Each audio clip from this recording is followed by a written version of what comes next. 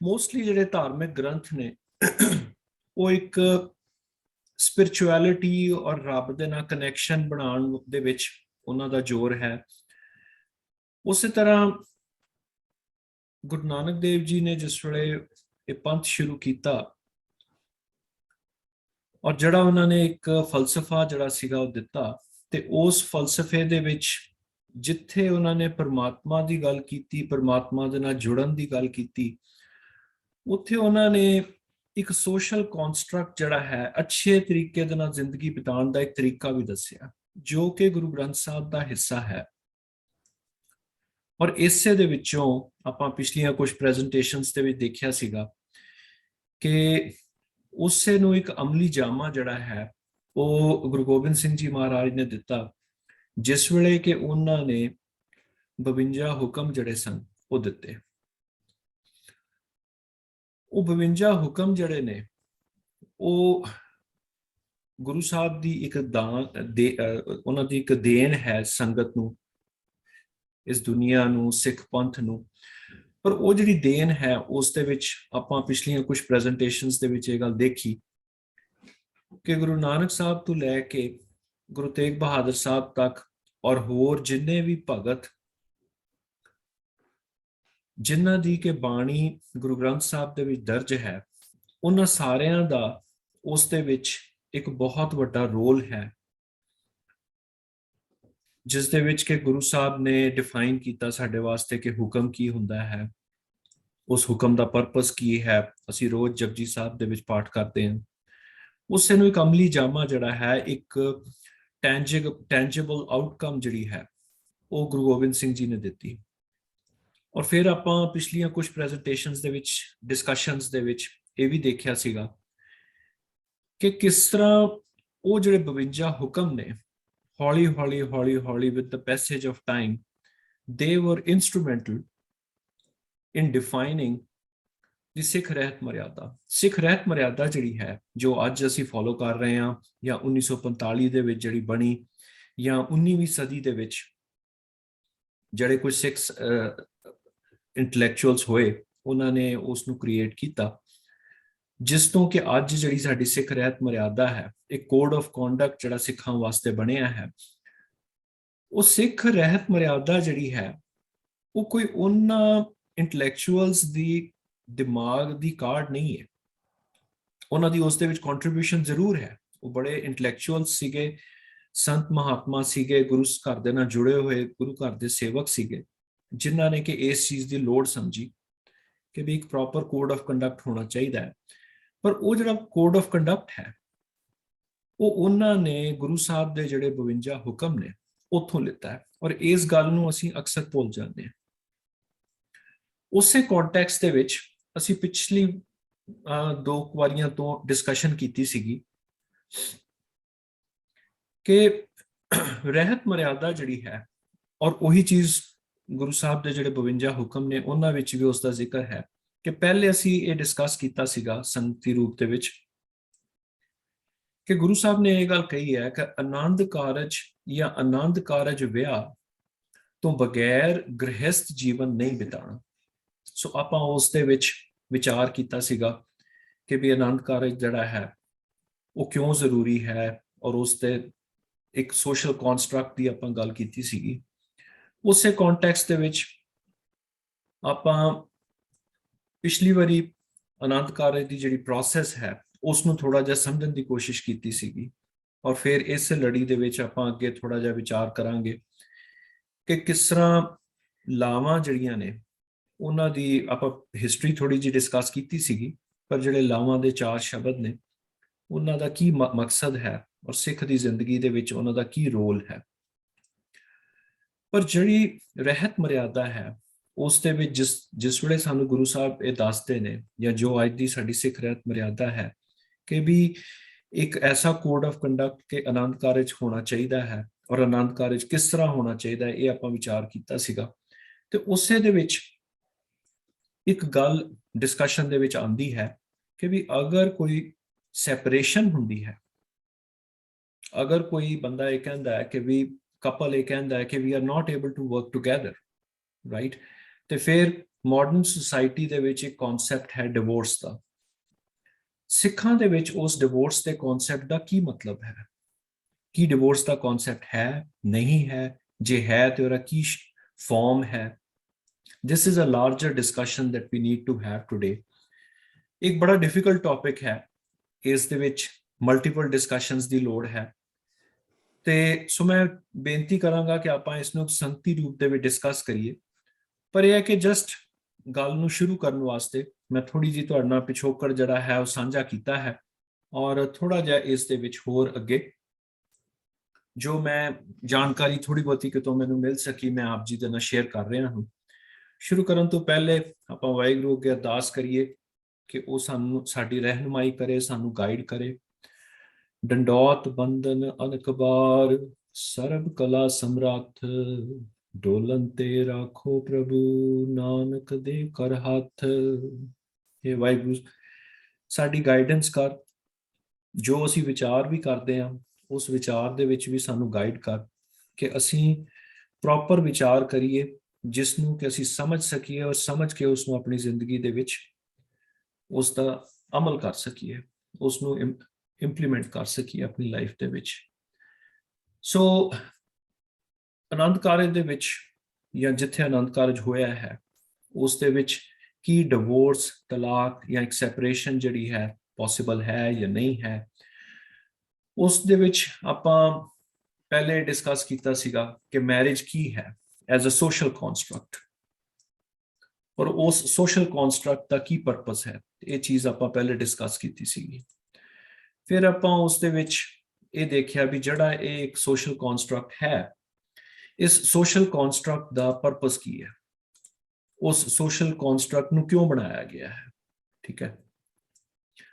ਔਰ ਅਸੀਂ ਉਸ ਦੇ ਵਿੱਚ ਇਹ ਦੇਖਿਆ ਕਿ ਕਮਿਟਮੈਂਟ ਹੈ ਜੋ ਦੋ ਇਨਸਾਨ ਇੱਕ ਦੂਸਰੇ ਦੇ ਪ੍ਰਤੀ ਕਰਦੇ ਨੇ, ਔਰ ਉਸ ਕਮਿਟਮੈਂਟ ਨੂੰ ਆਫੀਸ਼ੀਅਲ ਕਰਦੇ ਨੇ, ਆਫੀਸ਼ੀਅਲੀ ਉਸ ਨੂੰ ਸਟੈਂਪ ਕਰਦੇ ਨੇ ਔਰ ਉਸ ਨੂੰ ਡਿਸਕਲੋਜ਼ ਕਰਦੇ ਨੇ, ਠੀਕ ਹੈ। ਦੈਟ ਇਟਸ ਅ ਪ੍ਰੋਮਿਸ ਕਿ they will remain committed to each other. ਫਿਰ ਅਸੀਂ ਉਸੇ ਦੇ ਵਿੱਚ ਇੱਕ ਹੋਰ ਵੀ ਡਿਸਕਸ਼ਨ ਕੀਤੀ ਸੀ, ਕਾਫੀ ਉਸ ਦੇ ਉੱਤੇ ਸੰਗਤੀ ਰੂਪ ਚ ਡਿਸਕਸ਼ਨ ਹੋਇਆ ਕਿ ਅੱਜ ਕੱਲ ਹੁਣ ਜਿਸ ਤਰ੍ਹਾਂ ਉਸ ਸੋਸ਼ਲ ਕਨਸਟਰਕਟ ਤੋਂ ਹਟ ਕੇ ਮੈਰਿਜ ਤੋਂ ਬਾਹਰ ਕਾਮਨ ਲਾਅ ਦਾ ਕਨਸੈਪਟ ਹੈ, ਔਰ ਹੁਣ ਲੀਗਲੀ ਕਾਮਨ ਲਾਅ ਜਿਹੜਾ ਹੈ ਉਸ ਨੂੰ ਐਕਸੈਪਟ ਕੀਤਾ ਜਾ ਰਿਹਾ ਹੈ। ਪਰ ਕਾਮਨ ਲਾਅ ਤੋਂ ਇਲਾਵਾ ਵੀ ਇੱਕ ਹੋਰ ਚੀਜ਼ ਹੈ ਜਿਸ ਨੂੰ ਓਪਨ ਰਿਲੇਸ਼ਨਸ਼ਿਪਸ ਵੀ ਕਿਹਾ ਜਾਂਦਾ ਹੈ, ਔਰ ਅਸੀਂ ਇਹ ਗੱਲ ਵੀ ਡਿਸਕਸ ਕੀਤੀ ਸੀਗੀ ਕਿ ਸਿੱਖ ਫਲਸਫੇ ਦੇ ਵਿੱਚ, ਸਿੱਖ ਰਹਿਤ ਮਰਿਆਦਾ ਦੇ ਵਿੱਚ, ਆਨੰਦ ਕਾਰਜ ਦੇ ਵਿੱਚ ਇਹਨਾਂ ਦੋਵਾਂ ਚੀਜ਼ਾਂ ਦਾ ਕੋਈ ਜਗ੍ਹਾ ਨਹੀਂ ਹੈ। ਕਾਮਨ ਲਾਅ, ਪਾਰਟਨਰਸ਼ਿਪਸ ਜਾਂ ਓਪਨ ਰਿਲੇਸ਼ਨਸ਼ਿਪਸ ਦਾ ਸਿੱਖ ਮੈਰਿਜਸ ਦੇ ਵਿੱਚ ਕੋਈ ਜਗ੍ਹਾ ਨਹੀਂ ਹੈ। ਫਿਰ ਆਪਾਂ ਇਹ ਵੀ ਦੇਖਿਆ ਸੀਗਾ ਕਿ ਆਨੰਦ ਕਾਰਜ ਜਿਹੜਾ ਹੈ, ਇਹ ਜਿਹੜੇ 4 ਸੰਸਕਾਰ ਨੇ ਉਹਨਾਂ ਵਿੱਚੋਂ ਇੱਕ ਸੰਸਕਾਰ ਹੈ। So these are the 4 very important milestones in the life of any Sikh. ਕਿਸੇ ਵੀ ਸਿੱਖ ਦੀ ਜ਼ਿੰਦਗੀ ਦੇ ਵਿੱਚ ਬੜੇ 4 ਇੰਪੋਰਟੈਂਟ ਮਾਈਲਸਟੋਨਸ ਨੇ। ਔਰ ਅਸੀਂ ਥੋੜੀ ਜਿਹੀ ਹਿਸਟਰੀ ਵੀ ਦੇਖੀ ਸੀਗੀ ਕਿ ਕਿਸ ਤਰ੍ਹਾਂ ਗੁਰੂ ਨਾਨਕ ਦੇਵ ਜੀ ਦੀ ਮੈਰਿਜ ਤੋਂ ਲੈ ਕੇ ਉਸ ਤੋਂ ਬਾਅਦ ਫਿਰ ਆਪਾਂ ਗੁਰੂ ਰਾਮਦਾਸ ਜੀ ਦੀ ਮੈਰਿਜ, ਗੁਰੂ ਰਾਮਦਾਸ ਜੀ ਨੇ ਲਾਵਾਂ ਦੀ ਬਾਣੀ ਜਿਹੜੀ ਹੈ ਉਸ ਨੂੰ ਉਹਨਾਂ ਨੇ ਤਿਆਰ ਕੀਤਾ ਗੁਰੂ ਅਮਰਦਾਸ ਜੀ ਦੀ ਇਨਸਟਰਕਸ਼ਨਸ ਦੇ ਉੱਤੇ।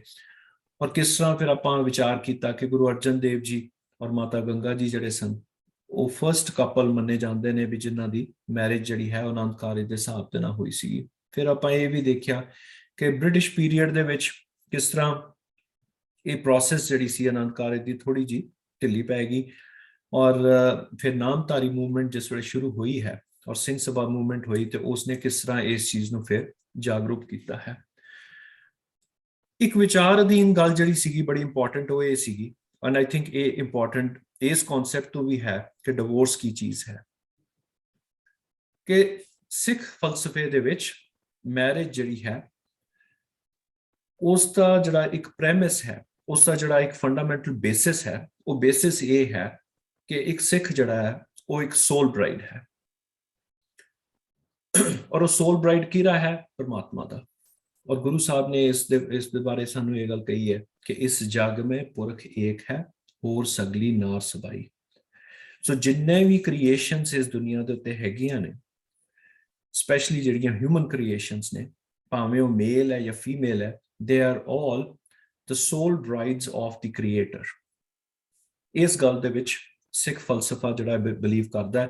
इसे लिए आने वाले टाइम च जिस वेले आपां चार लावां दा विचार करांगे ते आपां ये देखांगे कि वो जिहड़ियां लावां ने, वो जिहड़ियां चार स्टेजेस जिंदगी दियां ने, वो किस तरह उस सोल ब्राइड दी स्पिरिचुअल जिहड़ी ग्रोथ है उस और परमात्मा दे नाल एक होण दी उसकी जिहड़ी कोशिश है उसनूं डिस्क्राइब करदियां ने।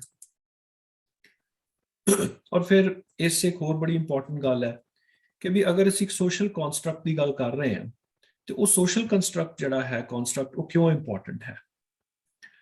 एक ਅਸੀਂ सोसाइटी ਦੇ ਵਿੱਚ क्यों ये कह रहे हैं कि एक प्रॉपर ऑर्डर होना चाहिए, एक कोड ऑफ कंडक्ट होना चाहिए, क्योंकि गुरु साहब ये कहते हैं कि कलयुग ਦੇ ਵਿੱਚ जो माहौल बनया होया है उस माहौल ਦੇ ਵਿੱਚ सोसाइटी जिहड़ी है और ह्यूमन बीइंग्स जिहड़े ने वो करप्ट हो रहे हैं। और करप्शन जिहड़ी है वो मेल्स और फीमेल्स दोवां दे विच है। और उस करप्शन करके अगे आने वाली जिहड़ी उन्हां दी नस्ल है उसकी भी जिहड़ी सोच है वो उस लैवल दी उस दे विच एनलाइटनमेंट नहीं है। सो इस करके एक प्रॉपर कोड ऑफ कंडक्ट और स्पिरिचुअल एनलाइटनमेंट लियाउण वास्ते गुरु साहब ने कॉन्सैप्ट ऑफ सोल ब्राइड जिहड़ा दिता है। ये समझना इस करके जरूरी है कि जिस वेले आपां सैपरेशन दी या डिवोर्स की गल करते हैं तो फिर उस दे विच गुरु साहब का की परपस सीगा कि उन्होंने एक सोल ब्राइड का कॉन्सैप्ट दिता, क्यों उन्होंने एक स्पिरिचुअल एनलाइटनमेंट दी और चार लावां दी गल कीती। और जिस वेले असीं सैपरेशन की गल करते हैं तो की जिहड़ा उन्हां दी मंशा सी आनंद कारज दा प्रोसैस क्रिएट करन दे विच की उसनूं असीं डिफीट कर रहे हैं, की असीं उसनूं एक काउंटर प्रोडक्टिव आर्गूमेंट दे रहे हैं। हुण इहदे विच आपां पहले विचार ये कीता सीगा कि भी जिहड़ी सिख रहत मर्यादा है वो आनंद कारज दे विच कुछ प्रोसैसेस दसदी है, कुछ डूज एंड डोंट्स, भी कुछ चीज़ां तुसीं कर सकदे हो, कुछ बिल्कुल नहीं कर सकदे। उन्हां नूं आधार बना के इत्थे मैं थोड़ा जिहा विचार करन दी कोशिश कीती है कि भी अगर कोई डिसकंटेंट हो रहा है, अगर एक कपल कह रहा है भी साडी आपस दे विच नहीं बन रही, we don't want to stay together, right? What could be the reasons behind it? And I think this is the larger discussion that we need to have, कि what could be the reasons behind that discontent, and if there is discontent ते आपां उसनूं किस तरह ठीक कर सकते हैं। ये कोई सिर्फ अपनी डिस्कशन नहीं है, एक लार्जर कम्युनिटी वास्ते डिस्कशन है। और उस दे बारे साडा गुरु की कहंदा है, साडी रहत मर्यादा की कहंदी है, ये डिस्कस सानू करन दी जरूरत है। उस च असीं ये गल देखी सीगी कि मैरिज जिहड़ी है, आनंद कारज जिहड़ा है वो एक पार्टनरशिप ऑफ इक्वल्स है। सो तुसीं उत्थों ही इस गल नूं देख सकदे हो कि जिस वेले भी वो पार्टनरशिप ऑफ इक्वल्स जिहड़ी है, when that partnership doesn't remain a partnership and when any of the two partners feels that they are not equal, they are not being considered as equal, तो वो partnership जिहड़ी है वो break करन लग Peggy. There will be those discontent, those seeds of discontent, and those are the seeds of discontent ने they could come from different things। they could come कि भी अगर स्पाउस की जिहड़ी कास्ट है उसका जिहड़ा पिछोखड़ है, उसके जिहड़े माँ प्यो दे फाइनैंशियल स्टेटस है उसनूं एक कंसिडरेशन बनाया जा रहा है, राइट, उस दे वो लैके कोई गल्लां हो रही ने। या अगर एक सिख लड़की जिहड़ी है या एक सिख लड़का जिहड़ा है एक नॉन सिख नाल मैरिज करता है, इस बारे आपां पिछली वारी बहुत लंबी डिस्कशन कीती सी, ते की उसकी उसका जिहड़ा रिलीजन है या उसदियां जिहड़ियां प्रैक्टिसेस ने उन्हां नूं आधार बना के उस दे उत्ते कोई टिप्पणी की जा रही है, कोई मॉनिटरी कंसिडरेशनस लित्तियां जा रही ने, या हुण अपने लोकां दे विच कई सुपरस्टिशनस जिहड़ियां ने वो आणियां शुरू हो गईयां ने होरां नूं देख के, ठीक है। उस दे विच डेटां जिहड़ियां ने मुहूर्त जिहड़े ने वो कड्ढे जांदे ने सिखां दे विच, और मंगलीक और होर इस किस्म दीयां गल्लां जिहड़ियां ने वो होण लग पईयां ने। सो उन्हां सारियां चीज़ां करके एक डिसकंटेंट आंदा है जो मैनू लगता है कि could be one of the reasons for all of these problems. हुण उस दे विच आपां ये गल देखी सीगी कि भी जिस वेले प्रोसैस जिहड़ी है आनंद कारज दी हुंदी है और उस दे विच चार लावां हुंदियां ने, और आने वाले कुछ लैक्चरस दे विच डिस्कशनस दे विच आपां ਲਾਵਾਂ ਦੇ ਉੱਤੇ ਵਿਚਾਰ ਕਰਾਂਗੇ ਵੀ ਉਹ 4 ਲਾਵਾਂ ਸਾਨੂੰ ਕਹਿੰਦੀਆਂ ਕੀ ਨੇ। ਉਸ 'ਚ ਆਪਾਂ ਇਹ ਗੱਲ ਦੇਖੀ ਸੀ ਕਿ ਜਿਹੜੀ ਕਪਲ ਹੈ, ਜਿਹੜਾ ਬ੍ਰਾਈਡ ਤੇ ਗਰੂਮ ਹੈ, ਉਹ 4 ਲਾਵਾਂ ਦਾ ਪਾਠ ਜਿਹੜਾ ਹੈ ਉਹ ਸੁਣਦੀਆਂ, ਔਰ ਸੁਣਨ ਤੋਂ ਬਾਅਦ ਮੱਥਾ ਟੇਕ ਕੇ ਗੁਰੂ ਸਾਹਿਬ ਦੇ ਆਲੇ ਦੁਆਲੇ ਉਹ ਹਾਜ਼ਰੀ ਲਗਾਉਂਦੇ ਨੇ। ਠੀਕ ਹੈ, ਉਹ ਗੁਰੂ ਸਾਹਿਬ ਦੇ ਆਲੇ ਦੁਆਲੇ ਫੇਰਾ ਲਗਾਉਂਦੇ ਨੇ ਔਰ ਫਿਰ ਮੱਥਾ ਟੇਕਦੇ ਨੇ। ਗੁਰੂ ਸਾਹਿਬ ਦੇ ਆਲੇ ਦੁਆਲੇ ਫੇਰਾ ਲਗਾਉਣਾ ਔਰ ਮੱਥਾ ਟੇਕਣਾ ਜਿਹੜਾ ਹੈ, ਇਸ ਗੱਲ ਦਾ ਪ੍ਰਤੀਕ ਮੰਨਿਆ ਜਾਂਦਾ ਹੈ ਕਿ ਜੋ ਲਾਵਾਂ ਦੇ ਵਿੱਚ ਉਹਨਾਂ ਨੂੰ ਇਨਸਟਰਕਸ਼ਨਸ ਦਿੱਤੀਆਂ ਜਾ ਰਹੀਆਂ ਨੇ, ਉਹ ਉਸ ਨੂੰ ਐਕਸੈਪਟ ਕਰ ਰਹੇ ਨੇ। ਉਹ ਮੰਨ ਰਹੇ ਨੇ ਕਿ ਹਾਂਜੀ, ਜੋ ਸਾਨੂੰ ਇਹ ਗੱਲ ਕਹੀ ਗਈ ਹੈ, ਲਾਵਾਂ ਦੇ ਵਿੱਚ ਜੋ ਇਨਸਟਰਕਸ਼ਨ ਸਾਨੂੰ ਮਿਲੀ ਹੈ, ਅਸੀਂ ਇਹਨੂੰ ਪ੍ਰਵਾਨ ਕਰਦੇ ਹਾਂ। ਸੋ ਅ ਲਾਰਜਰ ਡਿਸਕਸ਼ਨ ਬਿਕਮਸ, ਜੋ ਸੰਗਤ ਦੇ ਨਾਲ ਆਪਾਂ ਨੂੰ ਹੁਣ ਇਸ ਤੋਂ ਬਾਅਦ ਕਰਨ ਦੀ ਜ਼ਰੂਰਤ ਹੈ, ਕਿ ਵੀ ਜਦ ਇੱਕ ਕਪਲ ਗੁਰੂ ਸਾਹਿਬ ਦੀ ਹਾਜ਼ਰੀ ਦੇ ਵਿੱਚ 4 ਲਾਵਾਂ ਜਿਹੜੀਆਂ ਨੇ ਉਹ ਲੈ ਕੇ ਮੱਥਾ ਟੇਕਦੇ ਨੇ ਔਰ ਇਹ ਗੱਲ ਪ੍ਰਵਾਨ ਕਰਦੇ ਨੇ ਕਿ ਜੋ ਸਾਨੂੰ ਇਨਸਟਰਕਸ਼ਨ ਦਿੱਤੀ ਗਈ ਹੈ ਉਹ ਇਨਸਟਰਕਸ਼ਨ ਸਾਨੂੰ ਪ੍ਰਵਾਨ ਹੈ, ਤੇ ਫਿਰ ਉਸ ਤੋਂ ਬਾਅਦ ਡਿਵੋਰਸ ਦਾ ਜਾਂ ਸੈਪਰੇਸ਼ਨ ਦਾ ਕਨਸੈਪਟ ਜਿਹੜਾ ਉਹ ਰਹਿ ਜਾਂਦਾ ਹੈ ਜਾਂ ਨਹੀਂ ਰਹਿ ਜਾਂਦਾ, ਉਸ ਦੇ ਵਿੱਚ ਕੋਈ ਜਗ੍ਹਾ ਬਚਦੀ ਹੈ ਜਾਂ ਨਹੀਂ ਬਚਦੀ। ਸੋ ਐਨੀਵੇਜ਼, ਮੈਂ ਇਹ ਜਿਹੜੀ ਗੱਲ ਹੈ ਸਿਰਫ ਇਸ ਕਰਕੇ ਕਰਨਾ ਚਾਹੁੰਦਾ ਸੀਗਾ ਕਿ ਵੀ ਆਪਾਂ ਇੱਕ ਡਿਸਕਸ਼ਨ ਨੂੰ ਸ਼ੁਰੂ ਕਰ ਸਕੀਏ ਜਿਸ ਦੇ ਵਿੱਚ ਕਿ ਸੰਗਤ ਜਿਹੜੀ ਹੈ ਉਹ ਇਨਵੋਲਵ ਹੋ ਕੇ ਆਪਣਾ ਇਸ ਦੇ ਬਾਰੇ ਵਿਚਾਰ ਦੇਵੇ। ਔਰ ਜੋ ਸਾਨੂੰ ਵਿਚਾਰ ਕਰਨ ਦੀ ਜ਼ਰੂਰਤ ਹੈ ਉਹ ਇਹ ਹੈ ਕਿ ਵੀ ਇੱਕ ਅਗਰ ਸਾਨੂੰ ਕੋਡ ਆਫ ਕੰਡਕਟ ਜਿਹੜਾ ਹੈ ਮੈਰਿਜ ਵਾਸਤੇ ਦਿੱਤਾ ਗਿਆ ਹੈ, ਜਿਸ ਨੂੰ ਅਸੀਂ ਆਨੰਦ ਕਾਰਜ ਕਹਿੰਦੇ ਹਾਂ, ਪਿਛਲੀਆਂ ਕੁਝ ਡਿਸਕਸ਼ਨਸ ਦੇ ਵਿੱਚ ਅਸੀਂ ਇਸ ਬਾਰੇ ਵਿਚਾਰ ਵੀ ਕੀਤਾ ਸੀਗਾ ਕਿ ਉਸ 'ਚ ਕੀ ਠੀਕ ਹੋ ਰਿਹਾ ਕੀ ਨਹੀਂ ਹੋ ਰਿਹਾ। ਆਪਾਂ ਇਹ ਵੀ ਡਿਸਕਸ ਕੀਤਾ ਕਿ ਰਹਿਤ ਮਰਿਆਦਾ ਕੀ ਕਹਿੰਦੀ ਹੈ ਵੀ ਸਾਨੂੰ ਕਰਨਾ ਚਾਹੀਦਾ ਹੈ ਜਾਂ ਨਹੀਂ ਕਰਨਾ ਚਾਹੀਦਾ, ਔਰ ਕੀ ਅਸੀਂ ਉਹਨੂੰ ਫੋਲੋ ਕਰ ਰਹੇ ਹਾਂ ਕਿ ਨਹੀਂ। ਉਸ 'ਚ ਅਸੀਂ ਡੂਜ਼ ਐਂਡ ਡੋਨਟਸ ਜਿਹੜੇ ਸੀ ਉਹਨਾਂ ਨੂੰ ਕੀਤਾ ਸੀਗਾ। ਔਰ ਅਗਰ ਅਸੀਂ ਉਸ ਕੋਡ ਆਫ ਕੰਡਕਟ ਨੂੰ ਫੋਲੋ ਕਰ ਰਹੇ ਹਾਂ ਔਰ ਅਸੀਂ ਉਹ ਡੂਜ਼ ਐਂਡ ਡੋਨਟਸ ਨੂੰ ਕਰ ਰਹੇ ਹਾਂ, ਤੇ ਫਿਰ ਉਸ ਮਰਿਆਦਾ ਦੇ ਵਿੱਚ, ਉਸ ਆਨੰਦ ਕਾਰਜ ਦੇ ਪ੍ਰੋਸੈਸ ਦੇ ਵਿੱਚ ਕੀ ਸੈਪਰੇਸ਼ਨ ਜਾਂ ਡਿਵੋਰਸ ਜਿਹੜਾ ਹੈ ਉਸ ਦੇ ਵਾਸਤੇ ਕੋਈ ਜਗ੍ਹਾ ਹੈ ਜਾਂ ਨਹੀਂ ਹੈ। This is a larger discussion that we need to have now. And in addition to that, ਅਗਰ ਕੋਈ ਡਿਸਕੰਟੈਂਟ ਹੋ ਰਿਹਾ ਹੈ ਤੇ ਉਸ ਡਿਸਕੰਟੈਂਟ ਨੂੰ ਰਿਜ਼ੋਲਵ ਕਰਨ, ਔਰ ਕੀ ਕਾਰਨ ਹੋ ਸਕਦਾ ਹੈ, ਉਸ ਨੂੰ ਰਿਜ਼ੋਲਵ ਕਿਸ ਤਰ੍ਹਾਂ ਕਰ ਸਕਦੇ ਹਾਂ ਆਪਾਂ। ਔਰ ਅਗਰ ਕੋਈ ਵੀ ਤਰੀਕੇ ਦੇ ਨਾਲ ਉਹ ਰਿਜ਼ੋਲਵ ਨਹੀਂ ਹੋ ਰਿਹਾ, ਤੇ ਫਿਰ ਸਿੱਖਾਂ ਵਾਸਤੇ ਕੀ ਰਿਸੋਰਸਸ ਅਵੇਲੇਬਲ ਨੇ, ਉਹਨਾਂ ਵਾਸਤੇ ਫਿਰ ਕੀ ਉਸ ਗੱਲ ਦਾ ਸੋਲੂਸ਼ਨ ਕੀ ਹੈ, ਆਊਟਕਮਸ ਕੀ ਨੇ ਜਿਨ੍ਹਾਂ ਨੂੰ ਉਹ ਫੋਲੋ ਕਰ ਸਕਦੇ ਨੇ ਆਪਣੀ ਜ਼ਿੰਦਗੀ ਜਿਹੜੀ ਹੈ ਉਸ ਨੂੰ ਬਿਹਤਰ ਬਣਾਉਣ ਵਾਸਤੇ। ਉਸ ਦੇ ਵਿੱਚ 1-2 ਚੀਜ਼ਾਂ ਜਿਨ੍ਹਾਂ ਦੇ ਉੱਤੇ ਮੈਂ ਚਾਹਾਂਗਾ ਕਿ ਆਪਾਂ ਹੋਰ ਵੀ ਡਿਸਕਸ ਕਰੀਏ ਅਗਰ ਸਾਡੇ ਕੋਲ ਟਾਈਮ ਹੋਵੇ, ਕਿ ਕੀ ਇਹ ਇੱਕ ਸੋਸ਼ਲ ਟੈਬੂ ਹੈ ਜਿਸ ਨੂੰ ਆਪਾਂ ਪੰਜਾਬੀ 'ਚ ਕਹਿ ਦਿੰਦੇ ਹਾਂ ਕਿ ਜੀ ਲੋਕ ਕੀ ਕਹਿਣਗੇ, ਵੀ ਇਸ ਗੱਲ ਨੂੰ ਇੱਕ ਟੈਬੂ ਸਮਝ ਕੇ, ਇਸ ਗੱਲ ਨੂੰ ਮਾੜਾ ਸਮਝ ਕੇ ਲੋਕੀ ਜਿਹੜੇ ਨੇ ਉਹ ਡਿਫਿਕਲਟ ਸਿਚੁਏਸ਼ਨਸ ਦੇ ਵਿੱਚ ਆਪਣੀਆਂ ਜਿਹੜੀਆਂ ਜ਼ਿੰਦਗੀਆਂ ਨੇ ਉਹ ਬਿਤਾਉਂਦੇ ਰਹਿੰਦੇ ਨੇ, ਉਸ ਨੂੰ ਫਿਕਸ ਨਹੀਂ ਕਰਨ ਦੀ ਕੋਸ਼ਿਸ਼ ਕਰਦੇ ਜਾਂ ਕੋਈ ਰੀਕੋਰਸ ਨਹੀਂ ਲੱਭਦੇ, ਕੋਈ ਸੋਲੂਸ਼ਨ ਨਹੀਂ ਲੱਭਦੇ। ਕੀ ਸਿੱਖ ਜਿਹੜੇ ਨੇ ਉਹਨਾਂ ਦਾ ਇਸ ਦੇ ਪ੍ਰਤੀ ਕੀ ਰਵੱਈਆ ਹੋਣਾ ਚਾਹੀਦਾ, ਕੀ ਉਹਨਾਂ ਨੂੰ ਅਗਰ ਕੋਈ ਚੀਜ਼ ਪ੍ਰੋਬਲਮੈਟਿਕ ਹੈਗੀ ਤੇ ਕੀ ਉਸ ਨੂੰ ਐਕਸੈਪਟ ਕਰਕੇ they should move on in their lives, or should they look for a solution from the Guru Granth Sahib, right? So this is a larger discussion that we want to have here, and is karke I thought I will share a few slides with you just to get the ball rolling.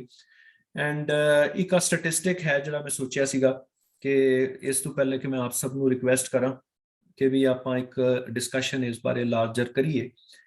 ਇੱਕ statistic ਮੈਂ ਤੁਹਾਡੇ ਨਾਲ share ਕਰਨਾ ਚਾਹੁੰਦਾ ਸੀਗਾ ਕਿ ਵੀ western countries ਦੇ ਵਿੱਚ ਅਜੇ ਵੀ ਡਿਵੋਰਸ ਦਾ ਜਿਹੜਾ ਰੇਟ ਹੈ, ਸੈਪਰੇਸ਼ਨ ਦਾ ਜਿਹੜਾ ਰੇਟ ਹੈ, ਉਹ ਆਲਮੋਸਟ 1/3 ਦੇ ਕਰੀਬ ਹੈ। ਇਹ ਮੰਨਿਆ ਜਾਂਦਾ ਹੈ ਕਿ almost 1/3 of all marriages in the Western Hemisphere, they end up in divorce or separation.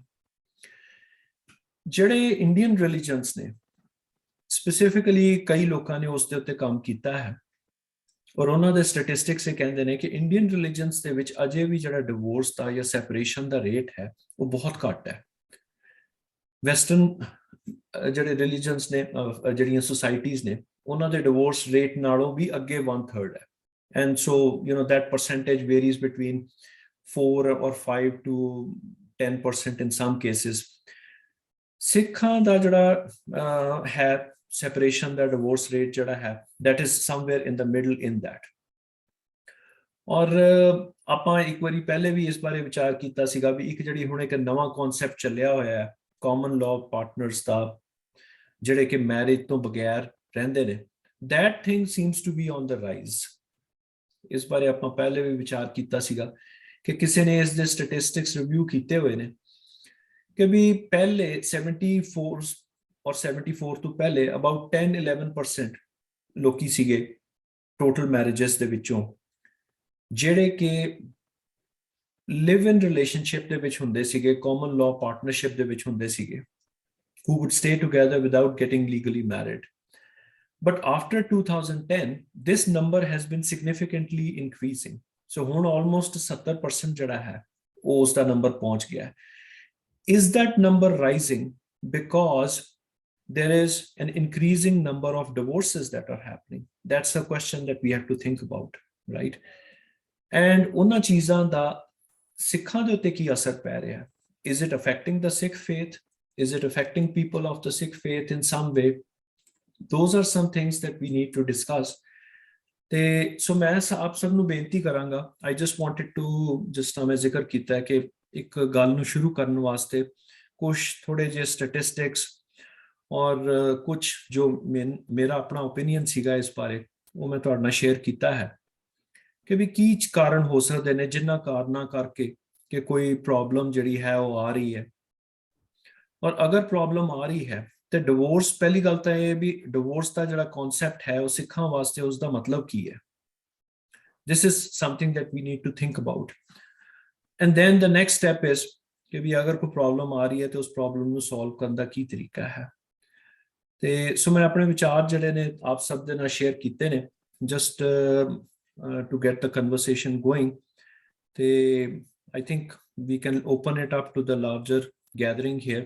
ਸੰਗਤ ਨੂੰ ਆਪਾਂ ਓਪਨ ਅਪ ਕਰ ਸਕਦੇ ਹਾਂ ਵੀ ਸੰਗਤ ਦਾ ਇਸ ਬਾਰੇ ਕੀ ਵਿਚਾਰ ਹੈ ਤਾਂ ਕਿ ਸਾਨੂੰ ਕੋਈ ਇਸ ਦੇ ਵਿੱਚ ਡਾਇਰੈਕਸ਼ਨ ਮਿਲ ਸਕੇ ਕਿ ਅਸੀਂ ਆਪਣੀ ਜ਼ਿੰਦਗੀ ਨੂੰ ਕਿਸ ਤਰ੍ਹਾਂ ਬਿਹਤਰ ਬਣਾ ਸਕਦੇ ਹਾਂ ਔਰ ਜਿਹੜੀਆਂ ਸਾਡੀਆਂ ਆਉਣ ਵਾਲੀਆਂ ਜਨਰੇਸ਼ਨਸ ਨੇ ਉਹਨਾਂ ਨੂੰ ਕਿਸ ਤਰ੍ਹਾਂ ਅਸੀਂ ਗਾਈਡੈਂਸ ਦੇ ਸਕਦੇ ਹਾਂ ਕਿ ਉਹ ਗੁਰੂ ਗ੍ਰੰਥ ਸਾਹਿਬ ਨੂੰ ਫੋਲੋ ਕਰਕੇ ਇੱਕ ਅੱਛੀ ਜ਼ਿੰਦਗੀ ਜਿਹੜੀ ਹੈ, ਪ੍ਰੋਡਕਟਿਵ ਲਾਈਫ ਜਿਹੜੀ ਹੈ ਉਹ ਲੀਡ ਕਰ ਸਕਣ। ਤੇ ਸੋ ਇੱਥੇ ਫਿਰ ਮੈਂ ਇਸ ਚੀਜ਼ ਦੀ ਸਮਾਪਤੀ ਕਰਦਾ। ਵਾਹਿਗੁਰੂ ਜੀ ਕਾ ਖਾਲਸਾ, ਵਾਹਿਗੁਰੂ ਜੀ ਕੀ ਫਤਿਹ। ਤੇ ਆਪਾਂ ਫਿਰ ਹੁਣ ਇਹ ਹੈ ਕਿ we can have a larger discussion around this topic now। ਤੇ ਜਗਬੀਰ ਵੀ ਜੀ ਕਿਸ ਤਰ੍ਹਾਂ ਤੁਸੀਂ ਚਾਹੋਗੇ? ਹਾਂਜੀ, how do we go around this? Let me start ਜੀ। ਮੈਂ ਸ਼ੁਰੂ ਕਰਦਾ ਹਾਂ ਥੋੜੇ ਜਿਹੇ ਫਿਰ। ਠੀਕ ਹੈ ਜੀ, ਬਿਲਕੁਲ। ਵਾਹਿਗੁਰੂ ਜੀ ਕਾ ਖਾਲਸਾ, ਵਾਹਿਗੁਰੂ ਜੀ ਕੀ ਵਾਹਿਗੁਰੂ ਜੀ ਕੀ ਫਤਿਹ। ਪਿਛਲੀ ਵਾਰੀ ਤੋਂ ਤੇ ਇਸ ਵਾਰੀ ਇਹ ਜਿਹੜਾ ਸਾਡਾ ਡਿਸਕਸ਼ਨ ਦਾ ਟੌਪਿਕ ਚੱਲ ਰਿਹਾ ਆ, ਮੇਰਾ ਖਿਆਲ ਹੈ ਵੀ ਸਾਡੇ ਸਾਰੇ ਪਰਿਵਾਰਾਂ ਦੀ, ਸਾਡੀ ਕਮਿਊਨਿਟੀ ਦੀ, ਸਾਡੇ ਸਾਰਿਆਂ ਦੇ ਲਈ ਬਹੁਤ ਹੀ ਜ਼ਿਆਦਾ ਅਹਿਮ ਸਵਾਲ ਤੇ ਅਹਿਮ ਮੁੱਦਾ ਬਣ ਚੁੱਕਿਆ ਆ, ਜਿਹੜਾ ਕਿ ਬਹੁਤ ਹੀ ਜ਼ਿਆਦਾ ਸਮਝਣ ਦੀ ਲੋੜ ਆ, ਵਿਚਾਰਨ ਦੀ ਲੋੜ ਆ ਤੇ ਇਹਦਾ ਸੋਲੂਸ਼ਨ ਕੱਢਣ ਦੀ ਲੋੜ ਆ ਕਿ ਕਿੱਦਾਂ ਇਹ ਸਾਰੇ ਜਿਹੜੇ ਸਾਨੂੰ ਆਉਣ ਵਾਲੇ ਸਮੇਂ ਦੇ ਵਿੱਚ ਜਾਂ ਇਸ ਵੇਲੇ ਵੀ ਸਾਨੂੰ ਜਿਹੜੀਆਂ ਖਾਸ ਕਰਕੇ ਮੈਰਿਜ ਲਾਈਫ ਦੇ ਵਿੱਚ ਜਾਂ ਸਾਡੇ ਅਗਲੇ ਜਨਰੇਸ਼ਨ ਬੱਚਿਆਂ ਦੇ ਲਈ ਕੀ ਪ੍ਰੋਬਲਮਸ ਇੱਦਾਂ ਦੀਆਂ ਆਉਣਗੀਆਂ ਜਾਂ ਆਉਣਦੀਆਂ ਨਜ਼ਰ ਆਉਂਦੀਆਂ ਨੇ, ਉਹਨਾਂ ਨੂੰ ਕਿੱਦਾਂ ਅਸੀਂ ਹੁਣ ਤੋਂ ਹੀ ਉਹਨਾਂ ਦੇ ਹੱਲ ਕੱਢੇ ਜਾ ਸਕਣ ਜਾਂ ਕਿੱਦਾਂ ਉਹ ਮਸਲੇ ਸਾਰੇ ਟੈਕਲ ਕੀਤੇ ਜਾ ਸਕਣ। ਸੋ ਸਭ ਤੋਂ ਪਹਿਲੀ ਗੱਲ ਤਾਂ ਆਪਾਂ ਪਿਛਲੀ ਵਾਰੀ ਵੀ ਜ਼ਿਕਰ ਕੀਤਾ ਸੀਗਾ ਆਨੰਦ ਕਾਰਜ ਦਾ। ਸੋ ਸਭ ਤੋਂ ਵੱਡੀ ਗੱਲ ਤਾਂ ਇਹ ਸੀਗੀ ਕਿ ਪਹਿਲਾਂ ਤਾਂ ਜਿਹੜਾ ਆਨੰਦ ਕਾਰਜ ਆ ਉਹਨੂੰ ਸਮਝਿਆ ਜਾਵੇ, ਉਹਦਾ ਮਤਲਬ ਕੀ ਆ। ਸਿੱਖਾਂ ਦੇ ਵਿੱਚ ਜਿਹੜਾ ਆਨੰਦ ਕਾਰਜ ਦੀ ਜਿਹੜੀ ਰਸਮ ਆ, ਇੱਕ ਪਾਕ ਪਵਿੱਤਰ ਰਸਮ ਆ, ਜਿਹਦੇ ਵਿੱਚ ਗੁਰੂ ਸਾਹਿਬ ਇਹ ਕਹਿੰਦੇ ਨੇ ਕਿ ਇਹ ਇੱਕ ਦੋ ਰੂਹਾਂ ਦਾ ਮੇਲ ਆ। ਸੋ ਇਹ ਜਿਹੜਾ ਰਿਸ਼ਤਾ ਆ ਇੰਨਾ ਕੁ ਪਿਆਰ ਵਾਲਾ ਤੇ ਇੰਨਾ ਕੁ ਸਲੀਕੇ ਵਾਲਾ ਆ, ਇੱਕ ਦੂਜੇ ਨੂੰ ਸਮਰਪਿਤ ਹੋਣ ਦਾ ਆ ਰਿਸ਼ਤਾ ਹੈ, ਇੱਕ ਦੂਜੇ ਨੂੰ ਸਮਝਣ ਦਾ ਰਿਸ਼ਤਾ ਆ। ਸਿੱਖ ਆਨੰਦ ਕਾਰਜ ਦੇ ਵਿੱਚ ਦੋ ਜੀਵ ਜਿਹੜੇ ਨੇ ਉਹ ਵਾਹਿਗੁਰੂ ਦੀ ਪ੍ਰਾਪਤੀ ਵੱਲ ਨੂੰ ਤੁਰਦੇ ਨੇ। ਉਸ ਤੋਂ ਬਾਅਦ ਇਹ ਰਸਤਾ ਜਿਹੜਾ ਆ, ਇਹ ਰਸਤਾ ਤਾਂ ਤੈਅ ਹੋ ਗਿਆ ਗੁਰਮਤਿ ਅਨੁਸਾਰ, ਗੁਰੂ ਸਾਹਿਬ ਦੇ ਫਲਸਫੇ ਅਨੁਸਾਰ ਤੈਅ ਹੋ ਗਿਆ ਤੇ ਇਹ ਫਿਰ ਇਹ ਰਸਤਾ ਜਿਹੜਾ ਆ ਇਹ ਟੁੱਟੇਗਾ ਕਿਵੇਂ? ਸਭ ਤੋਂ ਵੱਡਾ ਸਵਾਲ ਤਾਂ ਇਹ ਖੜਾ ਹੋ ਗਿਆ ਕਿ ਰਸਤਾ ਟੁੱਟੇਗਾ ਕਿਵੇਂ? ਜੇ ਰਾਹ ਇੱਕ ਆ, ਪਾਂਦੀ ਉਹ ਨਹੀਂ, ਤੇ ਫਿਰ ਉਹਦੇ ਵਿੱਚ ਇਹ ਜਿਹੜੀ ਤਲਾਕ ਜਾਂ ਡਾਈਵੋਰਸ ਜੋ ਆਪਾਂ ਕਹਿੰਦੇ ਆ, ਇਹਦੀ ਨੌਬਤ ਕਿੱਦਾਂ ਆਈ, ਜਾਂ ਇਹ ਕੀ ਹਾਲਾਤ ਬਣੇ, ਜਾਂ ਕਿਉਂ ਇਹ ਸਾਰਾ ਕੁਝ ਵਾਪਰ ਰਿਹਾ ਆ, ਜਾਂ ਹੁੰਦਾ ਜਾ ਰਿਹਾ ਪਿਛਲੇ ਕੁਝ ਸਮਿਆਂ ਤੋਂ ਵੀ ਗਾਂਹ ਵੀ ਚੱਲੀ ਜਾ ਰਿਹਾ। ਜਿਸ ਤਰ੍ਹਾਂ ਰਾਜਾ ਭਾਈ ਨੇ ਸਟੈਟਸ ਵੀ ਦੱਸਦੇ ਵੀ ਇੱਦਾਂ ਡਾਈਵੋਰਸ ਰੇਟ ਜਿਹੜਾ ਆ ਉਹ ਵੱਧ ਵੀ ਰਿਹਾ ਆ ਤੇ ਜੋ ਕੁਝ ਵੀ ਚੱਲ ਰਿਹਾ। ਸੋ ਸਭ ਤੋਂ ਪਹਿਲੀ ਗੱਲ ਇਹ ਹੈ ਕਿ ਜਿਹੜੀ ਗੁਰੂ ਸਾਹਿਬ ਵੱਲੋਂ ਕਿਉਂਕਿ ਸਿੱਖ ਧਰਮ ਦੇ ਵਿੱਚ ਤਲਾਕ ਦੀ ਕੋਈ ਆਪਸ਼ਨ ਨਹੀਂ ਹੈ, ਪਹਿਲੀ ਗੱਲ ਆ ਇਹ ਸਮਝਣ ਵਾਲੀ ਆ। ਕਿਉਂਕਿ ਅਸੀਂ ਜੇ ਤਲਾਕ ਲੈਨੇ, ਜੇ ਅਸੀਂ ਗੁਰੂ ਦੀ ਹਾਜ਼ਰੀ ਦੇ ਵਿੱਚ, ਗੁਰੂ ਦੀ ਹਜ਼ੂਰੀ ਦੇ ਵਿੱਚ ਆਨੰਦ ਕਾਰਜ ਕਰਦੇ ਹਾਂ, ਤੇ ਅਸੀਂ ਗੁਰੂ ਨੂੰ ਹਾਜ਼ਰ ਨਾਜ਼ਰ ਜਾਣ ਕੇ ਉੱਥੇ ਬਹਿ ਕੇ ਇਹ ਇੱਕ ਵਾਅਦਾ ਕਰਨੇ ਆ ਕਿ ਸਾਡੀ ਜ਼ਿੰਦਗੀ ਜਿਹੜੀ ਹੈ ਗੁਰੂ ਦੇ ਹੁਕਮਾਂ ਦੇ ਨਾਲ ਗੁਰੂ ਨੂੰ ਸਮਰਪਿਤ ਰਹੇਗੀ। ਤੇ ਫਿਰ ਜੇ ਇਹਦਾ ਮਤਲਬ ਹੈ ਕਿ ਸਾਡੇ ਅੰਦਰ ਕਿਤੇ ਇਹ ਤਲਾਕ ਲਫ਼ਜ਼ ਦੀ ਕਿਤੇ ਕੁਛ ਵੀ ਕਿਸੇ ਵੀ ਰੂਪ 'ਚ ਇਹ ਉੱਭਰਦੀ ਆ, ਤੇ ਇਹਦਾ ਮਤਲਬ ਕਿ ਸਭ ਤੋਂ ਪਹਿਲਾਂ ਤਾਂ ਇਹ ਹੈ ਕਿ ਅਸੀਂ ਗੁਰੂ ਨੂੰ ਪਿੱਠ ਵਿਖਾ ਰਹੇ, ਉਹਦੇ ਹੁਕਮ ਤੋਂ ਅਸੀਂ ਆਕੀ ਹੋ ਰਹੇ ਹਾਂ। ਜਿਹੜੀਆਂ ਅਸੀਂ 4 ਲਾਵਾਂ ਪੜ੍ਹੀਆਂ ਸੀ ਜਾਂ ਸਾਨੂੰ ਪੜ੍ਹਾਈਆਂ ਗਈਆਂ ਸੀ ਜਾਂ ਦੱਸਿਆ ਗਿਆ ਸੀ, ਅਸੀਂ ਸਭ ਤੋਂ ਪਹਿਲਾਂ ਤਾਂ ਉਹਦੇ ਤੋਂ ਬੇਮੁਖ ਹੋ ਰਹੇ ਹਾਂ। ਫਿਰ ਇਹ ਜਿਹੜਾ ਆ ਇਹ ਅਹਿਸਾਸ ਹੋਣਾ ਚਾਹੀਦਾ ਆ ਕਿ ਅਸੀਂ ਗੁਰਮਤ ਵੱਲ ਨਹੀਂ ਮਨਮਤ ਵੱਲ ਚੱਲ ਰਹੇ ਹਾਂ, ਕਿਉਂਕਿ ਅਸੀਂ ਗੁਰੂ ਦੇ ਰਾਹ ਨੂੰ ਛੱਡ ਦਿੱਤਾ, ਗੁਰੂ ਦੇ ਵਿਚਾਰਾਂ ਨੂੰ ਛੱਡ ਦਿੱਤਾ, ਗੁਰੂ ਦੇ ਹੁਕਮ ਨੂੰ ਛੱਡ ਦਿੱਤਾ। ਸੋ ਇਹ ਜਿਹੜੀ ਦੇਖੋ ਹੁਣ ਤਾਂ ਨੋ ਡਾਊਟ ਕਿ ਆਪਾਂ ਇਹ ਕਹਿ ਸਕਦੇ ਹਾਂ ਵੀ ਇਹ ਅਲਾਮਤ ਇੱਕ ਬਿਮਾਰੀ ਬਣਦੀ ਜਾ ਰਹੀ ਆ, ਜਿਹੜੀ ਕਿ ਸਿੱਖ ਪੰਥ ਨੂੰ ਦਿਨ ਬ ਦਿਨ ਕਿਤੇ ਨਾ ਕਿਤੇ ਖੋਰਾ ਜ਼ਰੂਰ ਲਾ ਰਹੀ ਆ। ਸੋ ਆਪਾਂ ਇਹ ਡਿਸਕਸ਼ਨ ਨੂੰ ਅੱਗੇ ਵਧਾਉਣੇ ਆ ਜੀ। ਮੇਰੀ ਬੇਨਤੀ ਹੈ ਸੰਗਤ ਦੇ ਵਿੱਚੋਂ ਆਪੋ ਆਪਣੇ ਵਿਚਾਰ ਜ਼ਰੂਰ ਦਿਓ। ਸਭ ਤੋਂ ਪਹਿਲੀ ਬੇਨਤੀ ਹੈ ਜੀ ਡਾਕਟਰ ਸੁਰਜੀਤ ਸਿੰਘ ਭੱਟੀ।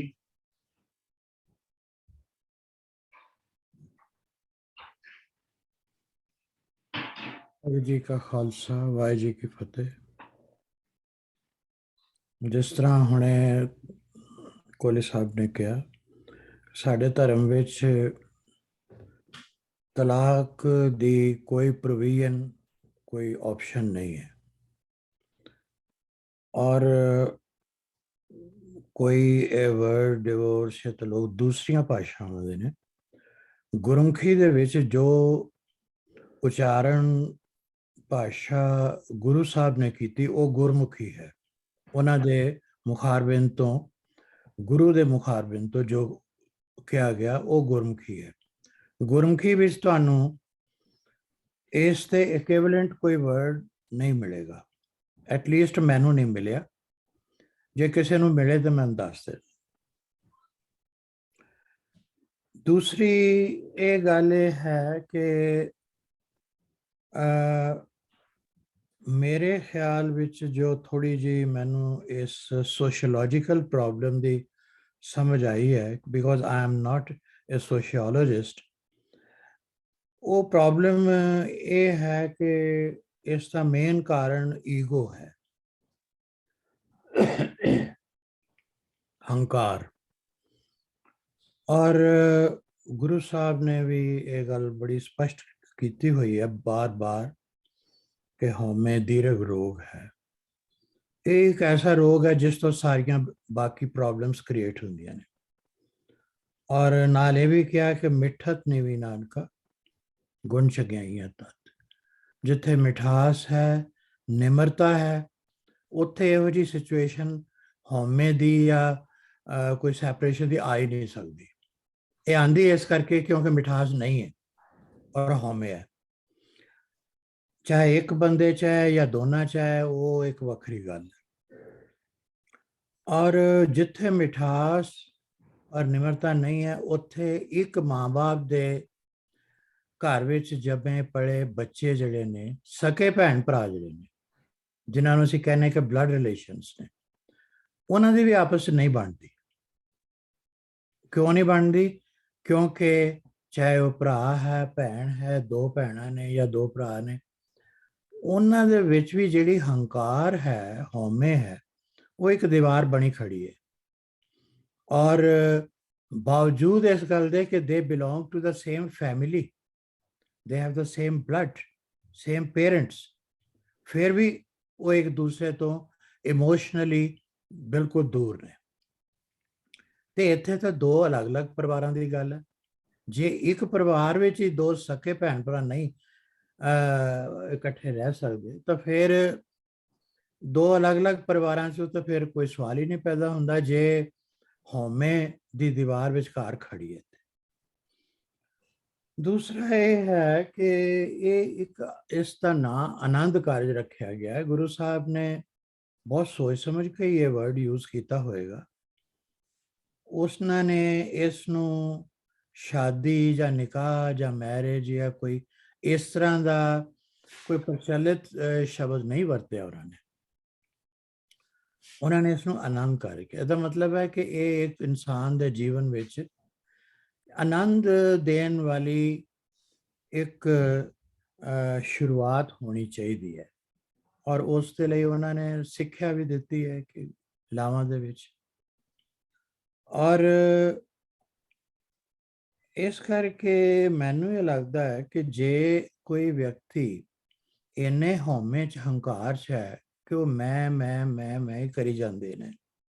ਅਸੀਂ ਹਰ ਗੱਲ ਦੇ ਵਿੱਚ ਆਈ ਵਰਡ ਇੰਨਾ ਯੂਜ਼ ਕਰਦੇ ਹਾਂ ਕਿ ਦੁਨੀਆ ਦੇ ਸਾਰੇ ਲੋਕ ਕਿ ਅਗਰ ਮੇਰਾ ਖਿਆਲ ਹੈ ਕਿ ਇਸ ਵਰਡ ਆਈ ਦਾ ਜਾਂ ਮੈਂ ਦਾ ਪ੍ਰਯੋਗ ਦੁਨੀਆ 'ਚ ਬੈਨ ਕਰਤਾ ਜਾਏ ਤੇ ਬਹੁਤ ਸਾਰੀਆਂ ਪ੍ਰੋਬਲਮ ਦੂਰ ਹੋ ਜਾਣਗੀਆਂ। ਵੈਸੇ ਕਰ ਤਾਂ ਨਹੀਂ ਸਕਦੇ ਪਰ ਮੈਂ ਤਾਂ ਇੱਕ ਥਿਓਰੈਟੀਕਲ ਗੱਲ ਹੀ ਕਰ ਰਿਹਾ। ਹਰ ਗੱਲ 'ਚ ਮੈਨੂੰ ਇਹ ਪਸੰਦ ਹੈ, ਮੈਂ ਖਾਣਾ, ਮੈਨੂੰ ਇਹ ਨਹੀਂ ਪਸੰਦ ਹੈ, ਮੈਂ ਨਹੀਂ ਪਹਿਨਣਾ, ਮੈਂ ਇੱਥੇ ਜਾਣਾ, ਮੈਂ ਇੱਥੇ ਨਹੀਂ ਜਾਣਾ। ਹਰ ਸੈਂਟੈਂਸ ਕਿਸੇ ਦੇ ਨਾਲ ਗੱਲ ਕਰਕੇ ਦੇਖ ਲਓ, 10 ਮਿੰਟ ਗੱਲ ਕਰੋਗੇ ਤੇ 1000 ਵਾਰੀ ਉਹ ਵਿੱਚ ਮੈਂ ਆਏਗਾ। ਇਹ ਸਾਰੀ ਪ੍ਰੋਬਲਮ ਮੈਂ ਦੀ ਜਿਹੜੀ ਹੈ ਇਹ ਇੱਕ ਹੰਕਾਰ ਹੈ। ਇਹਦਾ ਸੋਲੂਸ਼ਨ ਸਿਰਫ ਨਿਮਰਤਾ ਹੈ, ਹੋਰ ਕੋਈ ਸੋਲੂਸ਼ਨ ਨਹੀਂ ਹੈ ਜੋ ਮੈਨੂੰ ਥੋੜੀ ਜਿਹੀ ਮਾਮੂਲੀ ਜੀ ਸਮਝ ਆਈ ਹੈ।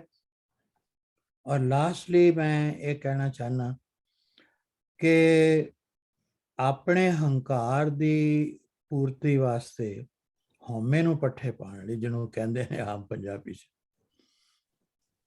ਇਹੋ ਜਿਹੇ ਲੋਕ ਜਿਹੜੇ ਨੇ ਉਹ ਆਪਣੇ ਬੱਚਿਆਂ ਦਾ ਭਵਿੱਖ ਜਿਹੜਾ ਹਮੇਸ਼ਾ ਲਈ ਬਰਬਾਦ ਕਰ ਦਿੰਦੇ ਨੇ। ਮੈਂ ਅੱਜ ਤੱਕ ਅਨਫੋਰਚੂਨੇਟਲੀ ਕਈ ਵਾਕਫਾਂ ਦੇ ਵਿੱਚ ਇਹੋ ਜਿਹੇ ਕੰਮ ਹੁੰਦੇ ਦੇਖੇ ਨੇ ਔਰ ਉਸ ਤੋਂ ਬਾਅਦ ਮੈਂ ਦੇਖਿਆ ਕਿ ਉਹਨਾਂ ਦੇ ਘਰਾਂ ਦੇ ਵਿੱਚ ਨਾ ਉਹਨਾਂ ਦੋਨਾਂ ਸਪਾਊਸਸ 'ਚੋਂ ਕੋਈ ਵੀ ਖੁਸ਼ ਨਹੀਂ ਦੇਖਿਆ, ਰਾਦਰ ਪਹਿਲੇ ਨਾਲੋਂ ਵੀ ਜ਼ਿਆਦਾ ਦੁਖੀ ਦੇਖੇ। ਔਰ ਉਹਨਾਂ ਦੇ ਬੱਚੇ ਭਾਵੇਂ ਕਿੰਨੇ ਕੀ ਲਾਇਕ ਹੋਣ, ਅੱਛੇ ਹੋਣ, ਉਹ ਗ੍ਰੈਜੂਅਲੀ ਇੱਕ ਸਲਾਈਡ ਡਾਊਨ ਕਰ ਜਾਂਦੇ ਨੇ ਔਰ ਸਲਾਈਡ ਡਾਊਨ ਕਰਕੇ ਜਾਂ ਤੇ ਉਹ ਕ੍ਰਾਈਮ ਵਿੱਚ ਚਲੇ ਜਾਂਦੇ ਨੇ ਜਾਂ ਕਿਸੇ ਨਸ਼ੇ ਵਿੱਚ ਚਲੇ ਜਾਂਦੇ ਨੇ ਜਾਂ ਕੋਈ ਹੋਰ ਮਾੜਾ ਕੰਮ ਸ਼ੁਰੂ ਕਰ ਦਿੰਦੇ ਨੇ। ਸੋ ਅਗਰ ਇੰਨੀ ਸੋਝ ਹੀ ਨਹੀਂ ਹੈ ਕਿ ਸਾਡੀ ਆਉਣ ਵਾਲੀ ਜਨਰੇਸ਼ਨ ਦਾ ਕੀ ਬਣੇਗਾ ਤਾਂ ਫਿਰ ਠੀਕ ਹੈ, ਕਰ ਲੈਣਾ ਆਪਣਾ ਹਉਮੈ ਪੂਰਾ। ਔਰ ਲਾਸਟਲੀ ਮੈਂ ਇਹ ਗੱਲ ਕਹਿਣਾ ਕਿ ਜਿਸ ਤਰ੍ਹਾਂ ਇਸ ਲੈਕਚਰ 'ਚ ਵੀ ਦੱਸਿਆ ਗਿਆ ਕਿ ਇਹ ਪਰਮੇਸ਼ਵਰ ਦੇ ਨਾਲ ਇੱਕ ਆਨੰਦ ਦੀ ਸਥਿਤੀ ਪੈਦਾ ਕਰਨ ਦੀ ਇੱਕ ਐਗਜ਼ਾਮਪਲ ਹੈ, ਜਿਸ ਵਿੱਚ ਕਿ ਉਹਨਾਂ ਨੇ ਦੁਨਿਆਵੀ ਐਗਜ਼ਾਮਪਲ ਲੈ ਕੇ ਇਹ ਗੱਲ ਸਮਝਾਈ ਹੈ ਕਿ ਖਸਮ ਵਿਸਾਰੇ ਤੇ ਕਮਜਾਤ। ਖਸਮ ਇੱਥੇ ਦੁਨਿਆਵੀ ਸੈਂਸ ਵਿੱਚ ਘੱਟ ਹੈ ਪਰ ਅਸਲ ਦੇ ਵਿੱਚ ਤੇ ਇਹ ਪਰਮਾਤਮਾ ਵਾਸਤੇ ਹੈ। ਜਿਸ ਤਰ੍ਹਾਂ ਇਹਨਾਂ ਨੇ ਕਿਹਾ ਕਿ ਸੋਲ ਬ੍ਰਾਈਡ ਹੈ ਸਾਰਿਆਂ ਵਾਸਤੇ। ਕੀ ਅਸੀਂ ਉਸ ਪਰਮਾਤਮਾ ਤੋਂ ਜਿਸ ਨੇ ਸਾਨੂੰ ਜੀਵਨ ਦਿੱਤਾ ਹੈ, ਸਭ ਕੁਝ ਦਿੱਤਾ ਹੈ, ਉਸ ਆਪਣੇ ਪਰਮੇਸ਼ਵਰ ਤੋਂ ਡਿਵੋਰਸ ਲੈ ਸਕਦੇ? ਕੀ ਉਹਨੂੰ ਛੱਡ ਸਕਦੇ? ਕਿਹੜਾ ਵਿਅਕਤੀ ਹੈ ਜਿਹੜਾ ਉਸ ਵਾਹਿਗੁਰੂ ਨੂੰ, ਪਰਮਾਤਮਾ ਨੂੰ, ਜਿਹਨੂੰ ਉਹ ਆਪਣਾ ਪਰਮੇਸ਼ਵਰ ਨੂੰ ਪਤੀ ਸਮਝਦਾ ਹੈ, ਉਹਦੇ ਤੋਂ ਸੈਪਰੇਟ ਹੋ ਸਕਦਾ? ਜੇ ਪਰਮਾਤਮਾ ਤੋਂ ਸੈਪਰੇਟ ਅਸੀਂ ਨਹੀਂ ਹੋ ਸਕਦੇ ਤੇ ਦੁਨਿਆਵੀ ਗੱਲਾਂ ਤੇ ਬਹੁਤ ਥੱਲੇ ਨੇ, ਬਹੁਤ ਮਾਮੂਲੀ ਨੇ। ਇਹਦੇ ਵਿੱਚ ਤਾਂ ਛੋਟਾ ਜਿਹਾ ਜੀਵਨ ਹੈ, ਇਸ ਛੋਟੇ ਜਿਹੇ ਜੀਵਨ ਦੇ ਵਿੱਚ ਇਹੋ ਜਿਹੀਆਂ ਨੈਗੇਟਿਵ ਗੱਲਾਂ ਆਉਣੀਆਂ ਹੀ ਨਹੀਂ ਚਾਹੀਦੀਆਂ। ਔਰ ये कहना गलत है कि पति परमेश्वर, ये वर्ड गलत है। कहना ये चाहिए कि परमेश्वर पति है। पति जड़ा है वो परमेश्वर नहीं है, परमेश्वर जड़ा है वो पति है। और अगर इस कॉन्सैप्ट ਨੂੰ ਮਨ 'ਚ ਰੱਖਿਆ ਜਾਵੇ ਔਰ ਅਸੀਂ ਇਹ ਕਹੀਏ ਕਿ ਅਸੀਂ ਪਰਮੇਸ਼ਵਰ ਨੂੰ ਛੱਡ ਨਹੀਂ ਸਕਦੇ, ਪਰਮਾਤਮਾ ਨੂੰ ਛੱਡ ਨਹੀਂ ਸਕਦੇ, ਉਹਦੇ ਅੱਗੇ ਅਸੀਂ 24 ਘੰਟੇ ਅਰਦਾਸਾਂ ਕਰਦੇ ਹਾਂ, ਤਾਂ ਫਿਰ ਦੁਨਿਆਵੀ ਜਿਹੜਾ ਰਿਸ਼ਤਾ ਹੈ ਇਹਨੂੰ ਵੀ ਛੱਡ ਨਹੀਂ ਸਕਦੇ। ਵਾਹਿਗੁਰੂ ਜੀ ਕਾ ਖਾਲਸਾ, ਵਾਹਿਗੁਰੂ ਜੀ ਕੀ ਫਤਿਹ। ਵਾਹਿਗੁਰੂ ਜੀ ਕਾ ਖਾਲਸਾ, ਵਾਹਿਗੁਰੂ ਜੀ ਕੀ ਫਤਿਹ ਜੀ। ਬਹੁਤ ਬਹੁਤ ਧੰਨਵਾਦ ਜੀ ਡਾਕਟਰ ਸਾਹਿਬ। ਸੋ ਮੇਰੀ ਬੇਨਤੀ ਹੈ ਜੀ, ਸੰਗਤ ਦੇ ਵਿੱਚੋਂ ਹੋਰ ਕੋਈ ਆਪਣਾ ਇਸ ਡਿਸਕਸ਼ਨ ਦੇ ਉੱਤੇ ਆਪਣੇ ਵਿਚਾਰ ਰੱਖਣੇ ਚਾਹੁੰਦਾ ਹੈ? ਮੈਨੂੰ ਲੱਗਦਾ ਸੀ ਕਿ ਡਾਕਟਰ ਕਾਲਾ ਸਿੰਘ ਨੇ ਵੀ ਜੁਆਇਨ ਕੀਤਾ ਹੋਇਆ ਸੀ। ਉਹ ਮੇਰੇ ਖਿਆਲ ਡਿਸਕਨੈਕਟ ਸ਼ਾਇਦ ਹੋ ਗਏ ਨੇ, ਤੇ ਉਹਨਾਂ ਦਾ ਮੈਨੂੰ ਮੈਸੇਜ ਆਇਆ ਵੀ ਆਲ ਟਰਾਈ ਟੂ ਜੁਆਇਨ ਅਗੇਨ, ਪਰ ਆਪਾਂ ਆਪਣੀ ਕਨਵਰਸੇਸ਼ਨ ਜਿਹੜੀ ਹੈ ਵੀ ਕੈਨ ਕੰਟੀਨਿਊ। ਡਾਕਟਰ ਕਾਬਲ ਸਿੰਘ ਜੀ। ਵਾਹਿਗੁਰੂ ਜੀ ਕਾ ਖਾਲਸਾ, ਵਾਹਿਗੁਰੂ ਜੀ ਕੀ ਫਤਿਹ ਵਾਹਿਗੁਰੂ ਜੀ ਜੀ। ਕੀ ਫਤਿਹ। ਧੰਨਵਾਦ ਵੀਰ ਜੀ। ਤੇ ਜਿਹੜੇ ਵਿਚਾਰ ਬਲਾਜ ਵੀਰ ਜੀ ਨੇ ਰੱਖੇ ਆ ਤੇ ਭੱਟੀ ਸਾਹਿਬ ਨੇ ਰੱਖੇ ਆ, ਬਹੁਤ ਸੋਹਣੇ ਵਿਚਾਰ ਹੈ ਜੀ। ਆਈਡੀਅਲ ਸਿਚੁਏਸ਼ਨ ਦੇ ਵਿੱਚ ਜਿਵੇਂ ਭੱਟੀ ਸਾਹਿਬ ਨੇ ਕਿਹਾ ਤੇ ਇਹ ਹੋਣਾ ਨਹੀਂ ਚਾਹੀਦਾ, ਲੇਕਿਨ ਪ੍ਰੈਕਟੀਕਲ ਜਿਵੇਂ ਭੱਟੀ ਸਾਹਿਬ ਨੇ ਕਿਹਾ, ਉਹਨਾਂ ਵੀ ਦੇਖਿਆ, ਮੈਂ ਵੀ ਦੇਖਿਆ, ਅਨਫੋਰਚੂਨੇਟਲੀ ਇਹ ਇਕੱਲੇ ਇੱਥੇ ਨਹੀਂ ਹੁੰਦਾ, ਆਪਣੇ ਪਿੱਛੇ ਵੀ ਟ੍ਰੈਡੀਸ਼ਨਲ ਪਰਿਵਾਰਾਂ ਦੇ ਵਿੱਚ ਵੀ ਇਹ ਹੁੰਦਾ ਰਿਹਾ ਜੀ, ਤੇ ਹੁੰਦਾ ਅਜੇ ਵੀ ਚੱਲਦਾ। ਉਹਦੇ ਮੈਂ ਇਸ ਤਰ੍ਹਾਂ ਸਟਾਰਟ ਕਰੂੰਗਾ ਜੀ ਕਿ ਜੇ ਪਹਿਲੀ ਗੱਲ ਇਹ ਹੈ ਕਿ ਆਪਾਂ ਬਲਾਜ ਜੀ ਨੇ 2-3 ਚੀਜ਼ਾਂ ਦੱਸੀਆਂ ਸੀ, partnership of equals, monetary consideration ਤੇ ਲਾਵਾਂ ਜਿਹੜੀਆਂ ਨੇ, ਉਹਨਾਂ ਦਾ ਅਸੀਂ ਜੇ ਆਮ ਵੇਖੀਏ, ਹੁਣ ਜਿਵੇਂ ਤੁਸੀਂ ਲਾਵਾਂ ਦੀ ਐਕਸਪਲੇਨੇਸ਼ਨ ਦਿੱਤੀ ਹੈ, ਬਹੁਤ ਬਹੁਤ ਪਵਿੱਤਰ ਉਹਦੀ ਐਕਸਪਲੇਨੇਸ਼ਨ ਹੈ, ਲੇਕਿਨ ਜੇ ਐਕਚੁਅਲ ਵੇਖੀਏ ਜਦੋਂ ਵਿਆਹ ਹੁੰਦੇ ਨੇ, ਤੇ ਜੇ ਤੁਸੀਂ ਆਪਣੀ ਅਸੈਸਮੈਂਟ ਦੇ ਦਿਓ ਕਿ ਉਸ ਵੇਲੇ ਬੱਚੀ ਨੂੰ ਕਿੰਨੇ % ਨੂੰ ਪਤਾ ਹੁੰਦਾ ਹੈ ਕਿ ਅਸੀਂ ਇਹ ਲਾਵਾਂ ਦਾ ਮਤਲਬ ਕੀ ਹੈ, ਜਾਂ ਕਿੰਨੇ % ਨੂੰ ਸਮਝਾਇਆ, ਐਟਲੀਸਟ ਉੱਥੇ ਚੰਗੀ ਤਰ੍ਹਾਂ ਕੋਈ ਸਮਝਾਉਂਦਾ ਹੈ ਜਾਂ ਸਮਝਾਉਣ ਦੀ ਕੋਸ਼ਿਸ਼ ਕੀਤੀ ਜਾਂਦੀ ਹੈ। ਮੇਰੇ ਖਿਆਲ ਤੇ ਉਹ ਪਰਸੈਂਟੇਜ ਬੜੀ ਲੋ ਹੈ ਜੀ, ਕਿ ਉੱਥੇ ਲਾਵਾਂ ਦਾ ਸਿਰਫ ਫਾਰਮੈਲਿਟੀ ਹੁੰਦੀ ਹੈ ਜ਼ਿਆਦਾ ਵਾਰੀ, ਐਕਸੈਪਸ਼ਨਸ ਹੋਣੇ ਹੈਗੀਆਂ ਨੇ ਕੁਛ, ਲੇਕਿਨ ਆਮ ਕਰਕੇ ਸਾਰਾ ਕੰਮ ਇੱਥੋਂ ਹੀ ਸ਼ੁਰੂ ਹੁੰਦਾ ਹੈ ਕਿ ਅਸੀਂ ਜਿੰਨੇ ਵੀ ਸਾਡੇ ਆਨੰਦ ਕਾਰਜ ਦਾ ਸਾਰਾ ਹੈ, ਬਹੁਤ ਪਵਿੱਤਰ ਚੀਜ਼ ਹੈ, ਲੇਕਿਨ ਉਹਦਾ ਪ੍ਰੈਕਟੀਕਲੀ ਸਮਾਜ ਦੇ ਵਿੱਚ ਉਹਦਾ ਕੋਈ ਵੀ ਬਹੁਤ ਘੱਟ ਯੂਟਿਲਾਈਜੇਸ਼ਨ। ਦੂਸਰੀ ਜਿਹੜੀ ਇਹਨਾਂ ਗੱਲ ਕਹੀ ਜੀ, ਪਾਰਟਨਰਸ਼ਿਪ ਆਫ ਇਕੁਅਲਸ, ਤੇ ਭੱਟੀ ਸਾਹਿਬ ਨੇ ਹੁਣੇ ਕਿਹਾ ਕਿ ਪਤੀ ਪਰਮੇਸ਼ਰ, ਇਹ ਸਾਡੀ ਟ੍ਰੈਡੀਸ਼ਨਲ ਕਲਚਰ ਦੇ ਵਿੱਚ ਇਹ ਕਨਸੈਪਟ ਹੈ, ਔਰ ਇਹ ਕਾਫੀ ਹੱਦ ਤੱਕ ਅਜੇ ਵੀ ਚੱਲਦਾ ਹੈ ਜੀ, ਕਿ with all said and done, ਜੋ ਅਸੀਂ ਮਰਜ਼ੀ ਕਹੀਏ, ਅਸੀਂ ਸਿੱਖ ਇਹਦੇ ਇਸ ਚੀਜ਼ ਦੇ ਵਿੱਚੋਂ ਬਾਹਰ ਨਿਕਲ ਨਹੀਂ ਸਕੇ। ਜੇ ਮੇਰਾ ਵਿਚਾਰ ਹੈ ਜੀ, ਮੈਂ ਗਲਤ ਹੋ ਸਕਦਾ ਟੋਟਲੀ।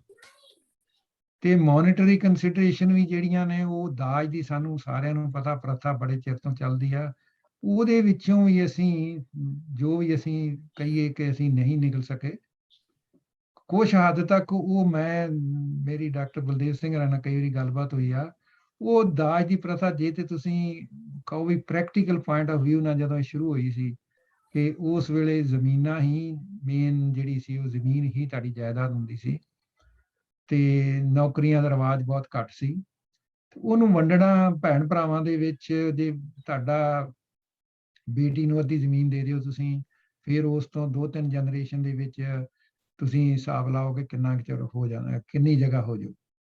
ਉਹ ਮੈਨੇਜ ਕਰਨੀ ਜਿਹੜੀ ਸੀ, ਉਹ ਪ੍ਰੈਕਟੀਕਲੀ ਮੁਸ਼ਕਲ ਸੀ, ਤੇ ਉਹਦੇ ਕਰਕੇ ਹੋ ਸਕਦਾ ਰਿਵਾਜ ਸ਼ੁਰੂ ਹੋਇਆ ਹੋਵੇ, ਲੇਕਿਨ ਇਹਦੀ ਡੀਜਨਰੇਸ਼ਨ ਇੰਨੀ ਹੋ ਗਈ ਕਿ ਉਹ ਆਪਾਂ ਸਾਰਿਆਂ ਨੂੰ ਪਤਾ। ਸੋ ਇਹ ਨੇ ਜੀ ਚੀਜ਼ਾਂ ਜਿਹੜੀਆਂ 2-3 ਅਸੀਂ ਆਈਡੀਅਲਿਸਟਿਕਲੀ ਸਿੱਖ ਜੋ ਵੀ ਸਾਨੂੰ ਸਮਝਾਉਂਦੇ ਨੇ, ਗੁਰੂ ਸਾਹਿਬ ਵਾਹਿਗੁਰੂ ਵੱਲੋਂ ਕਿਰਪਾ ਹੈ ਜੀ। ਲੇਕਿਨ ਉਹਨਾਂ ਚੀਜ਼ਾਂ ਦੇ ਵਿੱਚੋਂ ਨਾ ਨਿਕਲਣ ਕਰਕੇ ਤੇ ਮੈਂ ਵੇਖੇ ਨੇ ਡਿਵੋਰਸ ਜੀ, ਤੇ ਲੇਕਿਨ ਮੈਂ ਇਹ ਵੀ ਕਹਿ ਸਕਦਾ ਹਾਂ ਜਿੱਥੋਂ ਤੱਕ ਮੇਰਾ ਨੌਲੇਜ ਹੈ, ਐਟ ਲੀਸਟ ਟ੍ਰੈਡੀਸ਼ਨਲੀ ਇਹਦੇ ਵਿੱਚ ਸੈਪਰੇਸ਼ਨ ਦੇ ਵਿੱਚ ਜ਼ਿਆਦਾ ਕਸੂਰ ਮੈਂ ਆਪ ਸਾਡੇ ਜਿਹੜੇ ਪੁਰਸ਼ ਨੇ ਜੀ ਉਹਨਾਂ ਦਾ ਹੀ ਦੇਖਿਆ। ਮੈਂ ਹੋ ਸਕਦਾ ਜੀ ਗਲਤ ਹੋਵਾਂ, ਫਿਰ ਡਾਟਾ ਲਿਮਟਿਡ ਹੋ ਸਕਦਾ ਹੈ। ਉਹਦੇ ਵਿੱਚ ਇੱਕ ਵੱਡਾ ਸਭ ਤੋਂ ਇਸ਼ੂ ਜਿਹੜਾ ਆਉਂਦਾ ਹੈ ਉਹ ਆਉਂਦਾ ਹੈ ਜੀ, ਇਹਨਾਂ ਨੇ ਬਲਾਜ ਸਿੰਘ ਹਰਾਂ ਨੇ ਕਿਹਾ ਸੀ ਕਿ ਇੱਕ ਜਿਹੜੀ ਸਾਡੀ ਸਪੀਸੀਜ਼ ਪ੍ਰੋਪੇਗੇਸ਼ਨ ਦੀ ਹੈ ਉਹ ਵੀ ਇੱਕ ਚੀਜ਼ ਹੈ, ਲੇਕਿਨ ਉਹਦੇ ਵਿੱਚ ਸਭ ਤੋਂ ਵੱਡਾ ਪ੍ਰੋਬਲਮ ਆਉਂਦੀ ਹੈ ਕਿ ਜੇ ਤੁਹਾਡੇ ਬੱਚਾ ਨਹੀਂ ਹੁੰਦਾ ਤੇ ਉਹਦਾ ਬਲੇਮ ਤੁਸੀਂ ਆਪ ਹੀ ਸੋਚ ਲਓ ਕਿ ਕਿੰਨੀ ਵਾਰੀ ਉਹ ਲੜਕੀ ਦੇ ਜਾਂਦਾ ਹੈ।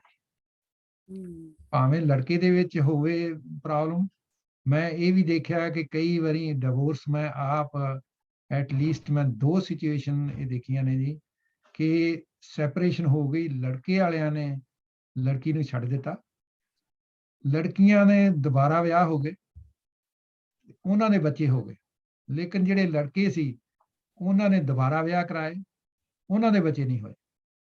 ਸੋ ਇਹ ਮੈਂ ਜੀ ਤੁਹਾਨੂੰ ਜਿਹੜੀ ਆ ਇੱਕ ਕਿਸਮ ਦੀ ਇਸ ਰਿਐਲਿਟੀ ਚੈੱਕ, ਤੇ ਜਿਹੜਾ ਸਾਡਾ ਆਈਡੀਅਲ ਕਨਸੈਪਟ ਉਹ ਤੇ ਬਹੁਤ ਵਧੀਆ ਜੀ, ਲੇਕਿਨ ਰਿਐਲਿਟੀ ਚੈੱਕ ਮੇਰੇ ਹਿਸਾਬ ਨਾਲ ਇਹ ਆ ਕਿ ਇਹ ਚੀਜ਼ ਫਾਲੋ, ਔਰ ਇਹ ਇੱਕ ਬੜਾ ਵੱਡਾ ਰੀਜ਼ਨ ਆ ਸਾਡਾ ਕਿ ਪੁਰਸ਼ ਦੀ ਜਾਂ ਮੈਨ ਡੋਮੀਨੇਟਡ ਜਿਹੜਾ ਕਲਚਰ ਆ ਪੈਟਰੀਆਰਕੀਕਲ, ਤੇ ਉਹਦੇ ਕਰਕੇ ਇਹ ਚੀਜ਼ਾਂ ਸਾਡੇ ਸਮਾਜ ਦੇ ਵਿੱਚ ਜੇ ਤੁਸੀਂ ਪੰਜਾਬ 'ਚ ਵੀ ਦੇਖੋ ਤੇ ਹੁੰਦੀਆਂ ਨਹੀਂ। ਹਾਂ, ਪਰਸੈਂਟੇਜ ਬਹੁਤ ਘੱਟ ਆ, ਔਰ ਉਹਦਾ ਕਾਰਨ ਇਹ ਹੈ ਕਿ ਅੱਗੇ ਲੜਕੀਆਂ ਨੂੰ ਕੋਈ ਅਰਨਿੰਗ ਦੀ ਅਪਰਚੁਨਿਟੀ ਨਹੀਂ ਸੀ ਹੁੰਦੀ, ਤੇ ਲੜਕੇ ਦੇ ਕੋਲ ਹੀ ਸਭ ਕੁਝ ਪੈਸਾ ਹੁੰਦਾ ਸੀ। ਪੈਸਾ ਜਿਹੜਾ ਹੀ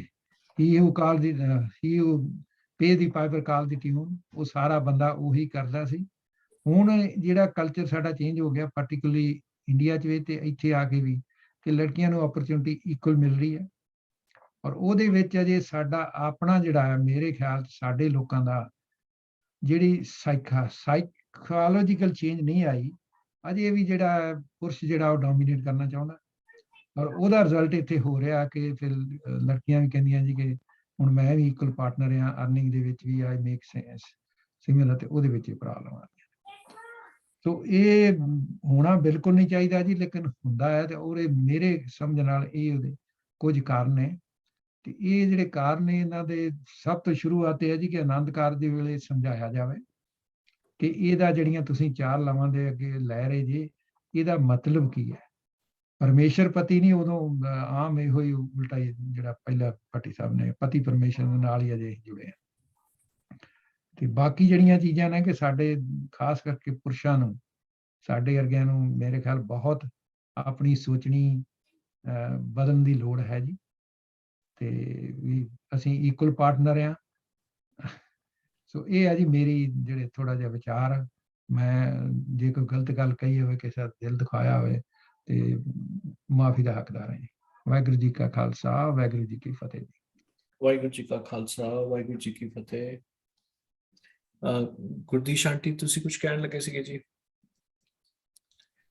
ਆਪਾਂ ਅਜੇ ਇਦਾਂ ਕਰਦੇ ਹਾਂ, ਪਹਿਲੇ ਸਾਰਿਆਂ ਦੇ ਕਮੈਂਟਸ ਲੈ ਲੈਂਦੇ ਆ ਵਿਚਾਰ, then we can have an open discussion on this. ਜੀ ਵਾਹਿਗੁਰੂ ਜੀ ਕਾ ਖਾਲਸਾ, ਵਾਹਿਗੁਰੂ ਜੀ ਕੀ ਫਤਿਹ। ਬੜਾ ਵਧੀਆ ਟੌਪਿਕ ਰਾਜੇ ਨੇ ਅੱਗੇ ਤੋਰਿਆ। ਇਸ ਟੌਪਿਕ ਤੇ ਸਾਨੂੰ ਜ਼ਰੂਰ ਗੱਲ ਕਰਨ ਦੀ ਲੋੜ ਆ, ਕਿਉਂਕਿ ਸਾਡੀ ਸੁਸਾਇਟੀ ਦੇ ਵਿੱਚ ਵੀ, ਸਿੱਖਾਂ ਦੇ ਵਿੱਚ ਵੀ ਤਲਾਕ ਜਿਹੜੇ ਹੁਣ ਵੱਧਦੇ ਜਾ ਰਹੇ ਆ, ਇਹਨਾਂ ਦੀ ਗਿਣਤੀ 'ਚ ਵਾਧਾ ਹੋ ਰਿਹਾ। ਵੈਸੇ ਤਾਂ ਜਿਵੇਂ ਵੀਰ ਜੀ ਨੇ ਕਿਹਾ ਵੀ ਸਾਡੇ ਸਿੱਖ ਧਰਮ ਦੇ ਵਿੱਚ ਤਲਾਕ ਦੀ ਕੋਈ ਵਿਵਸਥਾ ਨਹੀਂ। ਜੇ ਅਸੀਂ ਗੁਰੂ ਸਾਹਿਬ ਦੇ ਅੱਗੇ ਬੈਠ ਕੇ 2 ਰੂਹਾਂ ਨੇ ਆਪਸ ਦੇ ਵਿੱਚ, 2 ਸੋਲ ਨੇ ਆਪਸ ਦੇ ਵਿੱਚ ਪ੍ਰਣ ਕਰ ਲਿਆ ਇੱਕ ਦੂਜੇ ਪ੍ਰਤੀ ਸਿੰਸੀਅਰ ਰਹਿਣ ਦਾ, ਤੇ ਉਸ ਪ੍ਰਾਣ ਨੂੰ ਤੋੜਨਾ ਜਿਹੜਾ, ਉਹਦੀ ਕੋਈ ਵਿਵਸਥਾ ਨਹੀਂ, ਤੇ ਉਹਦੇ ਉੱਤੇ ਦੋਨਾਂ ਨੂੰ ਪੱਕੇ ਰਹਿਣਾ ਚਾਹੀਦਾ। ਜਿਵੇਂ ਕਾਬਲ ਸਿੰਘ ਵੀਰ ਜੀ ਨੇ ਕਿਹਾ ਕਿ ਪਹਿਲੀ ਗੱਲ ਤਾਂ ਇਹ ਆ ਕਿ ਲਾਵਾਂ ਇੱਕ ਉਹ ਹੈਗਾ ਵੀ ਬਸ ਕਰਨਾ ਹੈ ਜੀ, ਕਰਨੀਆਂ ਲਾਵਾਂ, ਤੇ ਉਹ ਇੱਕ ਨਾ ਸਮਾਗਮ ਜਿਹਾ ਹੀ ਬਣ ਕੇ ਰਹਿ ਗਿਆ, ਜਾਂ ਕਹਿ ਲਓ ਰਿਵਾਜ ਜਿਹਾ ਹੀ ਬਣ ਕੇ ਰਹਿ ਗਿਆ ਵੀ ਇਹ ਜ਼ਰੂਰੀ ਆ। ਤੇ ਉੱਥੇ ਸਾਰਿਆਂ ਨੂੰ ਕੰਮ ਨਿਬੇੜਨ ਦੀ ਕਾਹਲੀ ਹੁੰਦੀ ਆ, ਭਾਈ ਸਾਹਿਬ ਨੂੰ ਵੀ ਕਹਿ ਦੇਣਗੇ ਵੀ ਛੇਤੀ ਛੇਤੀ ਕਰੋ। ਉੱਥੇ ਬੱਚਿਆਂ ਨੂੰ ਲਾਵਾਂ ਦਾ ਕਨਸੈਪਟ ਸਮਝਾਇਆ ਹੀ ਨਹੀਂ ਜਾਂਦਾ ਕਿ ਤੁਸੀਂ ਗੁਰੂ ਸਾਹਿਬ ਦੇ ਅੱਗੇ ਜਿਹੜਾ ਪ੍ਰਣ ਕਰ ਰਹੇ ਹੋ, ਇਹ ਪ੍ਰਣ ਜਿਹੜਾ ਇਹ ਸਾਰੀ ਉਮਰ ਤੁਹਾਡਾ ਨਿਭਣਾ ਚਾਹੀਦਾ। ਤੁਸੀਂ ਦੋਨਾਂ ਨੇ ਇੱਕ ਦੂਜੇ ਪ੍ਰਤੀ ਸਿੰਸੀਅਰ ਰਹਿਣਾ ਤੇ ਦੋਨਾਂ ਨੇ ਰਲ ਕੇ ਆਪਣੀ ਜਿਹੜੀ ਆ ਸਪਿਰਿਚੁਅਲ ਲਾਈਫ ਸ਼ੁਰੂ ਕਰਨੀ ਆ। ਦੋਨਾਂ ਨੇ ਉਸ, ਜਿਵੇਂ ਵੀਰ ਜੀ ਨੇ ਕਿਹਾ ਕਿ ਪਤੀ ਪਰਮੇਸ਼ਰ ਨਹੀਂ, ਪਰਮੇਸ਼ਰ ਪਤੀ ਜਿਹੜਾ ਆ ਉਹਦੇ ਤੱਕ ਪਹੁੰਚਣ ਦੀ ਤੁਸੀਂ ਹੁਣ ਰਲ ਕੇ ਇਸ ਯਾਤਰਾ ਤੇ ਤੁਰਨਾ ਹੈ ਨਾ। ਉਹਨਾਂ ਨੂੰ ਇਹ ਸਮਝਾਇਆ ਜਾਵੇ, ਲਾਵਾਂ ਦਾ ਮੀਨਿੰਗ ਸਮਝਾਏ ਜਾਣ ਉੱਥੇ। ਤੇ ਇਹ ਜਿਹੜਾ ਪਾਰਟ ਹੈਗਾ ਉਹਦਾ ਸਮਾਗਮ ਦਾ ਪਾਰਟ ਆ, ਇਹਨੂੰ ਅਹਿਮ ਮੰਨਿਆ ਜਾਵੇ। ਤੇ ਇਹ ਬਹੁਤ ਤੇ ਉਸ ਤੋਂ ਬਾਅਦ ਇਹ ਆ ਕਿ ਜੇ ਆਪਾਂ ਪ੍ਰੈਕਟੀਕਲੀ ਦੇਖੀਏ ਕਿ ਇਹ ਨਹੀਂ ਹੋਣਾ ਚਾਹੀਦਾ, ਨਾ ਹੀ ਕੋਈ ਪ੍ਰੋਵੀਜ਼ਨ ਆ ਸਾਡੇ ਸਿੱਖ ਧਰਮ ਦੇ ਵਿੱਚ ਤਲਾਕ ਦੀ, ਪਰ ਇਹ ਹੁਣ ਆਮ ਹੋ ਰਿਹਾ, ਸਾਡੇ ਲੋਕਾਂ 'ਚ ਵੀ ਹੋ ਰਿਹਾ, ਦੇਖਾ ਦੇਖੀ ਹੋ ਰਿਹਾ। ਜਾਂ ਪਹਿਲੀ ਗੱਲ ਤਾਂ ਜਿਵੇਂ ਵੀਰ ਜੀ ਨੇ ਕਿਹਾ ਕਿ ਈਗੋ ਕਲੈਸ਼ ਕਰਦੀ ਆ, ਹਨਾ। ਜੇ ਈਗੋ ਸਾਡੀ ਜਿਹੜੀ ਆ ਉਹ ਖਤਮ ਹੋ ਜਾਵੇ, ਜਾਂ ਅਸੀਂ ਆਪਣੀ ਹਉਮੈ ਨੂੰ ਪੱਠੇ ਨਾ ਪਾਈਏ, ਦੋਨੋਂ ਮੇਲ ਫੀਮੇਲ, ਮੀਆਂ ਬੀਵੀ ਜੋ ਵੀ ਆ, ਤੇ ਫਿਰ ਇਹ ਸਾਡੇ ਇੱਥੇ ਤੱਕ ਨੌਬਤ ਹੀ ਨਹੀਂ ਆਣੀ ਤੇ ਸਾਨੂੰ ਇਹ ਸੋਚਣ ਦੀ ਲੋੜ ਹੀ ਨਹੀਂ ਪੈਣੀ। ਪਰ ਸਾਡੇ ਘਰਾਂ ਦੇ ਵਿੱਚ ਆਮ ਹੀ ਹੋ ਰਹੇ ਆ। ਤੇ ਬਹੁਤ ਥਾਂ ਇਹ ਆ ਕਿ ਇੱਕ ਪਾਸੇ ਵੱਲੋਂ ਇੱਕ ਧਿਰ ਦੂਜੀ ਧਿਰ ਨੂੰ ਮੈਂਟਲੀ ਟੌਰਚਰ ਕਰਦੀ ਆ, ਤਾਂ ਕੀ ਫਿਰ ਉੱਥੇ ਉਹ ਸਾਰੀ ਉਮਰ ਉਹ ਤਸ਼ੱਦਦ ਦੀ ਸਹੀ ਜਾਵੇ ਕਿ ਉਹ ਮੈਂਟਲੀ ਡਿਸਟਰਬ ਰਵੇ ਸਾਰੀ ਉਮਰ? ਇਹ ਸੋਚਣ ਦੀ ਲੋੜ ਆ।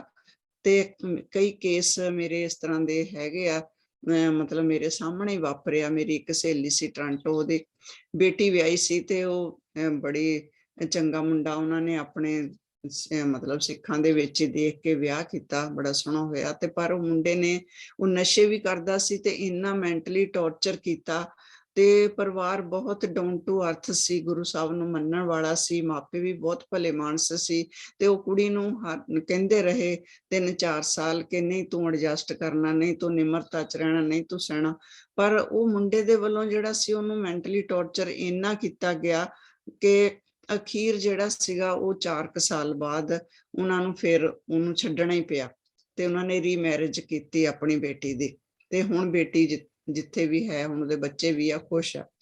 ਤੇ ਹੁਣ ਕੀ ਇਸ ਤਰ੍ਹਾਂ ਜੇ ਇੱਕ ਧਿਰ ਵੱਲੋਂ, ਇਹ ਜ਼ਰੂਰੀ ਨਹੀਂ ਕਿ ਮੁੰਡੇ ਵੱਲੋਂ, ਕੁੜੀਆਂ ਵੱਲੋਂ ਵੀ ਬਹੁਤ ਟੌਰਚਰ ਕੀਤਾ ਜਾਂਦਾ ਦੂਜੇ ਧਿਰ ਨੂੰ, ਹਨਾ।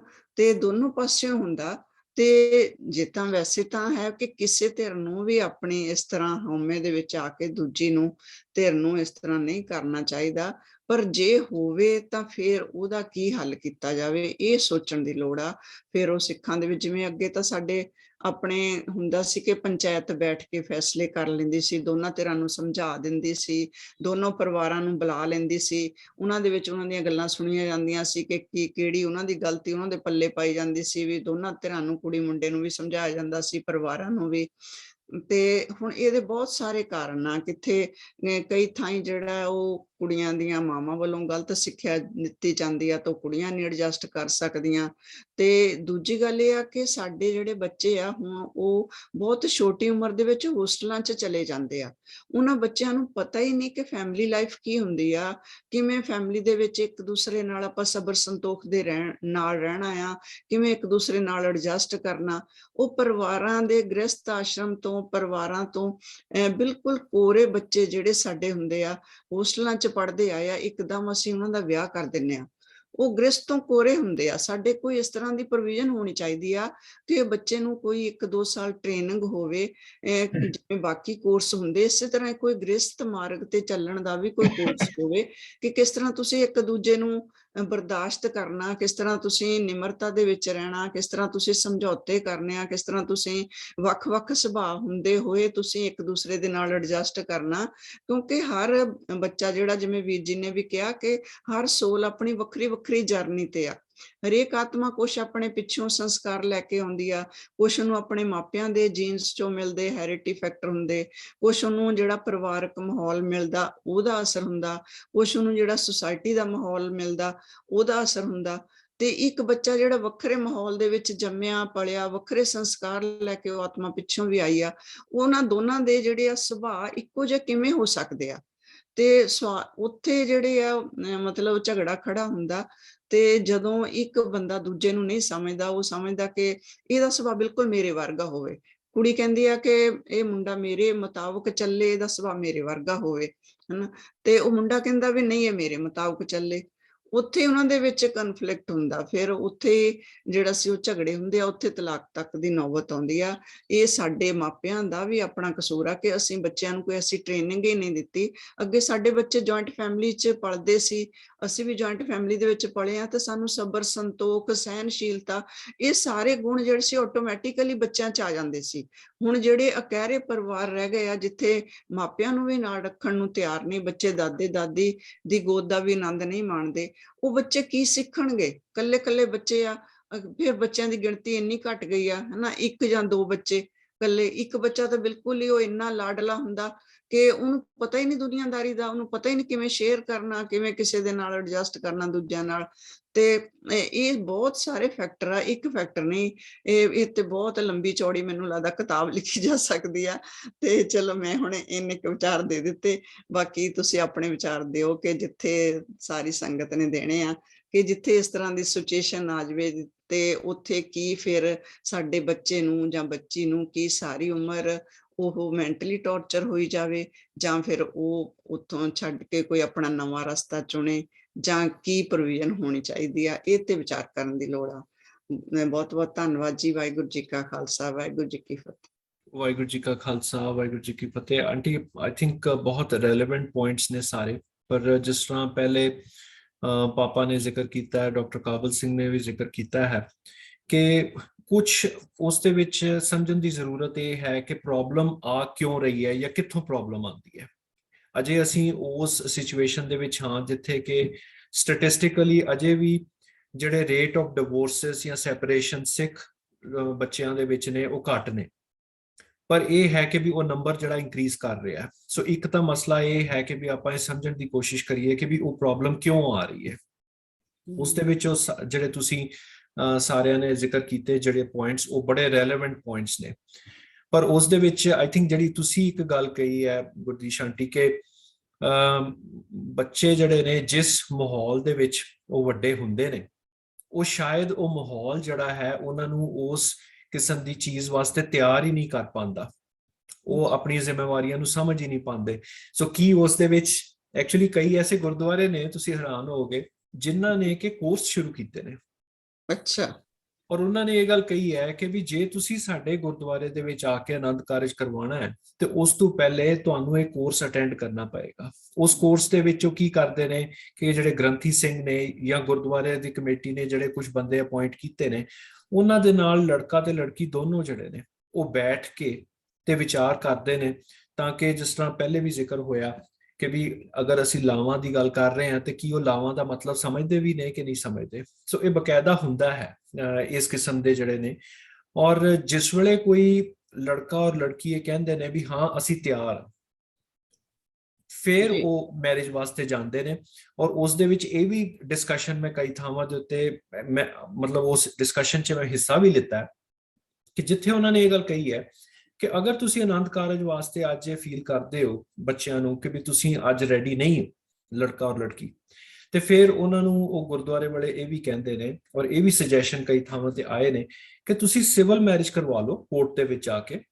ਜਿਸ ਵੇਲੇ ਤੁਸੀਂ ਮੈਂਟਲੀ ਆਨੰਦ ਕਾਰਜ ਵਾਸਤੇ ਤਿਆਰ ਹੋਗੇ, ਤੁਸੀਂ ਇਸ ਗੱਲ ਨੂੰ ਪ੍ਰਵਾਨ ਕਰਨ ਲਈ ਤਿਆਰ ਹੋਗੇ ਕਿ ਜੋ ਗੁਰੂ ਸਾਹਿਬ ਮੈਨੂੰ ਲਾਵਾਂ 'ਚ ਕਹਿ ਰਹੇ ਨੇ ਜਾਂ ਜੋ ਸਿੱਖ ਰਹਿਤ ਮਰਿਆਦਾ ਮੈਨੂੰ ਇਨਸਟਰਕਸ਼ਨਸ ਦੇ ਰਹੀ ਹੈ, ਮੈਂ ਉਸ ਨੂੰ ਫੋਲੋ ਕਰਨ ਲਈ ਤਿਆਰ ਹਾਂ ਔਰ ਮੈਂ ਇਸ ਤੋਂ ਪਿੱਛੇ ਨਹੀਂ ਹਟਾਂਗਾ, ਫਿਰ ਤੁਸੀਂ ਗੁਰਦੁਆਰੇ ਦੇ ਵਿੱਚ ਆ ਕੇ ਭਾਵੇਂ ਆਨੰਦ ਕਾਰਜ ਦੀ ਸੈਰੇਮਨੀ ਵੀ ਕਰਵਾ ਸਕਦੇ ਹੋ।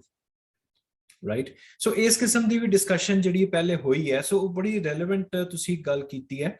ਤੇ ਆਪਣਾ ਜਗਬੀਰ ਵੀਰ ਜੀ, ਜੇ ਡਾਕਟਰ ਕਾਲਾ ਸਿੰਘ ਨੂੰ ਪੁੱਛਣਾ ਤੇ ਉਹ ਵੀ ਜੁਆਇਨ ਕਰ ਗਏ ਨੇ, ਤੇ ਆਪਾਂ ਥੋੜਾ ਇੱਕ ਵਾਰੀ ਸਾਰਿਆਂ ਦੇ ਕਮੈਂਟਸ ਲੈ ਲੈਣੇ ਆ, ਫਿਰ we can open up to a larger discussion. ਹਾਂਜੀ, ਡਾਕਟਰ ਕਾਲਾ ਸਿੰਘ ਜੀ, ਵਾਹਿਗੁਰੂ ਜੀ ਕਾ ਖਾਲਸਾ, ਵਾਹਿਗੁਰੂ ਜੀ ਕੀ ਫਤਿਹ ਜੀ। ਦੇਖਾ ਡਾਕਟਰ ਬਲਦੇਵ ਸਿੰਘ ਵੀ ਜੁਆਇਨ ਕੀਤੇ ਨੇ, ਉਹਨਾਂ ਨੂੰ ਵੀ ਪੁੱਛ ਸਕਦੇ ਆ। ਵਾਹਿਗੁਰੂ ਖਾਲਸਾ, ਵਾਹਿਗੁਰੂ ਜੀ ਕੀ ਫਤਿਹ ਜੀ। ਵਾਹਿਗੁਰੂ ਜੀ ਕਾ ਖਾਲਸਾ, ਵਾਹਿਗੁਰੂ ਜੀ ਕੀ ਫਤਿਹ। ਮੈਂ ਬਲਰਾਜੇ ਦੇ ਵੀ ਕਮੈਂਟ ਸੁਣੇ ਨੇ ਨਾ, ਹੁਣ ਤੁਸੀਂ ਸੋਚਦੇ ਹੋ ਕਿ ਮੈਂ ਬਲਰਾਜੇ ਕਿਉਂ ਕਿਹਾ ਵਾ, ਡਾਕਟਰ ਬਲਰਾਜ ਸਿੰਘ ਕਿਉਂ ਨਹੀਂ ਕਿਹਾ। Yeah, I wanted to make a point कि ਜਿਹੜੀ ਮੈਂ ਤੁਹਾਡੇ ਵੀ ਸੁਣੀ ਸੀ ਸਾਰੇ, ਡਾਕਟਰ ਭੱਟੀ ਨੂੰ ਵੀ ਸੁਣਿਆ ਸੀਗਾ ਜਦੋਂ ਬਿਫੋਰ ਆਈ ਵੈਂਟ ਆਫਲਾਈਨ। ਤੇ ਰਹਿਤ ਮਰਿਆਦਾ ਦੀ ਗੱਲ ਹੋ ਰਹੀ ਸੀਗੀ। ਮੈਂ ਇਹ ਬਲਰਾਜੇ ਕਿਉਂ ਤਾਂ ਕਿਹਾ ਵਾ ਕਿ there are so many ਤਰੁੱਟੀਆਂ in our ਰਹਿਤ ਮਰਿਆਦਾ ਆਲਸੋ, ਕਿ ਮੈਂ ਹੁਣ ਬਲਰਾਜੇ ਕਿਹਾ ਵਾ ਤੇ ਹਰੇਕ ਨੂੰ ਬੜਾ ਅਜੀਬ ਜਿਹਾ ਲੱਗਿਆ, ਮੈਨੂੰ ਖੁਦ ਨੂੰ ਬੜਾ ਅਜੀਬ ਜਿਹਾ ਲੱਗਿਆ। ਪਰ ਅਸੀਂ ਅਰਦਾਸ ਦੇ ਵਿੱਚ ਰਾਮਦਾਸਿਆਂ ਹੋਈ ਸਹਾਏ ਬੜੇ ਆਰਾਮ ਦੇ ਨਾਲ ਕਹਿ ਦਿੰਦੇ ਹਾਂ, ਡਾਕਟਰ ਰਾਮਦਾਸ ਜੀ, ਗੁਰੂ ਰਾਮਦਾਸ ਜੀ ਕਹਿਣ ਦੀ ਬਜਾਏ ਇੱਦਾਂ ਦੀਆਂ ਕੁਝ ਤਰੁੱਟੀਆਂ ਹੈਗੀਆਂ ਨੇ। ਉਹਦੇ ਬਾਅਦ ਜਦੋਂ ਅਸੀਂ ਆਨੰਦ ਕਾਰਜ ਦੀ ਰਹਿਤ ਮਰਿਆਦਾ ਦੇ ਬਾਰੇ ਗੱਲ ਕਰਦੇ ਹਾਂ, ਉਸ ਵਕਤ ਜਿਹੜੀ ਰਹਿਤ ਮਰਿਆਦਾ 20 ਪੁਆਇੰਟ ਆਰਟੀਕਲ 18 ਮੇਰੇ ਖਿਆਲ 20, a Sikh's daughter must be married to a Sikh. Now, why a Sikh's daughter should be married to a Sikh?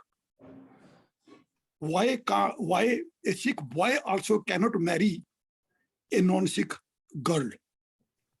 ਇਹਨਾਂ ਨੇ ਵਿਤਕਰਾ ਕ੍ਰੀਏਟ ਕੀਤਾ ਹੋਇਆ ਵਾ। Persons professing faiths other than the Sikh faith cannot be joined in a wedlock by another marriage ceremony. ਜੇ ਇੱਕ ਮੁੰਡਾ non ਸਿੱਖ ਕੁੜੀ ਦੇ ਨਾਲ ਤੁਸੀਂ ਕਹਿ ਰਹੇ ਹੋ ਕਿ ਵੀ ਉਹਦੀ ਕੋਈ ਪ੍ਰੋਬਲਮ ਹੈ ਨਹੀਂ, ਉਹ ਕੁੜੀ ਦਾ ਨਾਮ ਲਿੱਤਾ ਗਿਆ ਵਾ, ਬਟ ਬੇਟੀ ਦਾ ਨਾਮ ਲਿੱਤਾ ਗਿਆ ਕਿ ਬੇਟੀ ਜਿਹੜੀ ਆ ਉਹ ਇੱਕ ਸਿੱਖ ਨੂੰ ਹੀ ਮੈਰਿਡ ਕਰੇ। ਤੇ ਜਦੋਂ ਅਸੀਂ ਆਨੰਦ ਕਾਰਜ ਕਰਦੇ ਹਾਂ, when we look at other faiths, ਭਾਵੇਂ ਅਸੀਂ ਜੋ ਮਰਜ਼ੀ ਕਹੀ ਜਾਵੇ, ਜਿੰਨਾ ਮਰਜ਼ੀ ਅਸੀਂ ਮਤਲਬ ਕਿ ਵੀ ਕੈਨ ਗਿਵ ਦ ਜਸਟੀਫਿਕੇਸ਼ਨਸ, ਸਾਡੇ ਆਨੰਦ ਕਾਰਜ ਦੇ ਵਿੱਚ ਮੁੰਡਾ ਅੱਗੇ ਔਰ ਬੇਟੀ ਪਿੱਛੇ, ਇਹ ਵਿਤਕਰਾ ਹੈ, ਇਹ ਇਕੁਐਲਿਟੀ ਨਹੀਂ ਹੋ। ਜਦੋਂ ਸਾਨੂੰ ਬਾਕੀ ਫੇਥ ਦੇ ਲੋਕੀ ਪੁੱਛਦੇ ਨੇ ਕਿ ਹਿੰਦੂ ਦੇ ਵਿੱਚ ਵੀ ਅੱਧਾ ਟਾਈਮ ਬੇਟੀ ਅੱਗੇ, ਅੱਧਾ ਟਾਈਮ ਬੇਟਾ ਅੱਗੇ, ਕ੍ਰਿਸਚਨ 'ਚ ਵੀ ਇਕੱਠੇ ਖੜੇ ਹੁੰਦੇ ਨੇ, ਤੇ we have difficulty in explaining, ਭਾਵੇਂ ਅਸੀਂ ਜਿੰਨਾ ਮਰਜ਼ੀ ਐਕਸਪਲੇਨੇਸ਼ਨ ਦੇਈ ਜਾਈਏ ਆਪਣੇ ਵੱਲੋਂ, ਬਟ ਇਟਸ ਨਾਟ ਟਰੂ। ਤੇ ਮੈਂ ਬਾਕੀ ਨੂੰ ਵੀ ਸੁਣਿਆ ਵਾ ਵੈਸੇ, ਵਾਟ ਆਈ ਵਾਂਟਡ ਟੂ ਸੇ, ਕਿ ਉਹ ਇੱਕ ਭੈਣ ਜੀ ਕਹਿ ਚੁੱਕੇ ਨੇ ਹੁਣ, ਜਦੋਂ ਡਾਕਟਰ ਬਲਰਾਜ ਸਿੰਘ ਜੀ ਸਮ ਅਪ ਕਰ ਰਹੇ ਸੀਗੇ, ਕਿ ਬੱਚਿਆਂ ਨੂੰ ਪਹਿਲਾਂ ਤਿਆਰ ਕਰਨਾ ਚਾਹੀਦਾ ਵਾ। ਹੁਣ ਜਦੋਂ ਮੇਰਾ ਵਿਆਹ ਹੋਇਆ ਵਾ, it was a ritual. I had no knowledge ਕਿ ਕੀ ਹੋ ਰਿਹਾ ਵਾ, ਇਹ ਲਾਵਾਂ ਦੇ ਸ਼ਬਦਾਂ ਦਾ ਮਤਲਬ ਕੀ ਹੈ। I had no knowledge. ਤੇ ਜਦ ਮੈਨੂੰ ਨੌਲੇਜ ਹੀ ਨਹੀਂ ਹੈ ਤੇ how am I committing myself? ਉਹਦੇ ਉੱਪਰ ਜਿਹਨਾਂ ਨੂੰ ਨੌਲੇਜ ਹੁੰਦੀ ਆ ਵੈਸਟ ਦੇ ਵਿੱਚ, ਜਦੋਂ ਉਹ ਕਹਿੰਦੇ ਨੇ ਕਿ I do, ਉਹਨਾਂ ਨੂੰ ਨੌਲੇਜ ਹੁੰਦੀ ਆ, they say it openly ਕਿ ਅਸੀਂ till death we won't get apart, ਪਰ ਉਹਨਾਂ ਦੇ ਵੀ ਦੂਸਰੇ ਦਿਨ ਹੀ ਡਿਵੋਰਸ ਹੋ ਜਾਂਦਾ ਆ।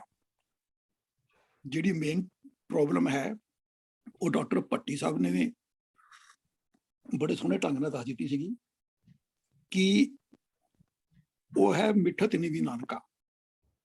ਸਾਡੇ ਵਿੱਚ ਮਿੱਠਤ ਹੈ ਨਹੀਂ, ਉਹ ਅਸੀਂ ਸਿਰਫ ਗੱਲਾਂ ਕਰਨ ਜੋਗੇ ਰਹਿ ਗਏ ਆ। I will give U N example, ਕਿ ਸਾਡੇ ਇੱਥੇ ਇੱਕ ਸਿੰਘ ਸਾਹਿਬ ਸੀਗੇ, ਮੈਂ ਸੇਗ ਨਹੀਂ ਪਰ ਹੈਗੇ ਨੇ, the Canadian Sikh study and teaching society ਦੇ ਵਿੱਚ ਉਹ ਲੈਕਚਰ ਦਿਆ ਕਰਦੇ ਸੀਗੇ। And he normally used to say ਕਿ ਸਿੱਖ ਕੌਣ ਤੇ ਡਿਪਰੈਸ਼ਨ ਕੌਣ, ਸਿੱਖ ਔਰ ਡਿਪਰੈਸ਼ਨ ਦੀ ਤਾਂ ਕੋਈ ਗੱਲ ਹੋ ਹੀ ਨਹੀਂ ਸਕਦੀ।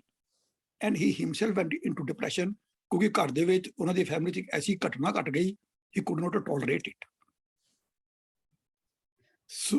ਸੋ ਕਹਿਣਾ ਔਰ ਕਰਨ ਦੇ ਵਿੱਚ ਸਾਡੇ 'ਚ ਬਹੁਤ ਫਰਕ ਹੈ। ਉਹਦੇ ਬਾਅਦ ਜਿਹੜੀਆਂ 4 ਸਟੇਜਸ ਦੱਸੀਆਂ ਨੇ ਡਾਕਟਰ ਭੱਟੀ ਸਾਹਿਬ ਨੇ ਵੀ, ਔਰ ਤੁਸੀਂ ਵੀ ਡਾਕਟਰ ਬਲਰਾਜ ਜੀ, ਲਾਵਾਂ ਦੀਆਂ ਲਾਵਾਂ ਜਿਹੜੀ ਆ ਉਹ ਨੰਬਰ 1, ਉਹ ਕੋਈ ਬਾਣੀ ਨਹੀਂ ਹੈ ਗੁਰੂ ਗ੍ਰੰਥ ਸਾਹਿਬ ਦੇ ਵਿੱਚ, ਜਿਹਦਾ 12 ਮਾਹ ਬਾਣੀ ਹੈ, ਜਪ ਬਾਣੀ ਹੈ। ਲਾਵਾਂ ਕੋਈ ਬਾਣੀ ਦਾ ਨਾਮ ਨਹੀਂ ਹੈ। ਲਾਵਾਂ is a one ਸ਼ਬਦ with 4 stanzas. They are not even 4 Shabds, they are one ਸ਼ਬਦ with 4 stanzas. ਇਹਦੇ ਉੱਪਰ ਮੇਰੀ ਇੱਕ YouTube ਆਉਣ ਵਾਲੀ ਹੈ, ਆ ਜਾਏਗੀ, ਉਹਦੀ ਮੇਰੀ ਰਿਕਾਰਡਿੰਗ ਹੋ ਚੁੱਕੀ ਹੈ। ਲਾਵਾਂ ਦੇ ਉੱਪਰ। ਤੇ ਇਹ ਜਿਹੜੀਆਂ ਨੇ 4 ਸਟੇजेस ਟੂ ਮੀਟ, ਜਿੱਦਾਂ ਡਾਕਟਰ ਭੱਟੀ ਨੇ ਵੀ ਦੱਸਿਆ ਸੀਗਾ, ਡਾਕਟਰ ਬਲਰਾਜ ਸਿੰਘ ਹੋਣਾ ਨੇ ਵੀ ਦੱਸਿਆ ਸੀਗਾ, ਸੋਲ ਬਰਾਈਡ ਵਿਦ ਦਾ ਹਸਬੈਂਡ, ਉਹ ਅਲੱਗ-ਅਲੱਗ ਤਰੀਕੇ ਦੇ ਨਾਲ ਗੁਰੂ ਨਾਨਕ ਨੇ ਵੀ ਸਮਝਾਇਆ ਹੈ। ਜਿਹੜੀਆਂ 5 ਆਪਣਾ ਖੰਡ ਨੇ, ਧਰਮ ਖੰਡ, ਕਰਮ ਖੰਡ, ਉਹ ਵੀ ਨੇ ਸਟੇजेस ਨੇ ਆਪਣੀਆਂ ਏਜਿੰਗ ਦੀਆਂ, ਬਚਪਨ ਦੀ ਏਜ, ਬੁਢਾਪੇ ਦੀ ਏਜ, ਇਸ ਤਰੀਕੇ ਦੇ ਨਾਲ ਅਲੱਗ-ਅਲੱਗ ਤਰੀਕੇ ਨਾਲ ਸਮਝਾਉਣ ਦੀ ਕੋਸ਼ਿਸ਼ ਕੀਤੀ ਹੈ ਸੋਲ ਬਰਾਈਡ ਨੂੰ ਮਿਲਣ ਦੇ ਵਾਸਤੇ ਰੱਬ ਦੇ ਨਾਲ। ਇਹਨੂੰ ਅਸੀਂ ਆਪਣੇ ਉੱਪਰ ਲੈ ਸਕਦੇ ਹਾਂ, ਪਰ ਅਸੀਂ ਲੈ ਨਹੀਂ ਸਕਦੇ ਕਿਉਂਕਿ ਮਿੱਠਤ ਨੀਵੀਂ ਨਾਨਕਾ ਸਾਡੇ ਵਿੱਚ ਨਹੀਂ ਹੈ। ਅਗਰ ਮੰਨੋ ਮੇਰੇ 'ਚ ਮਿੱਠਤ ਨੀਵੀਂ ਹੈਗੀ ਆ ਔਰ ਮੇਰੀ ਘਰਵਾਲੀ ਦੇ ਵਿੱਚ ਨਹੀਂ ਹੋ, ਮੈਂ ਕਿੰਨੀ ਮਰਜ਼ੀ ਕੋਸ਼ਿਸ਼ ਕਰੀ ਜਾਵਾਂ ਮੈਂ ਮਿੱਠਾ ਹੋਈ ਜਾਵਾਂ, ਕਿੰਨਾ ਮਰਜ਼ੀ ਕੁੱਟ ਜਾਵਾਂ ਕਿ ਮੈਂ ਨੀਵਾਂ ਹੋਈ ਜਾਵਾਂ, ਐਂਡ ਦੇ ਵਿੱਚ ਮੈਨੂੰ ਉਹਦੇ ਬਾਅਦ ਸਟੈਂਡ ਲੈਣਾ ਹੀ ਪਏਗਾ ਕਿ how much I can tolerate.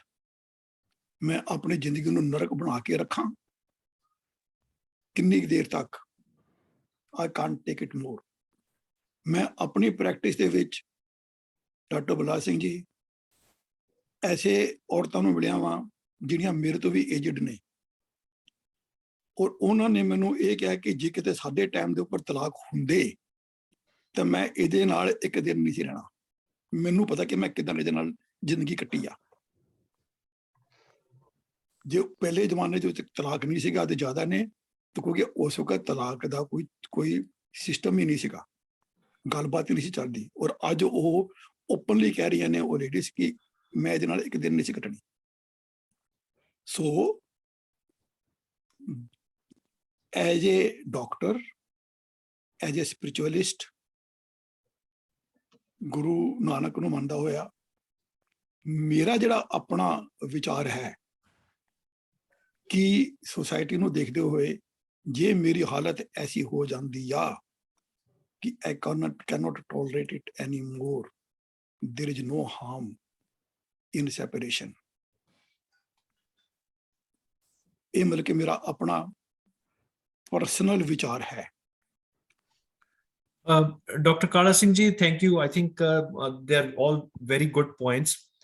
Couple of things. ਇੱਕ ਤਾਂ ਉਸ ਦੇ ਵਿੱਚ ਇਹ ਹੈ ਜੀ ਕਿ ਕੁਝ ਜਿਹੜੇ ਪੁਆਇੰਟਸ ਦਾ ਤੁਸੀਂ ਜ਼ਿਕਰ ਕੀਤਾ ਨਾ ਕਿ ਵੀ ਲੜਕਾ ਅੱਗੇ ਕਿਉਂ ਚੱਲਦਾ ਹੈ ਜਾਂ ਲੜਕੀ ਕਿਉਂ ਹੈਗਾ, ਉਹ ਸੀ ਤੁਸੀਂ ਮੇਰੇ ਖਿਆਲ ਪਿਛਲੀ ਡਿਸਕਸ਼ਨ ਦੇ ਵਿੱਚ ਨਹੀਂ ਸੀਗੇ ਤੇ ਅਸੀਂ ਉਸ ਦੇ ਵਿੱਚ ਉਸ ਨੂੰ ਕਵਰ ਕਰਨ ਦੀ ਕੋਸ਼ਿਸ਼ ਕੀਤੀ ਸੀਗੀ। ਤੇ ਮੈਂ ਵਰਡ ਕੋਸ਼ਿਸ਼ ਯੂਜ਼ ਕਰ ਰਿਹਾ ਬਿਕਾਜ਼ ਹਰ ਇੱਕ ਦਾ ਇੱਕ ਆਪਣਾ ਓਪੀਨੀਅਨ ਹੋ ਸਕਦਾ ਹੈ। ਫੈਕਟਸ ਕੀ ਨੇ ਇਹ ਤਾਂ ਹੁਣ ਸਾਨੂੰ ਨਹੀਂ ਪਤਾ ਇਸ ਬਾਰੇ, ਪਰ ਇਹ ਕੁਝ ਚੀਜ਼ਾਂ ਅਸੀਂ ਪਹਿਲੇ ਡਿਸਕਸ ਕੀਤੀਆਂ ਸਨ।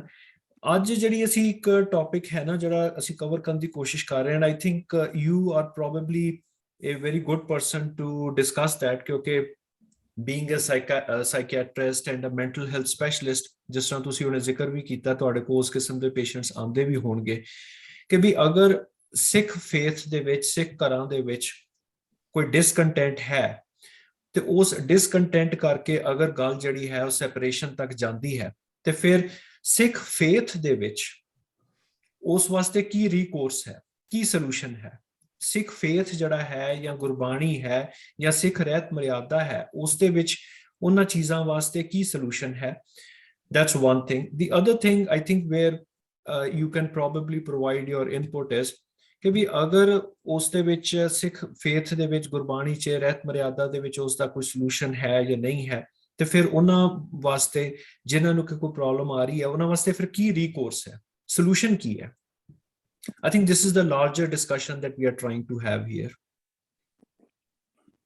ਡਾਕਟਰ ਸਾਹਿਬ ਉਹਦੇ ਬਾਰੇ as far as I know there is no solution as per our ਰਹਿਤ ਮਰਿਆਦਾ। ਜਦੋਂ ਮੈਂ ਦੇਖਦਾ ਹਾਂ ਬਾਕੀ ਧਰਮਾਂ ਦੇ ਵਿੱਚ, ਉਹਨਾਂ ਦੇ ਵਿੱਚ ਜਦੋਂ ਕੋਈ ਪ੍ਰੋਬਲਮ ਹੁੰਦੀ ਹੈ ਤਾਂ ਉਹਨਾਂ ਦਾ ਜਿਹੜਾ ਪ੍ਰੀਸਟ ਹੈ ਇੰਟਰਵੀਨਸ, ਉਹ ਪ੍ਰੀਸਟ ਕੋਲ ਜਾਂਦੇ ਨੇ, ਉਹ ਪ੍ਰੀਸਟ ਕੋਲ ਬੈਠਦੇ ਨੇ, ਉਹ ਪ੍ਰੀਸਟ ਗੱਲਬਾਤ ਕਰਦਾ ਵੀ ਆ। ਪਰ ਸਾਡੇ ਜਿਹੜੇ ਪ੍ਰੀਸਟ ਨੇ ਦੇ themselves have got no knowledge, ਉਹ ਆਉਂਦੇ ਨੇ ਪ੍ਰੀਸਟਹੁੱਡ ਦੇ ਵਿੱਚ ਜਿਨ੍ਹਾਂ ਨੂੰ ਕਿਤੇ ਹੋਰ ਨੌਕਰੀ ਨਹੀਂ ਮਿਲਦੀ ਤੇ ਉਹ ਮਤਲਬ ਕਿ ਇਸ ਚੀਜ਼ ਦੇ ਬਾਰੇ ਕੋਈ ਕਾਉਂਸਲਿੰਗ ਨਹੀਂ ਕਰ ਸਕਦੇ, ਗੁਰਬਾਣੀ ਦੇ ਆਧਾਰ ਦੇ ਉੱਤੇ ਨਹੀਂ ਦੱਸ ਸਕਦੇ। ਮੈਂ ਇੱਕ ਕਪਲ ਨੂੰ ਮਿਲਿਆ, ਨਵੇਂ ਮੈਰਿਡ ਸੀਗੇ। ਜਿਹੜੀ ਲੇਡੀ ਸੀਗੀ, ਜਿਹੜੀ ਕਿ ਕੁੜੀ ਸੀ ਮਤਲਬ ਹਾਲੇ, they were married only for about a year or so, ਤੇ ਉਹਨੂੰ ਇਹ ਵੀ ਨਹੀਂ ਸੀ ਪਤਾ ਕਿ ਸਾਡਾ ਗੁਰੂ ਕੌਣ ਹੈ, ਰੱਬ ਕੌਣ ਹੈ ਸਾਡੇ ਧਰਮ ਦੇ ਵਿੱਚ। ਉਹ ਕਹਿੰਦੇ ਗੁਰੂ ਨਾਨਕ ਸਾਡਾ ਰੱਬ ਹੈ, ਉਹਨੂੰ ਇੰਨੇ ਤੱਕ ਨਹੀਂ ਸੀ ਪਤਾ। ਜਿਹਨੂੰ ਇਹ ਵੀ ਨਹੀਂ ਪਤਾ ਤੇ ਉਹਨੂੰ ਗੁਰਬਾਣੀ ਦੀ ਕਾਉਂਸਲਿੰਗ ਅਸੀਂ ਕੀ ਕਰ ਸਕਦੇ ਹਾਂ? ਉਹਨਾਂ ਦੇ ਵਾਸਤੇ ਫਿਰ ਵੈਸਟਰਨ ਕਾਉਂਸਲਿੰਗ ਹੀ ਜ਼ਰੂਰਤ ਪਏਗੀ। ਗੁਰਬਾਣੀ ਦੀ ਜਿਹੜੀ ਕਾਉਂਸਲਿੰਗ ਹੈਗੀ ਆ ਉਹ ਬਹੁਤ ਘੱਟ ਨੇ ਜਿਹੜੇ ਐਕਸੈਪਟ ਕਰਨਾ ਚਾਹੁੰਦੇ ਨੇ, ਔਰ ਜਿਹਨਾਂ ਨੂੰ ਗੁਰਬਾਣੀ ਬਾਰੇ ਕੁਝ ਪਤਾ ਹੈ ਤਾਂ। ਔਰ ਗੁਰਬਾਣੀ ਦੇ ਆਧਾਰ ਦੇ ਉੱਪਰ ਮੈਂ ਕਾਉਂਸਲਿੰਗ ਤੈਨੂੰ ਸ਼ੁਰੂ ਕੀਤੀ ਸੀਗੀ ਕਿ ਜਿਹੜੇ ਬੰਦੇ ਜਾਣਦੇ ਨੇ ਮਾੜਾ ਮੋਟਾ ਗੁਰਬਾਣੀ ਨੂੰ, ਉਹਨਾਂ ਨੂੰ ਕਾਫੀ ਇਸ ਚੀਜ਼ ਨਾਲ ਫਰਕ ਪਿਆ, and I got very good results. ਪਰ ਜ਼ਿਆਦਾਤਰ ਮੇਰੇ ਕੋਲ ਜਿੰਨੇ ਵੀ ਆਏ ਨੇ ਕਪਲਸ, ਉਹ ਸਿਰਫ ਇਸੇ ਉੱਪਰ ਆਏ ਨੇ, ਡਾਕਟਰ ਸਾਹਿਬ ਇਹਨੂੰ ਕਹੋ ਇਹ ਏਦਾਂ ਨਾ ਕਰੇ, ਇਹਨੂੰ ਕਹੋ ਇਹ ਏਦਾਂ ਨਾ ਕਰੇ, ਬਟ ਦੇ themselves are not ready to change। ਜਦ ਤੱਕ ਅਸੀਂ ਖੁਦ ਆਪਣੇ ਆਪ ਨੂੰ ਨਹੀਂ ਬਦਲ ਸਕਦੇ, ਤਦ ਤੱਕ ਅਸੀਂ ਕਿਸੇ ਹੋਰ ਨੂੰ ਨਹੀਂ ਬਦਲ ਸਕਦੇ। there is a need, there is a big need। ਪਰ ਸਾਡੇ ਧਰਮ ਦੇ ਵਿੱਚ, ਸਾਡੇ ਜਿਹੜੀ ਪੰਥ ਸੁਸਾਇਟੀ ਹੈ, ਰਹਿਤ ਮਰਿਆਦਾ ਹੈ, ਉਹਦੇ ਵਿੱਚ there is no provision at all।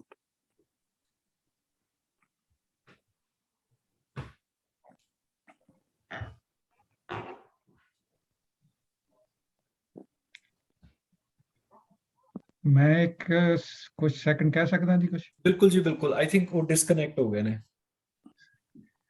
ਇਹ ਜਿਵੇਂ ਡਾਕਟਰ ਕਾਲਾ ਸਿੰਘ ਜੀ ਨੇ ਕਿਹਾ ਤੇ ਭੈਣ ਜੀ ਗੁਰਦੀਸ਼ ਕੌਰ ਹੋਰਾਂ ਨੇ ਪਹਿਲਾਂ ਕਿਹਾ ਸੀ ਕਿ ਸਾਡੇ ਵਿੱਚ, ਜਿੱਥੋਂ ਤੱਕ ਮੈਨੂੰ ਇਹ ਪਤਾ ਹੈ, ਕਿ ਕੋਈ ਪ੍ਰੋਵੀਜ਼ਨ ਸੈਪਰੇਸ਼ਨ ਦਾ ਪ੍ਰੋਸੀਜਰ ਵਗੈਰਾ ਦੀ ਹੈ ਨਹੀਂ।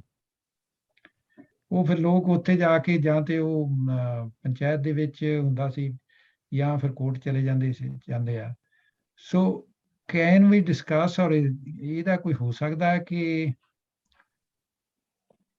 ਕਿਸੇ ਤਰੀਕੇ ਨਾਲ ਜਿਹੜੀ ਸਾਡੀ ਕੋਈ ਸਿੱਖ ਬਾਡੀਜ਼ ਨੇ, ਉਹ ਕੋਈ ਇਹੋ ਜਿਹਾ ਕੋਈ ਤਰੀਕਾ ਲੱਭਣ ਕਿ ਜੇ ਲੋੜ ਪਵੇ ਤੇ। ਦੇਖੋ ਜੀ, ਵਾਹਿਗੁਰੂ ਅੱਗੇ ਅਰਦਾਸ ਤੇ ਹੈ ਕਿ ਬਿਲਕੁਲ ਲੋੜ ਨਾ ਪਵੇ, ਪੈਣੀ ਵੀ ਨਹੀਂ ਚਾਹੀਦੀ ਆਈਡੀਅਲ ਸਿਚੁਏਸ਼ਨ। ਲੇਕਿਨ ਪ੍ਰੈਕਟੀਕਲ ਸਿਚੁਏਸ਼ਨ ਦੇ ਵਿੱਚ, ਜਿਵੇਂ ਤੁਸੀਂ ਪਹਿਲਾਂ ਵੀ ਸੁਣਿਆ, ਇਹ ਹੋਈਆਂ ਨੇ, ਸਾਡੀ ਆਪਣੀ ਫੈਮਿਲੀ ਦੇ ਵਿੱਚ ਵੀ ਹੋਈਆਂ ਨੇ, ਮੈਂ ਐਵੇਂ ਕਵਾਂ ਨਹੀਂ ਹੋਈਆਂ। ਸੋ ਉਹਦੇ ਵਿੱਚ ਕੋਈ ਪ੍ਰੋਸੀਜਰ ਨਹੀਂ ਹੈਗਾ। ਸੋ ਪੁਆਇੰਟ ਜਿਹੜੇ ਐਕਸ਼ਨ ਪੁਆਇੰਟਸ ਨੇ, ਪਹਿਲਾ ਤਾਂ ਮੇਰੇ ਖਿਆਲ ਐਕਸ਼ਨ ਪੁਆਇੰਟ ਹੈ ਕਿ ਲਾਵਾਂ ਜਦੋਂ ਹੁੰਦੀਆਂ ਨੇ, ਕੋਈ ਇਹੋ ਜਿਹਾ ਕਿ ਜਿਵੇਂ ਬਲਰਾਜ ਜੀ ਨੇ ਕਿਹਾ ਸੀ ਕਿ ਕਈ ਗੁਰਦੁਆਰਿਆਂ ਵਿੱਚ ਸਮਝਾਉਂਦੇ ਨੇ, ਉੱਥੇ ਹੋਣਾ ਚਾਹੀਦਾ। ਸੈਕੰਡ ਐਕਸ਼ਨ ਪੁਆਇੰਟ ਹੈ ਕਿ ਇਹਦਾ ਕੋਈ ਪ੍ਰੋਸੀਜਰ ਅਸੀਂ ਕੋਈ ਕਿਸੇ ਤਰੀਕੇ ਨਾਲ ਸਿੱਖ ਸਮਾਜ ਨੂੰ ਜਾਂ ਬਾਡੀਜ਼ ਨੂੰ ਇਹ ਲੱਭਣਾ ਚਾਹੀਦਾ ਵੀ ਜੇ ਪ੍ਰੋਬਲਮ ਆਉਂਦੀ ਹੈ ਤੇ ਕੀ ਹੋਵੇ। ਇਹਦੇ ਸਾਡੇ ਕੋਲ ਕੋਈ ਪ੍ਰੋਵੀਜ਼ਨ ਨਹੀਂ ਹੈਗੀ। ਇਹ ਸਾਡੇ ਕੋਲ ਪ੍ਰੋਵੀਜ਼ਨ ਹੈ ਕਿ ਉਹ ਵੀ, ਲੇਕਿਨ ਇਹ ਉਹ ਕਿ ਡੈਥ ਦੇ ਕੇਸ 'ਚ ਆ ਕਿ ਜੇ ਹੋ ਜਾਵੇ ਤੇ ਤੁਸੀਂ ਦੁਬਾਰਾ ਵਿਆਹ ਕਰ ਸਕਦੇ ਜੀ, ਉਹ ਤਾਂ ਪ੍ਰੋਸੀਜਰ ਹੈ। ਲੇਕਿਨ ਇਸ ਚੀਜ਼ ਦਾ ਕੋਈ ਸਾਡੇ ਕੋਲ ਪ੍ਰੋਸੀਜਰ ਨਹੀਂ ਹੈ। ਔਰ ਜਿਵੇਂ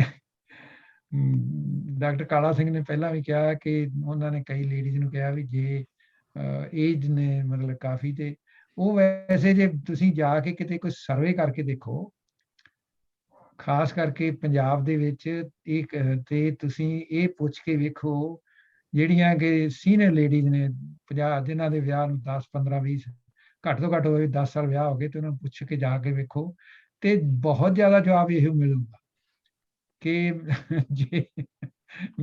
ਜੇ ਮੇਰੇ ਕੋਲ ਕੋਈ ਆਪਸ਼ਨ ਹੁੰਦੀ।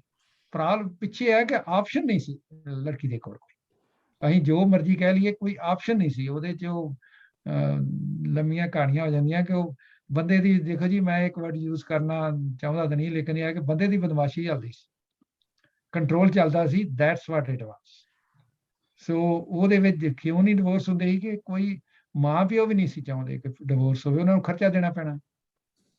ਇਸੇ ਕਰਕੇ ਹਿੰਦੂ ਧਰਮ ਦੇ ਵਿੱਚ ਵੇਖੋ ਨਾ ਕਿ ਉੱਥੇ ਹੁੰਦਾ ਸੀ ਕਿ ਜਿਹੜਾ ਹੋ ਜੇ ਤੇ ਤੁਸੀਂ ਇਹਨਾਂ ਨੂੰ, ਇੱਕ ਮੂਵੀ ਬਣੀ ਸੀ ਵਾਟਰ, ਉਹਦੇ ਵਿੱਚ ਉਹਨੇ ਕਿਹਾ ਵੀ ਸੀ ਕਿ ਮੇਨ ਪ੍ਰੋਬਲਮ ਇਹ ਆ ਕਿ ਦਾਸੀਆਂ ਦੇ ਜਿਹੜੀ ਪ੍ਰਥਾ ਚੱਲੀ, ਉਹ ਇਹ ਚੱਲੀ ਕਿ ਮਾਂ ਪਿਓ ਲੜਕੀ ਨੂੰ ਰੋਟੀ ਨਹੀਂ ਦੇਣਾ ਚਾਹੁੰਦੇ ਬਾਅਦ 'ਚ।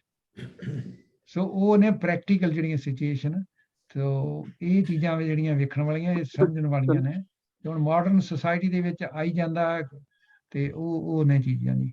ਤੇ ਸਾਨੂੰ ਇਹ ਸੋਚਣ ਵਾਲੀ ਕਿ ਲਾਵਾਂ ਦਾ ਸਮਝਾਓ, ਫਿਰ ਇਹ ਆ ਕਿ ਸੈਪਰੇਸ਼ਨ ਦਾ think about it, society Sikh Panth ਕਹਿ ਲਓ ਜਾਂ ਜੋ ਵੀ ਆ, ਜਾਂ ਸਿੱਖ ਜਿਨ੍ਹਾਂ ਨੂੰ ਕੋਈ, ਤੇ ਇਹਦਾ ਹੈ ਜੀ ਸਭ ਤੋਂ ਜਿਹੜਾ ਪੁਆਇੰਟ ਆਫ ਐਕਸ਼ਨ ਨੇ ਮੇਰੇ ਖਿਆਲ ਦੋ ਜਿਹੜੇ ਬਹੁਤ ਜ਼ਰੂਰੀ।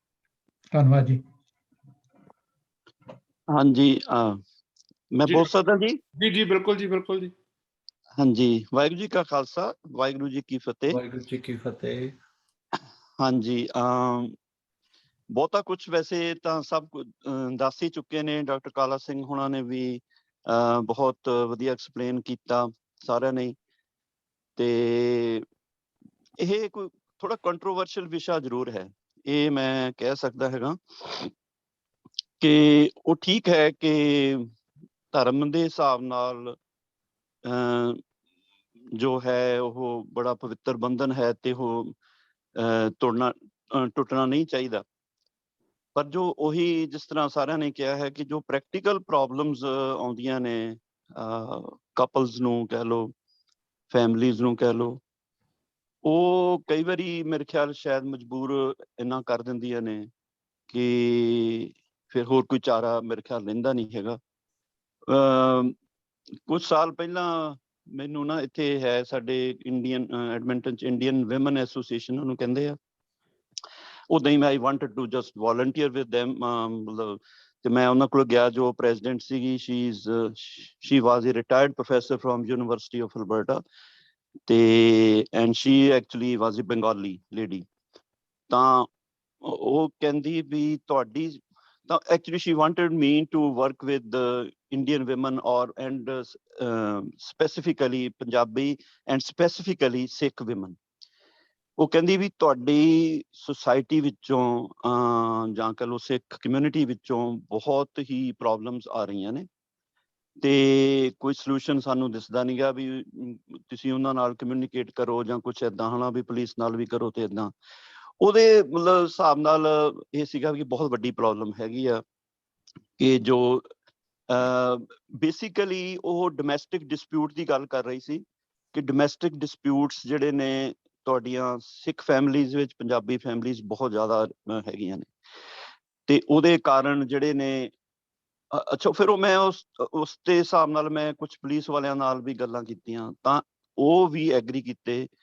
ਕਹਿੰਦੇ ਸਾਨੂੰ 911 ਕਾਲਸ ਆਉਂਦੀਆਂ ਨੇ ਤੁਹਾਡੀ ਫੈਮਲੀਜ਼, ਤੁਹਾਡੀ ਕਮਿਊਨਿਟੀ ਦੀਆਂ ਵੱਲੋਂ, ਲੇਡੀਜ਼ ਵੱਲੋਂ ਆਉਂਦੀਆਂ ਨੇ ਕਿ ਸਾਡੀ ਕੁੱਟ ਮਾਰ, ਹਾਏ ਮਰ ਗਈ, ਐ ਹੋ ਗਿਆ ਜੋ ਹਨਾ, ਵੀ ਮੈਨੂੰ ਮਾਰਤਾ। ਤੇ ਅਸੀਂ ਜਦੋਂ ਪਹੁੰਚਦੇ ਹਾਂ, ਫਟਾਫਟ ਪਹੁੰਚਦੇ ਹਾਂ, 2 ਮਿੰਟਾਂ 'ਚ ਪਹੁੰਚਦੇ ਹਾਂ ਤੇ 2 ਮਿੰਟਾਂ ਦੇ ਵਿੱਚ ਹੀ ਉਹ ਜੇ ਉਹਨਾਂ ਨੂੰ ਕਹਿੰਦੇ ਆ, ਪੁੱਛਦੇ ਆ ਜਾ ਕੇ ਸਾਰਾ ਕੁਛ, ਤਾਂ ਲੇਡੀ ਕਹਿੰਦੀ ਕੋਈ ਨਹੀਂ ਸਾਡਾ ਸਮਝੌਤਾ ਹੋ ਗਿਆ ਜੀ, ਹੁਣ ਤੁਸੀਂ ਜਾਓ ਜੀ ਹੁਣ।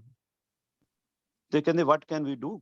ਤੇ ਕਹਿੰਦੇ ਫਿਰ ਉਹ ਕੁਛ ਦਿਨ ਜੇ ਲੰਘਦੇ ਨੇ, ਉਹੀ ਫੈਮਿਲੀ, ਉਹੀ ਲੇਡੀ ਫਿਰ ਦੁਬਾਰਾ ਕਰਦੀ ਹੈ। ਤੇ ਹੁਣ ਇਹ ਮਤਲਬ ਹੁਣ ਇਹੀ ਚੀਜ਼ ਹੈਗੀ ਆ ਕਿ ਵੀ ਹੁਣ ਉਹ ਦੈਟ ਲੇਡੀ ਇਜ਼ ਸਫਰਿੰਗ। ਤਾਂ ਉਹ ਜਿਹੜੀ ਇੰਡੀਅਨ ਵਿਮਨ ਐਸੋਸੀਏਸ਼ਨ ਦੀ ਵੀ ਇਹਦਾ ਹੁਣ ਇਲਾਜ, ਕਹਿੰਦੇ ਤੁਸੀਂ ਸਿੱਖ ਕੌਮ ਹੋ, ਤੁਸੀਂ ਬੜੀ ਬਹਾਦਰ ਕੌਮ ਆ। ਐਕਚੁਅਲੀ ਸ਼ੀ ਚੈਲੰਜਡ ਮੀ ਕਿ ਤੁਹਾਡੇ ਗੁਰੂ ਗੋਬਿੰਦ ਸਿੰਘ ਜੀ ਹੋਏ ਨੇ, and she knew about Sikhism actually a lot.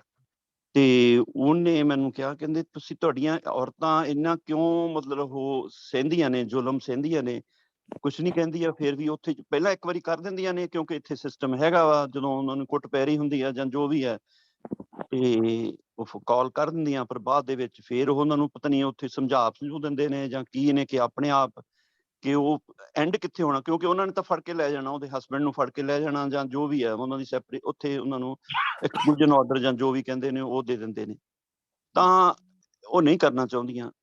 So it's not like ਕਿ ਸਿੰਪਲ ਥਿੰਗ ਕਿ ਵੀ ਇਹਦੇ ਵਿੱਚ ਫਿਰ ਕਾਉਂਸਲਿੰਗ, ਇੱਥੇ ਹੁਣ ਸਿੱਖਿਜ਼ਮ ਜਾਂ ਕਹਿ ਲਓ ਵੀ ਸਿੱਖ ਕਾਉਂਸਲਿੰਗ ਕਿੱਦਾਂ ਹੋਏਗੀ। ਮਤਲਬ ਉਹੀ ਜਿਵੇਂ ਡਾਕਟਰ ਕਾਲਾ ਸਿੰਘ ਨੇ ਕਿਹਾ ਕਿ ਆਪਣੇ ਕੋਈ ਸਿਸਟਮ ਏਦਾਂ ਦਾ ਹੈ ਨਹੀਂ ਗਾ ਕਿ ਕੋਈ ਇੰਨੇ ਪੜ੍ਹੇ ਲਿਖੇ ਜਾਂ ਸਾਰੇ ਨੇ ਉਹ ਇਸ ਸਿੱਖਿਜ਼ਮ ਦੇ ਬੇਸ ਦੇ ਉੱਤੇ ਉਹ ਉਹਨੂੰ ਕਾਉਂਸਲਿੰਗ ਕਰ ਸਕਣ। ਹਾਂ, ਬਾਕੀ ਜੋ ਵੈਸਟਰਨ ਜਾਂ ਜੋ ਸਿਸਟਮ ਇੱਥੇ ਦਾ ਹੈਗਾ ਤੇ ਉਹ ਤਾਂ ਫਿਰ ਮਤਲਬ ਕਿ ਰਹਿ ਜਾਂਦਾ, ਉਹਦੇ ਵਿੱਚ ਹੀ ਫਿਰ ਜਾਣਾ ਪੈਂਦਾ ਹੈਗਾ ਉਹਨਾਂ ਨੂੰ। ਬਸ ਮੇਰੇ ਇੰਨੇ ਕੁ ਵਿਚਾਰ ਸੀਗੇ। ਡਾਕਟਰ ਬਲਦੇਵ ਸਿੰਘ, ਜੇ ਮੈਂ 1-2 ਕਮੈਂਟਸ ਐਡ ਕਰ ਸਕਾਂ, ਡਾਕਟਰ ਬਲਦੇਵ ਸਿੰਘ ਨੇ ਜਿਹੜੀ ਗੱਲ ਕਹੀ। ਹਾਂਜੀ, ਸ਼ੋਰ। ਸੋ ਅਸੀਂ ਥੋੜਾ ਜਿਹਾ ਮੈਂ ਤੇ ਮੇਰੇ ਵਾਈਫ ਅਸੀਂ ਕੁਝ ਇਸ ਕਿਸਮ ਦੇ ਕੇਸਿਸ 'ਚ ਇਨਵੋਲਵ ਰਹੇ ਹਾਂ ਜਿੱਥੇ ਕਿ ਥੋੜੀ ਜੀ ਅਸੀਂ ਕੋਈ ਕਾਉਂਸਲਿੰਗ ਤੇ ਨਹੀਂ ਸਾਡੀ ਟ੍ਰੇਨਿੰਗ ਹੈਗੀ ਉਸ 'ਚ, ਪਰ ਅਸੀਂ ਥੋੜੀ ਇਨਵੋਲਵ ਰਹੇ ਹਾਂ ਵੀ ਜਿੱਥੇ ਤੁਸੀਂ ਕਹਿ ਲਓ ਵੀ ਅਸੀਂ ਕਾਉਂਸਲਿੰਗ ਕੀਤੀ ਹੈ। ਉਹ 'ਚ ਜੋ ਅਸੀਂ ਦੇਖਿਆ, ਜਿੱਥੇ ਥੋੜਾ ਜਿਹਾ ਸਾਨੂੰ ਬੁਲਾਇਆ ਗਿਆ, ਅਸੀਂ ਉਸ ਪ੍ਰੋਸੈਸ 'ਚ ਇਨਵੋਲਵ ਹੋਏ 2-3 ਵਾਰੀ। ਜੋ 2-3 ਚੀਜ਼ਾਂ ਜਿਹੜੀਆਂ ਅਸੀਂ ਦੇਖੀਆਂ, ਅਗੇਨ ਮੈਂ ਕਹਾਂਗਾ ਵੀ ਇਹਨੂੰ ਜਨਰਲਾਈਜ਼ ਨਹੀਂ ਕੀਤਾ ਜਾ ਸਕਦਾ। ਜਿਹੜੀਆਂ ਇੰਡੀਅਨ ਕਮਿਊਨਿਟੀਜ਼ ਨੇ ਸਿੱਖਾਂ ਤੋਂ ਇਲਾਵਾ ਜਾਂ ਇਨ ਜਨਰਲ ਤੁਸੀਂ ਪੰਜਾਬੀਆਂ ਤੋਂ ਇਲਾਵਾ ਕਹਿ ਲਓ, ਤੁਸੀਂ ਜਿਸ ਲੇਡੀ ਦੀ ਗੱਲ ਕਰ ਰਹੇ ਹੋ, ਤੁਸੀਂ ਉਹਦੇ ਨਾਲ ਵੀ ਕਿਸੇ ਵੇਲੇ ਇਸ ਬਾਰੇ ਵਿਚਾਰ ਕਰਕੇ ਦੇਖਿਓ ਵੀ ਉਹ ਕੀ ਕਹਿੰਦੀ ਹੈ।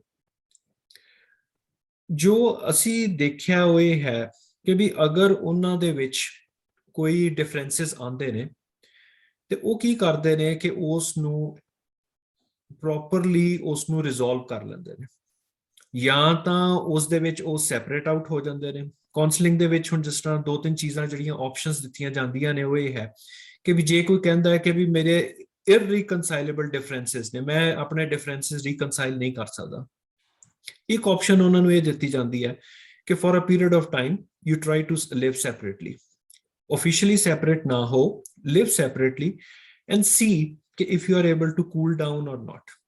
ठीक है, अगर तुहानू just to give them it opportunity to introspect कि भी तुसी अपने एक्शंस दे उत्ते रिफ्लेक्ट करके देखो कि भी वो तुहानू हेल्प करदा है कि नहीं करदा। अगर फिर भी वो तुहानू, और लॉ भी ये कहता है, जड़ा सिविल लॉ है जड़ा टॉट है, वो टॉट यही कहता है कि भी अगर तुसी कोई भी बंदा अगर कोई डिवोर्स वास्ते एप्लीकेशन फाइल करता है तो लॉ दी रिक्वायरमेंट ये है कि you have to stay separately for a certain period of time. ये लॉ दी भी रिक्वायरमेंट है। ते सो उस दे विच जो असी थोड़ा जिहा एक ऑब्जर्व कीती चीज़, मैं नहीं कहांगा कि वो स्टैटिस्टिक है, पर असी जो ऑब्जर्व कीता कि भी ये जिहड़ियां कुछ कम्युनिटीज़ ने they try to resolve their differences in a different way. ਜਿਹੜੀਆਂ ਪੰਜਾਬੀਆਂ ਦੀਆਂ ਹੈਗੀਆਂ ਨੇ ਨਾ ਵੇ ਆਫ ਰਿਜ਼ੋਲਵਿੰਗ ਥਿੰਗਸ, ਉਹ ਰਿਜ਼ੋਲਵ ਕਰਨ ਦਾ ਤਰੀਕਾ ਬੜਾ ਗਲਤ ਹੈ। ਉਹਨਾਂ ਨੂੰ ਜਿਸ ਤਰ੍ਹਾਂ ਮਤਲਬ ਉਹ ਪੰਜਾਬੀ 'ਚ ਕਹਿੰਦੇ ਨੇ ਨਾ ਵੀ ਇੱਕਦਮ ਉਹਨਾਂ ਨੂੰ ਤਾਅ ਚੜ੍ਹਦਾ, ਗੁੱਸਾ ਆਉਂਦਾ, ਔਰ ਉਹ ਕੋਈ ਸਿਰਫ ਇਹ ਨਹੀਂ ਤੁਸੀਂ ਕਹਿ ਸਕਦੇ ਵੀ ਮੇਲ ਦਾ ਫਾਲਟ ਹੈ, you know both of them could be at fault। ਇੱਕਦਮ ਉਹ ਗੁੱਸਾ ਚੜ੍ਹਦਾ ਔਰ ਉਹ ਉਸ ਦਾ ਕੋਈ ਨਾ ਕੋਈ ਅਸਰ ਜਿਹੜਾ ਹੈ ਉਹ ਤੁਹਾਨੂੰ ਨਜ਼ਰ ਆਉਂਦਾ, and then after a while ਜਿਸ ਵੇਲੇ ਗੁੱਸਾ ਠੰਡਾ ਹੋ ਜਾਂਦਾ ਤੇ then they feel ਕਿ ਵੀ ਹਾਂ we can live together। that is something I have noticed ਕਿ where ਜੋ ਤੁਸੀਂ ਕਹਿ ਰਹੇ ਹੋ ਨਾ ਉਹ it seemed so right ਕਿ ਵੀ ਅਗਰ ਕਿਸੇ ਨੇ ਆਂਢੀ ਗੁਆਂਢੀ ਨੇ 911 ਕਾਲ ਕੀਤਾ ਜਾਂ ਈਵਨ ਵਾਈਫ ਨੇ ਵੀ ਕੀਤਾ ਜਾਂ ਕਿਸੇ ਨੇ ਵੀ ਕੀਤਾ ਤੇ ਜਦ ਤੱਕ ਪੁਲਿਸ ਪਹੁੰਚਦੀ ਹੈ ਤਦ ਤੱਕ ਉਹ ਕਹਿੰਦੇ ਜੀ ਵੀ ਸਾਡਾ ਤਾਂ ਮਸਲਾ ਹੱਲ ਹੋ ਗਿਆ। Right, it's so quick. This is something we have observed which is not there with non-Punjabi families ਜਾਂ even ਗੋਰਿਆਂ ਦੇ ਵਿੱਚ ਵੀ। ਪਰ ਇਹ ਇੱਕ ਅਗੇਨ ਜਨਰਲਾਈਜੇਸ਼ਨ ਨਹੀਂ ਹੈ, ਉਹਨਾਂ ਦੇ ਵਿੱਚ ਵੀ ਕਈ ਕਿਸਮ ਦੀਆਂ ਚੀਜ਼ਾਂ ਨਜ਼ਰ ਆਉਂਦੀਆਂ। ਕੈਲਗਰੀ ਦੇ ਵਿੱਚ ਪਿੱਛੇ ਜੇ 2-3 ਐਸੇ ਕੇਸ ਹੋਏ ਨੇ ਜਿੱਥੇ ਕਿ ਜਿਹੜੇ ਗੋਰੇ ਸੀਗੇ ਉਹਨਾਂ ਨੇ ਯੂ نو ਹਸਬੈਂਡ ਨੇ ਵਾਈਫ ਨੂੰ ਮਾਰਤਾ, ਵਾਈਫ ਨੇ ਹਸਬੈਂਡ ਨੂੰ ਮਾਰਤਾ, 2-3 ਇਹੋ ਜਿਹੇ ਕੇਸ ਹੋਏ ਨੇ। ਇਹ ਗੱਲ ਜਿਹੜੀ ਹੈ ਉਹ ਇੰਨੀ ਇੱਕਦਮ ਵੱਧ ਗਈ, ਤਾਂ ਬੰਦਾ ਖਾ ਗਿਆ, ਗੁੱਸਾ ਜਿਹੜਾ ਸੀਗਾ ਉਸਨੂੰ ਨਹੀਂ ਕੰਟਰੋਲ ਕਰ ਸਕਿਆ। ਜਿਹਦੇ ਕੋਲ ਘਰ 'ਚ ਵੈਪਨ ਹੈਗਾ ਲਾਇਸੈਂਸਡ, ਉਹ ਵਰਤ ਲੈਂਦਾ। ਸੋ ਇਹੋ ਜਿਹੇ ਕੇਸਿਸ ਨੂੰ ਸੋ ਜਰਨਲਾਈਜ਼ ਨਹੀਂ ਆਪਾਂ ਕਰ ਸਕਦੇ, but this is an observation that I have ਕਿ ਵੀ ਜਿੱਥੇ ਉਹ ਹੋ ਸਕਦਾ ਹੈ। ਦੂਸਰੀ ਜਿਹੜੀ ਗੱਲ ਹੈ ਨਾ ਕਿ ਇੱਕ ਫਾਰਮਲ ਕਾਉਂਸਲਿੰਗ ਸਟਰਕਚਰ ਸਾਡੇ ਕੋਲ ਨਹੀਂ ਹੈ। ਸੋ ਆਈ ਥਿੰਕ ਅਗਰ ਅਸੀਂ ਹੁਣ ਡਿਸਕਸ ਤੇ ਉਹਨੂੰ ਕਰ ਲਿਆ, ਅਗਰ ਅਸੀਂ ਉਸ ਸਾਰੀ ਡਿਸਕਸ਼ਨ ਨੂੰ ਕਿਸੇ ਕੰਕਲੂਜਨ ਵੱਲ ਲਿਜਾਣ ਦੀ ਕੋਸ਼ਿਸ਼ ਕਰੀਏ, ਜਿਸ ਤਰ੍ਹਾਂ ਡਾਕਟਰ ਕਾਬਲ ਸਿੰਘ ਕਹਿ ਰਹੇ ਸੀ ਵੀ ਐਕਸ਼ਨ ਆਈਟਮ ਸਾਡੇ ਕੀ ਉਸ 'ਚ ਹੋ ਸਕਦੇ ਨੇ, ਤੇ ਇਸ ਕਿਸਮ ਦੀ ਇੱਕ ਕਾਉਂਸਲਿੰਗ ਵਾਲੀ ਜਿਹੜੀ ਹੈ ਨਾ ਫੈਸਿਲਿਟੀ ਉਹ ਸਾਡੇ ਪਾਸ ਨਹੀਂ ਹੈ। ਔਰ ਸਾਡੇ ਪੰਜਾਬੀਆਂ ਦੇ ਵਿੱਚ ਖਾਸ ਤੌਰ ਤੇ ਤੁਸੀਂ ਕਹਿ ਲਓ ਜਾਂ ਇੰਡੀਅਨਸ ਇਨ ਜਨਰਲ, ਪੂਨਮ ਨੇ ਇਸ ਦੇ ਉੱਤੇ ਕਈ ਵਾਰੀ ਲੈਕਚਰ ਵੀ ਦਿੱਤੇ ਨੇ ਕਮਿਊਨਿਟੀ ਸੈਂਟਰਸ 'ਤੇ ਜਾ ਕੇ ਕਿ ਇੱਕ ਕਨਸੈਪਟ ਹੈ ਕਿ ਲੋਕ ਕੀ ਕਹਿਣਗੇ।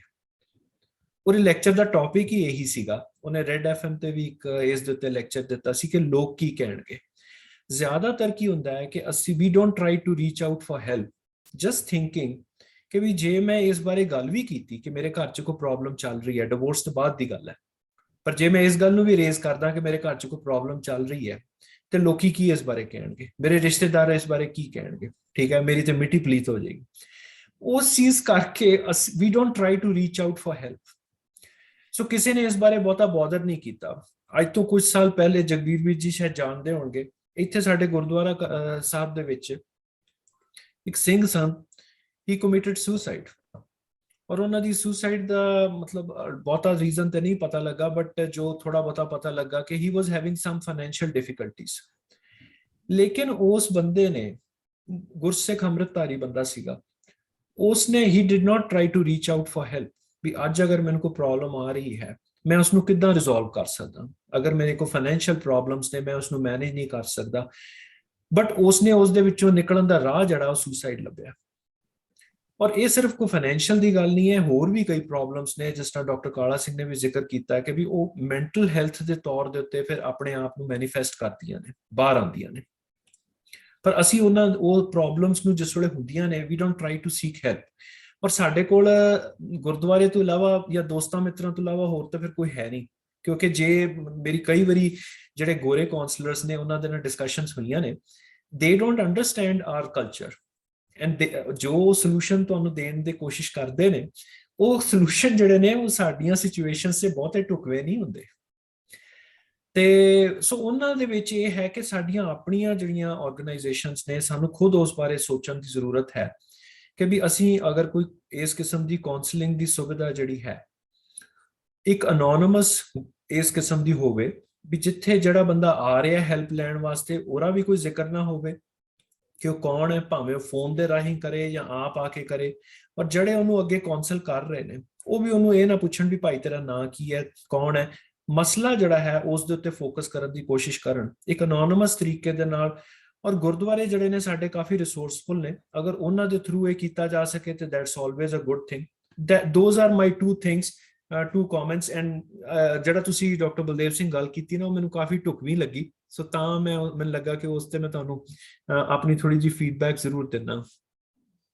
ਬਿਲਕੁਲ ਠੀਕ ਹੈ ਜੀ। ਇਹ ਨਹੀਂ, ਆਈ ਐਗਰੀ ਵਿਦ ਯੂ 100% ਕਿ ਇਦਾਂ ਦਾ ਸਿਸਟਮ ਜਿਹੜਾ ਹੈ ਸਾਡੀ ਕਮਿਊਨਿਟੀਜ਼ ਦੇ ਵਿੱਚ ਹੋਣਾ ਬਹੁਤ ਜ਼ਰੂਰੀ ਹੈਗਾ, ਕਿਉਂਕਿ ਮੇਰੇ ਖਿਆਲ ਕਈ ਜਿਸ ਤਰ੍ਹਾਂ ਡਾਕਟਰ ਕਾਲਾ ਸਿੰਘ ਨੇ ਇਸ ਤਰ੍ਹਾਂ ਬਹੁਤ ਪ੍ਰੋਫੈਸ਼ਨਲ ਹੋਣਗੇ ਆਈ ਥਿੰਕ ਕਿ ਵੀ ਜਿਹੜੇ ਕਿ ਇਸ ਚੀਜ਼ ਦੇ ਵਿੱਚ, ਇਸ ਐਫਰਟ ਦੇ ਵਿੱਚ ਹੈਲਪ ਵੀ ਕਰ ਸਕਦੇ ਹੈਗੇ ਨੇ, ਮਤਲਬ ਆਪਣੀ ਕਮਿਊਨਿਟੀ ਨੂੰ ਬਿਲੋਂਗ ਕਰਦੇ ਜਿਹੜੇ ਨੇ ਉਹ ਇਸ ਚੀਜ਼ ਦੇ ਵਿੱਚ ਜਿਹੜੇ ਪ੍ਰੋਫੈਸ਼ਨਲ ਨੇ, ਉਹਨਾਂ ਨੂੰ ਪੜ੍ਹਿਆ ਲਿਖਿਆ ਸਭ ਕੁਝ ਉਹਨਾਂ ਨੇ, they can help with this।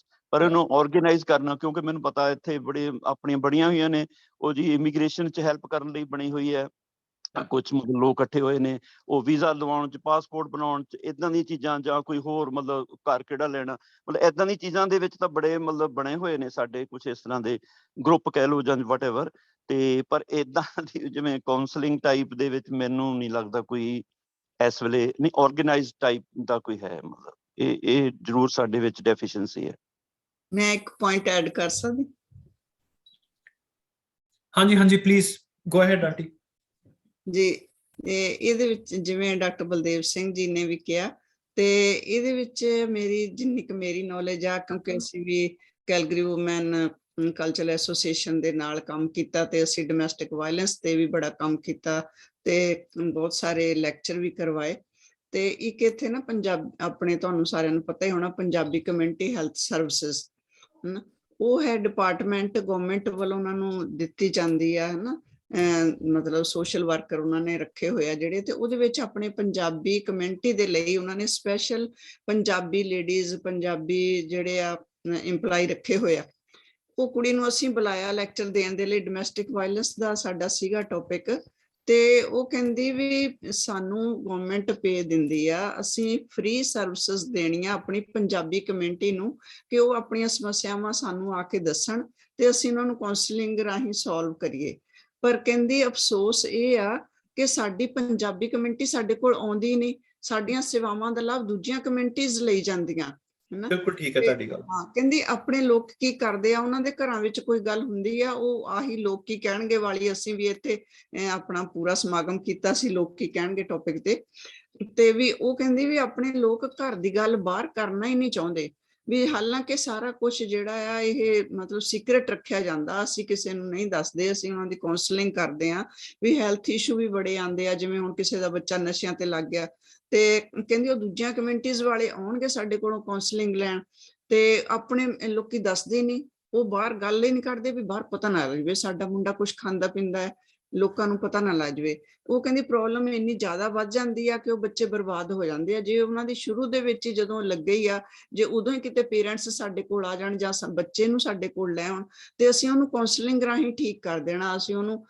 ਮਤਲਬ ਹੈਲਥ ਪ੍ਰਤੀ ਉਹਨੂੰ ਵੀ ਦੱਸ ਦੇਣਾ ਵੀ ਤੂੰ ਆਹ ਚੀਜ਼ ਖਾ ਸਕਦਾ ਹੈ, ਇਹਦੇ ਨਾਲ ਤੇਰੇ ਇਸ ਤਰ੍ਹਾਂ ਜਿਵੇਂ ਵੀ ਸਮਝਾ ਕੇ ਤੇ ਵੀ ਅਸੀਂ ਠੀਕ ਕਰ ਸਕਦੇ ਹਾਂ। ਬਾਕੀ ਡੋਮੈਸਟਿਕ ਵਾਇਲੈਂਸ ਦੇ ਕਹਿੰਦੀ ਕੇਸ ਇੰਨੇ ਆਪਣੇ ਘਰਾਂ ਦੇ ਵਿੱਚ ਹੋ ਰਹੇ ਆ, ਲੇਡੀਜ਼ ਇੰਨਾ ਮਤਲਬ ਉਹਦੀਆਂ ਸ਼ਿਕਾਰ ਆ ਡੋਮੈਸਟਿਕ ਵਾਇਲੈਂਸ ਦੀਆਂ, ਜਿਵੇਂ ਤੁਸੀਂ ਵੀ ਕਿਹਾ ਕਿ ਆਪਣੇ ਲੋਕ ਜਿਹੜੇ ਆ ਇੱਕਦਮ ਅੱਗ ਭੁੱਕੇ ਹੋ ਕੇ ਤੇ ਕ੍ਰੋਧ ਇੰਨਾ ਭਾਰੀ ਹੋ ਜਾਂਦਾ ਕਿ ਕਿਉਂਕਿ ਗੁਰਬਾਣੀ ਦਾ ਗਿਆਨ ਹੈ ਨਹੀਂ ਸਾਨੂੰ, ਹਨਾ। ਗੁਰਬਾਣੀ ਦੇ ਵਿੱਚ ਤਾਂ ਅਨੇਕਾਂ ਹੀ ਤੁਕਾਂ ਆ, ਕਾਮ ਕ੍ਰੋਧ ਲੋਭ ਮੋਹ ਹੰਕਾਰ ਤੇ ਪੰਜੇ ਵਿਕਾਰਾਂ ਤੇ ਕਾਬੂ ਪਾਉਣ ਲਈ, ਜਿਵੇਂ ਵੀਰ ਜੀ ਨੇ ਵੀ ਕਿਹਾ ਮਿੱਠ ਤੇ ਨੀਵੀਂ ਨਾਨਕਾ, ਤੇ ਉਹ ਗੁਰਬਾਣੀ ਦੀ ਸਾਨੂੰ ਗਿਆਨ ਨਾ ਹੋਣ ਕਰਕੇ ਅਸੀਂ ਇੱਕਦਮ ਕਦੇ ਕ੍ਰੋਧ ਭਾਰੂ ਹੋ ਜਾਂਦਾ, ਕਦੇ ਕਾਮ ਭਾਰੂ ਹੋ ਜਾਂਦਾ, ਕਦੇ ਲੋਭ ਭਾਰੂ ਹੋ ਜਾਂਦਾ, ਤੇ ਇਹ ਸਾਡੇ ਜਿਹੜੇ ਵਿਕਾਰ ਭਾਰੂ ਹੁੰਦੇ ਆ ਤਾਂ ਇੱਕਦਮ ਗੁੱਸੇ ਚ ਆ ਕੇ ਅਸੀਂ ਉਸ ਵੇਲੇ ਵੀ ਕੁਝ ਵੀ ਕਰ ਸਕਦੇ ਆ, ਹਨਾ। ਦੂਜੇ ਪਾਰਟਨਰ ਨੂੰ ਹਰਟ ਕਰਦੇ ਆ ਬੁਰੀ ਤਰ੍ਹਾਂ ਦੇ ਨਾਲ। ਫਿਰ ਜਦੋਂ ਗੁੱਸਾ ਠੰਡਾ ਹੋ ਜਾਂਦਾ ਫਿਰ ਆਪਣੇ ਲੋਕ ਮਾਫੀਆਂ ਵੀ ਮੰਗਣ ਲੱਗ ਜਾਂਦੇ ਇੱਕ ਦੂਜੇ ਤੋਂ। ਥੋੜੀ ਦੇਰ ਬਾਅਦ ਉਹ ਜਿਵੇਂ ਤੁਸੀਂ ਕਿਹਾ ਵੀ ਪੁਲਿਸ ਦੇ ਆਉਣ ਤੱਕ ਸਾਰਾ ਕੁਝ ਤੇ ਉਹ ਖਤਮ ਵੀ ਹੋ ਜਾਂਦਾ। ਤੇ ਉਹ ਕਹਿੰਦੀ ਵੀ ਸਾਡੇ ਕੋਲ ਆਪਣੀਆਂ ਨਾ ਤਾਂ ਲੇਡੀਜ਼ ਆਉਂਦੀਆਂ, ਉਹ ਵੀ ਘਰਾਂ ਦੇ ਵਿੱਚ ਡੋਮੈਸਟਿਕ ਵਾਇਲੈਂਸ ਦੀਆਂ ਸ਼ਿਕਾਰ ਆ, ਉਹ ਵੀ ਨਹੀਂ ਸਾਡੇ ਕੋਲ ਆਉਂਦੀਆਂ, ਜਦ ਕਿ ਅਸੀਂ ਫ੍ਰੀ ਕਾਉਂਸਲਿੰਗ ਆ ਸਾਡੀ ਤੇ ਅਸੀਂ ਬਿਲਕੁਲ ਸੀਕ੍ਰੇਟ ਰੱਖਦੇ ਹਾਂ, ਸਾਰਾ ਕੁਝ ਕਿਸੇ ਨੂੰ ਦੱਸਦੇ ਨਹੀਂ। ਪਰ ਆਹ ਪ੍ਰੋਬਲਮ ਆ ਕਿ ਆਪਣੇ ਲੋਕੀ ਬਾਹਰ ਗੱਲ ਨਹੀਂ ਕੱਢਣਾ ਚਾਹੁੰਦੇ ਤੇ ਆਪਣੇ ਅੰਦਰੋਂ ਅੰਦਰੀ ਜਿਹੜੇ ਆ ਇਹਨਾਂ ਚੀਜ਼ਾਂ ਦਾ ਸ਼ਿਕਾਰ ਹੁੰਦੇ ਆ। ਮਤਭੇਦ, ਤਣਾਅ ਜੋ ਵੀ ਘਰਾਂ ਦੇ ਵਿੱਚ, ਉਹਦੇ ਨਾਲ ਫਿਰ ਡਿਪਰੈਸ਼ਨ ਵਰਗੀਆਂ ਬਿਮਾਰੀਆਂ ਲੱਗਦੀਆਂ, ਹੋਰ ਕਈ ਤਰ੍ਹਾਂ ਦੀਆਂ ਬਿਮਾਰੀਆਂ ਦੇ ਸ਼ਿਕਾਰ ਹੁੰਦੇ ਆ। ਬੱਚੇ ਵੀ ਵਿੱਚ ਪਿਸਦੇ ਆ, ਜਿਵੇਂ ਵੀਰ ਜੀ ਨੇ ਗੱਲ ਕੀਤੀ ਸੀ ਕਿ ਸਭ ਤੋਂ ਵੱਧ, ਮੈਂ ਇੱਥੇ ਆਰਟੀਕਲ ਵੀ ਲਿਖਿਆ ਸੀ ਕਿ ਸਭ ਤੋਂ ਵੱਧ ਬੱਚੇ ਜਿਹੜੇ ਆ ਉਹਨਾਂ ਦੀ ਜਿਹੜੀ ਹੈਗਾ ਮੈਂਟਲ ਗਰੋਥ, ਉਹਦੇ ਉੱਤੇ ਬਹੁਤ ਵੱਡਾ ਅਸਰ ਪੈਂਦਾ। ਮਾਂ-ਬਾਪ ਤਾਂ ਫੈਸਲਾ ਕਰ ਲੈਂਦੇ ਵੀ ਅਸੀਂ ਨਹੀਂ ਇਕੱਠੇ ਰਹਿ ਸਕਦੇ, ਪਰ ਉਹ ਬੱਚਿਆਂ ਲਈ ਤਾਂ ਮਾਂ-ਬਾਪ ਦੋਨੇ ਜ਼ਰੂਰੀ ਆ। ਕਈ ਪਰਿਵਾਰ ਮੇਰੀ ਨੌਲੇਜ ਚ ਹੈਗੇ ਆ ਹੁਣ ਉਹ ਸੈਪਰੇਟ ਹੋ ਗਏ ਆ, ਪਰ ਬੱਚੇ ਕਿੱਡੇ ਆ ਉਹਨਾਂ ਦੇ, ਤੇ ਉਹ ਬੱਚਿਆਂ ਦੀ ਟੀਨੇਜਰ ਬੱਚੇ ਆ, ਉਹ ਬੱਚਿਆਂ ਦੀ ਮੈਂਟਲ ਗਰੋਥ ਤੇ ਤਾਂ ਅਸਰ ਪੈਂਦਾ ਨਾ। ਉਹ ਇੱਕ ਪੀੜ੍ਹੀ ਤੁਹਾਡੀ ਅਗਲੀ ਪੀੜ੍ਹੀ ਤੱਕ ਵੀ ਇਹ ਸਾਰਾ ਕੁਝ ਜਾਣਾ, ਇਹ ਤੁਹਾਡੇ ਉੱਥੇ ਹੀ ਨਹੀਂ ਖਤਮ ਹੋ ਜਾਣਾ ਵੀ ਅਸੀਂ ਆਪਸ ਚ ਵੱਖਰੇ ਹੋ ਗਏ ਤੇ ਚਲੋ ਜੀ ਸਾਡਾ ਮਸਲਾ ਸੋਲਵ ਹੋ ਗਿਆ। ਉਹਨਾਂ ਬੱਚਿਆਂ ਬਾਰੇ ਵੀ ਸੋਚੋ ਜੀ। ਧੰਨਵਾਦ ਜੀ, ਮੈਂ ਲੰਬਾ ਬੋਲ ਜਾਨੀ ਆ, ਮਾਫੀ ਚਾਹੁੰਦੀ। ਨਹੀਂ ਆਂਟੀ ਤੁਸੀਂ ਯੁਵਰਾਜ ਸਿੰਘ ਦਾ ਨਾਮ relevant ਗੱਲ ਕੀਤੀ ਹੈ ਜੀ। ਹਾਂਜੀ ਯੁਵਰਾਜ ਸਿੰਘ ਹਰੀ ਚਾਹੁੰਦੇ ਜੀ ਯੁਵਰਾਜ ਸਿੰਘ ਜੀ, ਵਾਹਿਗੁਰੂ ਜੀ ਕਾ ਖਾਲਸਾ, ਵਾਹਿਗੁਰੂ ਜੀ ਕੀ ਫਤਿਹ। ਸਾਰੀ ਸੰਗਤ ਨੂੰ ਵਾਹਿਗੁਰੂ ਜੀ ਕਾ ਖਾਲਸਾ, ਵਾਹਿਗੁਰੂ ਜੀ ਕੀ ਫਤਿਹ। ਸਾਰਿਆਂ ਦਾ ਬਹੁਤ ਬਹੁਤ ਧੰਨਵਾਦ, ਸਪੈਸ਼ਲੀ ਪਾਪਾ ਤੁਹਾਡਾ for bringing up a really sensitive topic. ਔਰ ਐਕਚੁਅਲੀ ਮੈਂ ਆਪਣਾ ਜਸਟ ਨੋਟਸ ਹੀ ਲੈ ਰਿਹਾ ਸੀਗਾ। One of my notes was ਕਿ ਇਹੋ ਜਿਹੇ ਟੌਪਿਕਸ ਦੀ ਡਿਸਕਸ਼ਨ ਨੂੰ ਨਾਰਮਲਾਈਜ਼ ਕਰਨਾ ਬਹੁਤ ਜ਼ਰੂਰੀ ਹੈ, ਬਿਕੋਜ਼ ਸਾਡੇ ਕਲਚਰਸ ਦੇ ਵਿੱਚ ਇਹ ਲੱਗਦਾ ਵੀ ਵੋਟਸ ਦੀ ਗੱਲ ਕਰ ਲਈ ਜਾਂ ਆਪਸ 'ਚ ਹਸਬੈਂਡ ਵਾਈਫ ਦੀ ਲੜਾਈ ਦੀ ਗੱਲ ਹੋ ਗਈ ਕਮਿਊਨਿਟੀ ਦੇ ਵਿੱਚ, ਤੇ ਪਤਾ ਨਹੀਂ ਕੀ ਸਾਡੇ ਇੱਕ ਬਿਗ ਥੋੜਾ ਜਿਹਾ ਮਾਈਕ ਦੇ ਨੇੜੇ ਹੋ ਜਾ ਯੁਵਰਾਜ। ਹਾਂਜੀ, ਹੁਣ ਆਵਾਜ਼ ਆ ਰਹੀ ਹੈ? ਹਾਂ ਹੁਣ ਠੀਕ ਆ। ਓਕੇ, ਮੈਂ ਸਿਰਫ ਇੰਨੀ ਗੱਲ ਹੀ ਕਹਿ ਰਿਹਾ ਸੀਗਾ ਕਿ ਡਿਵੋਰਸ ਔਰ ਇੰਟਰ ਮੈਰਿਜ ਤੇ ਆਪਣਾ ਮੈਰਿਜ ਦੇ ਵਿੱਚ ਜਿਹੜੇ ਕੌਨਫਲਿਕਟਸ ਨੇ ਉਹਨਾਂ ਦੀ ਡਿਸਕਸ਼ਨ ਨੂੰ ਨਾਰਮਲਾਈਜ਼ ਕਰਨਾ ਬਹੁਤ ਜ਼ਰੂਰੀ ਹੈ। ਇਸ ਕਰਕੇ ਆਈ ਅਪਰੀਸ਼ੀਏਟ ਵੀ ਅਸੀਂ ਇੱਕ ਦੂਸਰੇ ਨਾਲ ਗੱਲ ਕਰ ਰਹੇ ਹਾਂ। ਐਂਡ ਆਈ ਐਕਚੁਅਲੀ ਈਵਨ ਮੋਰ ਸੋ ਅਪਰੀਸ਼ੀਏਟਡ ਕਿ ਜਿਹੜੇ ਆਪਣਾ doctor Kala Singh I think ਸੀਗੇ ਜਿਨ੍ਹਾਂ ਨੇ ਆਪਣਾ ਇੱਕ ਬਹੁਤ ਨੂਆਂਸਡ ਪਰਸਪੈਕਟਿਵ ਦਿੱਤਾ as a health care professional, ਜਿਹੜਾ ਕਿ ਕਈ ਵਾਰੀ ਸਾਨੂੰ ਨਹੀਂ ਦੇਖਣ ਨੂੰ ਮਿਲਦਾ, ਜਿਹੜਾ ਗੁਰਸਿੱਖ ਵੀ ਹੋਏ ਪਰ ਮੈਂਟਲ ਹੈਲਥ ਦੇ ਵਿੱਚ ਵੀ ਐਕਸਪਰਟ ਹੋਏ। ਇਹਦੀ ਜ਼ਰੂਰਤ ਕਾਫੀ ਜ਼ਿਆਦਾ ਹੈ, ਨਾਲ ਟਾਕ ਅਬਾਊਟ ਦੈਟ। ਤੇ ਮੈਂ ਜਸਟ ਕੁਇਕਲੀ ਕੁਝ ਪੁਆਇੰਟਸ ਨੂੰ ਟੱਚ ਕਰਨਾ ਚਾਹੁੰਦਾ। ਪਹਿਲੀ ਉਹ ਹੈ Punjabi values versus Sikhi values. I think ਬਹੁਤ ਸਾਰੀਆਂ issues related to marriage and divorce ਜਿਹੜੀਆਂ ਸਾਡੀ ਕਮਿਊਨਿਟੀ ਵਿੱਚ ਆਉਂਦੀਆਂ ਨੇ, they are a direct result of toxic Punjabi values, ਜਿਹੜੀਆਂ ਕਿ ਅਸੀਂ ਆਪਣੇ ਪਿਛੋਕੜ ਤੋਂ ਸਾਡੇ ਨਾਲ ਅਸੀਂ ਲੈ ਕੇ ਆਉਂਦੇ ਹਾਂ, ਜੋ ਕਿ ਜ਼ਰੂਰੀ ਨਹੀਂ ਵੀ ਪੰਜਾਬੀਅਤ ਦਾ ਉਹ ਹਿੱਸਾ ਨੇ, ਕਿਉਂਕਿ ਪੰਜਾਬੀਅਤ ਦੇ ਵਿੱਚ ਬਹੁਤ ਖੂਬਸੂਰਤੀ ਹੈ, ਸਾਡਾ ਕਲਚਰ ਬਹੁਤ ਸੋਹਣਾ ਹੈ, ਪਰ ਹੌਲੀ ਹੌਲੀ ਓਵਰ ਟਾਈਮ ਅਸੀਂ ਹੋਰਾਂ ਕੋਲੋਂ just it's become a little bit messy. ਜਿਸ ਕਰਕੇ ਕਿ Punjabi values versus Sikhi values ਦੇ ਵਿੱਚ ਇੱਕ ਡਿਫਰੈਂਸ ਜੋ ਹੈ ਉਹ ਸਾਨੂੰ ਸਮਝਣ ਦੀ ਜ਼ਰੂਰਤ ਹੈ। As an example, Punjabi value ਇੱਕ ਹੈ ਟੌਕਸਿਕ ਮੈਸਕੁਲਿਨਿਟੀ। ਇਹਦਾ ਇਹ ਮਤਲਬ ਹੈ ਸੰਗਤ ਜੀ ਕਿ ਜਿਹੜਾ ਬੰਦਾ ਹੁੰਦਾ ਹੈ, ਜਿਹੜਾ ਮੈਨ ਹੁੰਦਾ ਹੈ, ਉਹਦੀ ਜ਼ਿੰਮੇਵਾਰੀ ਹੁੰਦੀ ਹੈ ਕਿ ਉਹ ਮਾਚੋ ਬਣੇ, ਉਹ ਰਾਖੀ ਕਰੇ ਫੈਮਿਲੀ ਦੀ, ਉਹ ਪੈਸੇ ਕਮਾਏ, ਉਹ ਪੂਰਾ ਕੰਟਰੋਲ ਔਰ ਚਾਰਜ ਲਵੇ। ਇਹਨੂੰ ਟੌਕਸਿਕ ਮੈਸਕੁਲਿਨਿਟੀ ਕਹਿੰਦੇ ਨੇ। ਔਰ ਕਈ ਸਿੱਖ ਪਰਿਵਾਰਾਂ ਦੇ ਔਰ ਪੰਜਾਬੀ ਪਰਿਵਾਰਾਂ ਦੇ ਜਿਹੜੇ ਹਸਬੈਂਡਸ ਜਾਂ ਮੈਨ ਹੁੰਦੇ ਨੇ, ਉਹ ਟੌਕਸਿਕ ਮੈਸਕੁਲਿਨਿਟੀ ਦੇ ਪ੍ਰੈਸ਼ਰ ਅੰਡਰ ਕ੍ਰੰਬਲ ਕਰ ਜਾਂਦੇ ਨੇ। ਉਹਨਾਂ ਦੇ ਤੇ ਫਾਈਨੈਂਸ਼ੀਅਲ ਜ਼ੋਰ ਜਿਹੜਾ ਹੁੰਦਾ ਹੈ, ਫੈਮਿਲੀ ਦੀ ਰਿਸਪੌਂਸਿਬਿਲਿਟੀ ਜਿਹੜੀ ਹੁੰਦੀ ਹੈ, ਉਹਨਾਂ ਨੂੰ ਇੰਨੀ ਜ਼ਿਆਦਾ ਹੁੰਦੀ ਹੈ ਵੀ ਦੇ don't have any other option. And unfortunately ਗੁਰਸਿੱਖ ਅੰਮ੍ਰਿਤਧਾਰੀ ਸਿੰਘ ਜਿਹੜੇ ਨੇ ਉਹ ਸੁਸਾਈਡ ਕਮਿਟ ਕਰਦੇ ਨੇ ਅੰਡਰ ਵਾਈ ਟੌਕਸਿਕ ਮੈਸਕੁਲਿਨਿਟੀ ਕਰਕੇ। ਇਹ ਇੱਕ ਪੰਜਾਬੀ ਵੈਲਿਊ ਹੈ। ਗੁਰਬਾਣੀ ਦੇ ਵਿੱਚ ਮੈਸਕੁਲਿਨਿਟੀ ਔਰ ਫੈਮਿਨਿਨਿਟੀ ਐਕਚੁਅਲੀ ਉਸ ਹਿਸਾਬ ਨਾਲ ਹੈ ਵੀ ਅਸੀਂ ਸਾਰੇ ਫੈਮਿਨਿਨ ਆ, ਮੈਸਕੁਲਿਨ ਸਿਰਫ ਪਰਮਾਤਮਾ ਹੈ ਔਰ ਅਸੀਂ ਉਸ ਪਰਮਾਤਮਾ ਦੇ ਇੱਕ ਕਿਸਮ ਦੇ ਸਬਜੈਕਟਸ ਹੈਗੇ ਆ। So that is feminine and masculine in Sikhi. Toxic masculinity ਦੀ ਕੋਈ ਜਗ੍ਹਾ ਨਹੀਂ ਹੈ ਸਿੱਖੀ ਦੇ ਵਿੱਚ ਵੀ ਬੰਦਾ ਜਿਹੜਾ ਹੈ ਉਹਨੂੰ ਘਰ ਬਾਹਰ ਜਾ ਕੇ ਰੋਟੀ ਕਮਾਣੀ ਪਏਗੀ, ਫਲਾਣਾ ਕਰਨਾ ਪਏਗਾ। ਇਹ ਪੁੱਠੀਆਂ ਗੱਲਾਂ ਜਿਹੜੀਆਂ ਨੇ ਇਹ ਸਾਨੂੰ ਪੰਜਾਬੀ ਵੈਲਿਊਜ਼ ਚੋਂ ਮਿਲਦੀਆਂ ਨੇ, ਬਟ ਐਕਚੁਅਲੀ ਵੈਸਟਰਨ ਵਰਲਡ ਦੇ ਵਿੱਚ ਵੀ ਕਾਫੀ ਹੈਗਾ। ਦੂਜੀ ਪੁਆਇੰਟ ਪੰਜਾਬੀ ਵੈਲਿਊ ਵਰਸਸ ਸਿੱਖੀ ਵੈਲਿਊ ਦਾ ਇਹ ਹੈ ਕਿ ਪਾਰਟਨਰਸ ਦੇ ਵਿੱਚ ਇਨਐਕੁਇਟੀ ਹੁੰਦੀ ਹੈ, ਜਿਸ ਦਾ ਮਤਲਬ ਕਿ it also relates to masculinity, but ਇਹਦਾ ਇਹ ਵੀ ਮਤਲਬ ਹੈ ਕਿ ਰਿਲੇਸ਼ਨਸ਼ਿਪ ਦੇ ਵਿੱਚ ਕੰਟਰੋਲਿੰਗ ਸਟੇਕ ਜਿਹੜਾ ਹੈ, ਮਤਲਬ ਕੌਣ ਡਿਸੀਜਨਸ ਮੇਕ ਕਰਦਾ ਹੈ, ਕਿਹਦੀ ਗੱਲ ਮੰਨੀ ਜਾਂਦੀ ਹੈ, ਉਹ ਆਫਨ ਮੈਨ ਦੀ ਹੁੰਦੀ ਹੈ ਵਰਸਸ ਵੂਮਨ ਦੀ, and that can leave any relationship inequitable, ਜਿਸ ਕਰਕੇ ਕਿ ਪ੍ਰੋਬਲਮਸ ਆ ਸਕਦੀਆਂ ਨੇ। ਅਗੇਨ ਮੇਰਾ ਇਹ ਮੰਨਣਾ ਹੈ ਕਿ ਸਿੱਖੀ ਵੈਲਿਊਜ਼ ਇਸ ਦੇ ਕੰਪਲੀਟਲੀ ਵਿਰੁੱਧ ਨੇ। ਆਈ ਮੀਨ ਤੁਸੀਂ ਜੇ ਆਪ ਸੋਚੋ ਕਿ ਇਟ ਵਾਸ ਮਾਤਾ ਭਾਗ ਕੌਰ ਜੀ ਜਿਹੜੇ ਕਿ ਉਸ ਵਾਰ ਬੈਟਲ ਗਰਾਊਂਡ ਦੇ ਉੱਤੇ ਡਿਸੀਜਨਸ ਮੇਕ ਕਰ ਰਹੇ ਸੀਗੇ, ਰਾਈਟ? ਇਟ ਵਾਸ ਮਾਤਾ ਖੀਵੀ ਜੀ who said to her husband ਵੀ ਅਸੀਂ ਖੀਰ ਜਿਹੜੀ ਹੈ ਉਸ ਨੂੰ ਸਰਵ ਕਰੀਏ, ਔਰ ਹੁਣ ਖੀਰ ਜਿਹੜੀ ਹੈ ਇਮੋਰਟਲਾਈਜ਼ਡ ਹੋ ਗਈ। ਮਤਲਬ ਤੁਸੀਂ ਲੰਗਰ ਜਦੋਂ ਸੋਚਦੇ ਹੋ ਤੇ ਸਭ ਤੋਂ ਪਹਿਲੇ ਮਨ 'ਚ ਖੀਰ ਆਉਂਦਾ ਵੀ ਅਸੀਂ ਖੀਰ ਖਾਣੀ ਜਾ ਕੇ। ਆਈ ਨੋ ਸੰਗਤ 'ਚ ਕੁਝ ਐਸੇ ਵੀ ਬੈਠੇ ਨੇ ਜਿਹੜੇ ਸਿਰਫ ਖੀਰ ਹੀ ਖਾਂਦੇ ਨੇ ਜਾ ਕੇ ਲੰਗਰ ਵਿੱਚ, ਰਾਈਟ? ਸੋ ਉਹ ਕਿਉਂ ਹੈ ਸਾਡੇ ਕੋਲ? ਉਹ ਇੱਕ ਲੇਡੀ ਕਰਕੇ ਹੈ। So Gurbani and itihas has given us many examples ਵੀ ਇਕੁਇਟੀ ਹੋਣੀ ਜ਼ਰੂਰੀ ਬਹੁਤ ਹੈ, but Punjabi values tell us otherwise. ਤੀਜਾ ਰੋਲ ਸੰਗਤ ਜੀ ਮੈਨੂੰ ਲੱਗਦਾ Punjabi values versus Sikhi values 'ਚ ਉਹ ਹੈ role of family members. There are two polar opposites here ਸੰਗਤ ਜੀ। ਇੱਕ ਆਪੋਜ਼ਿਟ ਦੇ ਵਿੱਚ ਇਹ ਹੈ ਕਿ ਫੈਮਿਲੀ ਦੇ ਸੋ ਮਤਲਬ ਇਨ-ਲॉज ਜਾਂ ਪੇਰੈਂਟਸ ਉਹ ਬਹੁਤ ਜ਼ਿਆਦਾ ਇਨਵੋਲਵ ਹੋ ਜਾਂਦੇ ਨੇ ਔਰ ਉਹ ਕਪਲ ਦੀ ਹਰ ਚੀਜ਼ ਨੂੰ ਮਾਈਕਰੋ ਮੈਨੇਜ ਕਰਦੇ ਨੇ।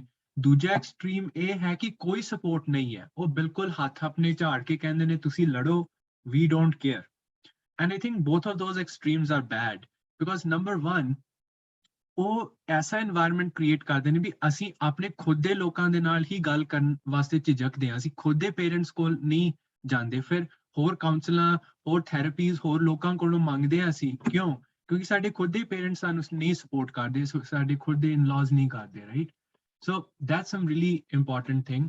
The last point ਹੈਗਾ intergenerational conflict. Again, because of the fact that generations ਦੇ ਵਿੱਚ ਇੰਨਾ ਫਰਕ ਆ ਗਿਆ, young people think differently than their parents, people who were brought up here, Canada ਦੇ ਵਿੱਚ versus ਜਾਂ ਜਿਹੜੇ diaspora ਸਿੱਖ ਨੇ, ਉਹ ਆਪਣੇ ਪੇਰੈਂਟਸ ਨਾਲੋਂ ਕਿਤੇ ਡਿਫਰੈਂਟ ਸੋਚਦੇ ਨੇ, ਜਿਸ ਦਾ ਮਤਲਬ ਹੈ ਕਿ ਕਈ ਵਾਰੀ ਉਹ conflict ਜਿਹੜਾ ਹੈ it creates mental health issues and it creates issues in marriages.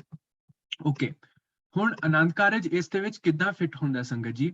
ਮੇਰਾ ਮੰਨਣਾ ਹੈ ਕਿ ਆਨੰਦ ਕਾਰਜ ਜਿਹੜਾ ਹੈ ਉਹ ਮੈਰਿਜ ਨਾਲੋਂ ਬਹੁਤ ਸੈਪਰੇਟ ਹੈ। I think everybody has talked about that ਵੀ ਸਾਡਾ ਵਿਆਹ ਨਹੀਂ ਹੁੰਦਾ, ਸਿੱਖਾਂ ਦਾ ਕੋਈ ਵਿਆਹ ਨਹੀਂ ਹੁੰਦਾ, ਸਿੱਖਾਂ ਦਾ ਨਾ ਹੀ ਮੈਰਿਜ ਹੁੰਦੀ ਹੈ, ਸਾਡਾ ਆਨੰਦ ਕਾਰਜ ਹੁੰਦਾ ਹੈ।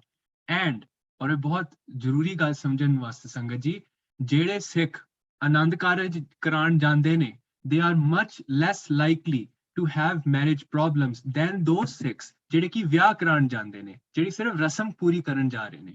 ਬਿਕੋਜ਼ ਗੁਰਬਾਣੀ ਨੂੰ ਮੰਨਣ ਵਾਲੇ, ਮਰਿਆਦਾ ਨੂੰ ਮੰਨਣ ਵਾਲੇ, ਗੁਰਸਿੱਖੀ ਜੀਵਨ ਤੇ ਚੱਲਣ ਵਾਲੇ ਜਿਹੜੇ ਦੋ ਹਸਬੈਂਡ ਵਾਈਫ ਨੇ, ਉਹਨਾਂ ਵਿੱਚ ਕਦੀ ਵੀ ਇਸ ਤਰ੍ਹਾਂ ਦੀ ਪ੍ਰੋਬਲਮ ਨਹੀਂ ਆਏਗੀ ਜੇ ਉਹ ਆਨੰਦ ਕਾਰਜ ਦੇ ਅਸੂਲਾਂ ਤੇ ਔਰ ਆਨੰਦ ਕਾਰਜ ਦੀ ਵੈਲਿਊਜ਼ ਨੂੰ ਆਪਣੇ ਵਿੱਚ ਰੱਖਣ। पर सिर्फ मैं और माफी चाहना क्योंकि मेरा भी कोई आनंद कारज नहीं होया, सो अजीब लगेगा भी मैं दस रहा मैं कह रहा, पर ਗੱਲ ਇਹ ਹੈ ਸੰਗਤ ਜੀ ਵੀ ਜਿਹੜੇ ਵਿਆਹ ਕਰਾਉਣ ਜਾਂਦੇ ਨੇ ਨਾ ਔਰ ਫਿਰ ਉਹਨਾਂ ਦਾ ਵਿਆਹ ਹੀ ਰਹਿ ਜਾਂਦਾ, ਫਿਰ ਉਹ ਸਿਰਫ ਇਕੱਠੇ ਰਹਿ ਰਹੇ ਨੇ for no good reason, they have no direction, right. But ਮੈਨੂੰ ਕਿਸੇ ਨੇ ਇੱਕ ਵਾਰੀ ਸਮਝਾਇਆ ਸੀ ਵੀ ਆਨੰਦ ਕਾਰਜ ਨਾ ਇੱਕ ਟ੍ਰਾਇੰਗਲ ਹੁੰਦਾ ਹੈ, ਟ੍ਰਾਇੰਗਲ ਦੇ ਜਿਹੜੇ ਬਾਟਮ 2 ਵਰਟਿਸਿਸ ਨੇ ਉਹ ਇਕੱਠੇ ਰਲਦੇ ਨੇ ਟੂ ਦਾ ਟਾਪ ਵਰਟਿਸ, ਜਿਹੜਾ ਟਾਪ ਦੇ ਉੱਤੇ ਉਸ ਦਾ ਪੁਆਇੰਟ ਹੁੰਦਾ, 3 ਪੁਆਇੰਟ ਹੁੰਦੇ ਨਾ, ਉਸੇ ਤਰ੍ਹਾਂ ਹਸਬੈਂਡ ਔਰ ਵਾਈਫ ਬਾਟਮ 2 ਪੁਆਇੰਟਸ ਨੇ ਜਿਹੜੇ ਕਿ ਇਕੱਠੇ ਆਉਂਦੇ ਨੇ ਪਰਮਾਤਮਾ ਵੱਲ ਨੂੰ, ਉੱਤੇ ਵੱਲ ਨੂੰ। ਇਹ ਆਨੰਦ ਕਾਰਜ ਦਾ ਐਸੈਂਸ ਹੈ, and I think that's missing, and that's why, because ਅਸੀਂ ਆਨੰਦ ਕਾਰਜ ਨੂੰ ਨਹੀਂ ਸਮਝਦੇ, ਬਿਕੋਜ਼ ਅਸੀਂ ਸਿੱਖੀ ਨੂੰ ਨਹੀਂ ਅੰਡਰਸਟੈਂਡ ਕਰਦੇ, ਅਸੀਂ ਆਫਨ ਆਪਣੀ ਮੈਰਿਜਸ ਦੇ ਵਿੱਚ ਜਦੋਂ ਜਾਂਦੇ ਹਾਂ we act like all the other generations instead of enacting Sikhi into them। So solution ਤੇ ਆਈਏ ਹੁਣ ਸੰਗਤ ਜੀ, ਮੈਨੂੰ ਲੱਗਦਾ ਵੀ ਸਟਾਰਟਿੰਗ ਪੁਆਇੰਟ ਗੁਰੂ ਘਰ ਹੈ। ਗੁਰੂ ਘਰ ਦੇ ਵਿੱਚ ਲਾਇਸੈਂਸਡ ਮੈਡੀਕਲ ਪ੍ਰੋਫੈਸ਼ਨਲਸ ਔਰ ਮੈਂਟਲ ਹੈਲਥ ਕਾਉਂਸਲਰਸ ਹੋਣ ਦੀ ਬਹੁਤ ਜ਼ਰੂਰਤ ਹੈ। However, you need to be very careful about who those people are. Now, for example, ਮੈਂ personally ਜੇ ਡਾਕਟਰ ਕਾਲਾ ਸਿੰਘ ਹੋਣ, I would trust someone like that because ਉਹਨਾਂ ਦੀ ਗੁਰਬਾਣੀ ਵਿੱਚ ਵੀ ਉਨੀ ਅੰਡਰਸਟੈਂਡਿੰਗ ਹੈ ਸ਼ਾਇਦ ਜਿੰਨੀ ਉਹਨਾਂ ਦੇ profession ਦੇ ਵਿੱਚ ਹੈ। ਪਰ ਮਾਫੀ ਚਾਹਨਾ ਜਿਹੜੇ ਆਰਗੇਨਾਈਜੇਸ਼ਨਸ ਨੇ ਨਾ ਪੰਜਾਬੀ ਕਮਿਊਨਿਟੀ ਹੈਲਥ ਸਰਵਿਸਿਜ਼ ਵਾਂਗ, I think they do zero benefit, ਉਹ ਬਿਲਕੁਲ ਵੀ ਉਹਨਾਂ ਦਾ ਕੋਈ ਅਸਰ ਨਹੀਂ ਹੈ। ਮੈਂ ਤੁਹਾਨੂੰ ਸਪੈਸੀਫਿਕਲੀ ਦੱਸਦਾ why I'm saying that, because ਉਹਨਾਂ ਨਾਲ ਮੈਂ ਬਹੁਤ ਕਲੋਸਲੀ ਕੰਮ ਕੀਤਾ। ਉਹਨਾਂ ਦੇ ਆਰਗੇਨਾਈਜੇਸ਼ਨਸ ਦੇ ਵਿੱਚ ਜਿਹੜੇ ਪੰਜਾਬੀ ਕਹਿਣ ਨੂੰ ਪੰਜਾਬੀ ਹੁੰਦੇ ਨੇ ਲੋਕੀ, ਉਹਨਾਂ ਨੂੰ ਸਿੱਖੀ ਦਾ ਕੋਈ ਕੁਛ ਨਹੀਂ ਪਤਾ, ਉਹ ਇੱਕ ਕਿਸਮ ਦੇ ਵਾਈਟ ਵਾਸ਼ਡ ਨੇ।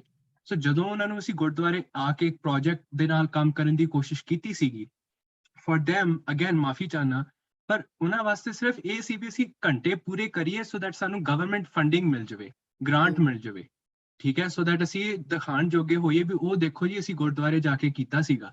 ਪਰ ਉਹ ਬੈਨੀਫਿਟ ਕਰਾਉਣ ਨੂੰ ਨਹੀਂ ਆਏ ਸੀ, ਸਿਰਫ ਪੈਸਾ ਕਮਾਉਣ ਆਏ ਸੀਗੇ। ਦੂਜੀ ਗੱਲ, ਉਹਨਾਂ ਨੂੰ ਕਿਸੇ ਨੂੰ ਵੀ ਗੁਰਬਾਣੀ ਬਾਰੇ ਤਾਂ ਕੁਝ ਪਤਾ ਹੀ ਨਹੀਂ ਸੀਗਾ। ਤੁਸੀਂ ਗੁਰਦੁਆਰੇ ਆ ਕੇ ਅੰਮ੍ਰਿਤਧਾਰੀ ਕਪਲਸ ਨੂੰ ਕਾਉਂਸਲਿੰਗ ਕਿੱਦਾਂ ਦਿਓਗੇ ਜੇ ਤੁਸੀਂ ਖੁਦ ਹੀ ਗੁਰਬਾਣੀ ਵਿੱਚ ਨਹੀਂ ਕੰਪਲੀਟ ਹੈਗੇ, ਜੇ ਤੁਹਾਨੂੰ ਨਹੀਂ ਕੁਝ ਵੀ ਪਤਾ ਗੁਰਬਾਣੀ ਬਾਰੇ, ਮਰਿਆਦਾ ਬਾਰੇ, then what is the point? ਉੱਥੇ ਇੱਕ ਲੇਡੀ ਸੀਗੀ, ਉਹਦਾ ਨਾਂ ਵੀ ਨਹੀਂ ਮੈਨੂੰ ਯਾਦ, and she couldn't speak Punjabi, ਮਤਲਬ ਨਾ ਸਕੋਰ ਲਿਖਿਆ ਹੋਇਆ ਸੀਗਾ ਉਹਦੇ ਪਿੱਛੇ, ਉਹਨੂੰ ਪੰਜਾਬੀ ਵੀ ਨਹੀਂ ਬੋਲਣੀ ਆਉਂਦੀ ਸੀ। ਉਹਨੂੰ ਅਸੀਂ ਪੁੱਛਿਆ ਵੀ what specific ਸਿੱਖੀ related issues do you know of? She couldn't say anything even though ਉਹ licensed ਸੀ। ਸੋ ਆਪਣੇ ਲੋਕੀ ਕਿਉਂ ਇਹੋ ਜਿਹੀ ਆਰਗੇਨਾਈਜੇਸ਼ਨਸ ਕੋਲ ਨਹੀਂ ਜਾਂਦੇ? ਬਿਕੋਜ਼ ਉਹ ਹੈ ਹੀ ਨਹੀਂ approachable, they don't have the solutions. Second solution ਇਹ ਹੈ ਸੰਗਤ ਜੀ, strong Sikhs ਜਿਹੜੇ ਸਿੱਖੀ ਵਿੱਚ strong ਨੇ ਉਹੀ ਅੱਗੇ strong community member ਬਣਨਗੇ, ਜਿਹੜੇ ਸਿੱਖੀ ਵਿੱਚ strong ਨੇ ਉਹੀ strong husband and wife ਬਣਨਗੇ, and in turn ਉਹੀ strong parents ਬਣਨਗੇ ਆਪਣੇ ਬੱਚਿਆਂ ਵਾਸਤੇ। I think ਦਾਦੂ ਪਾਪਾ ਤੁਸੀਂ ਇਸ ਬਾਰੇ ਵੀ ਗੱਲ ਕਰ ਰਹੇ ਸੀ ਵੀ ਪੇਰੈਂਟਸ ਬੱਚਿਆਂ ਦੇ ਵੀ ਅਸਰ ਪੈਂਦਾ, ਰਾਈਟ।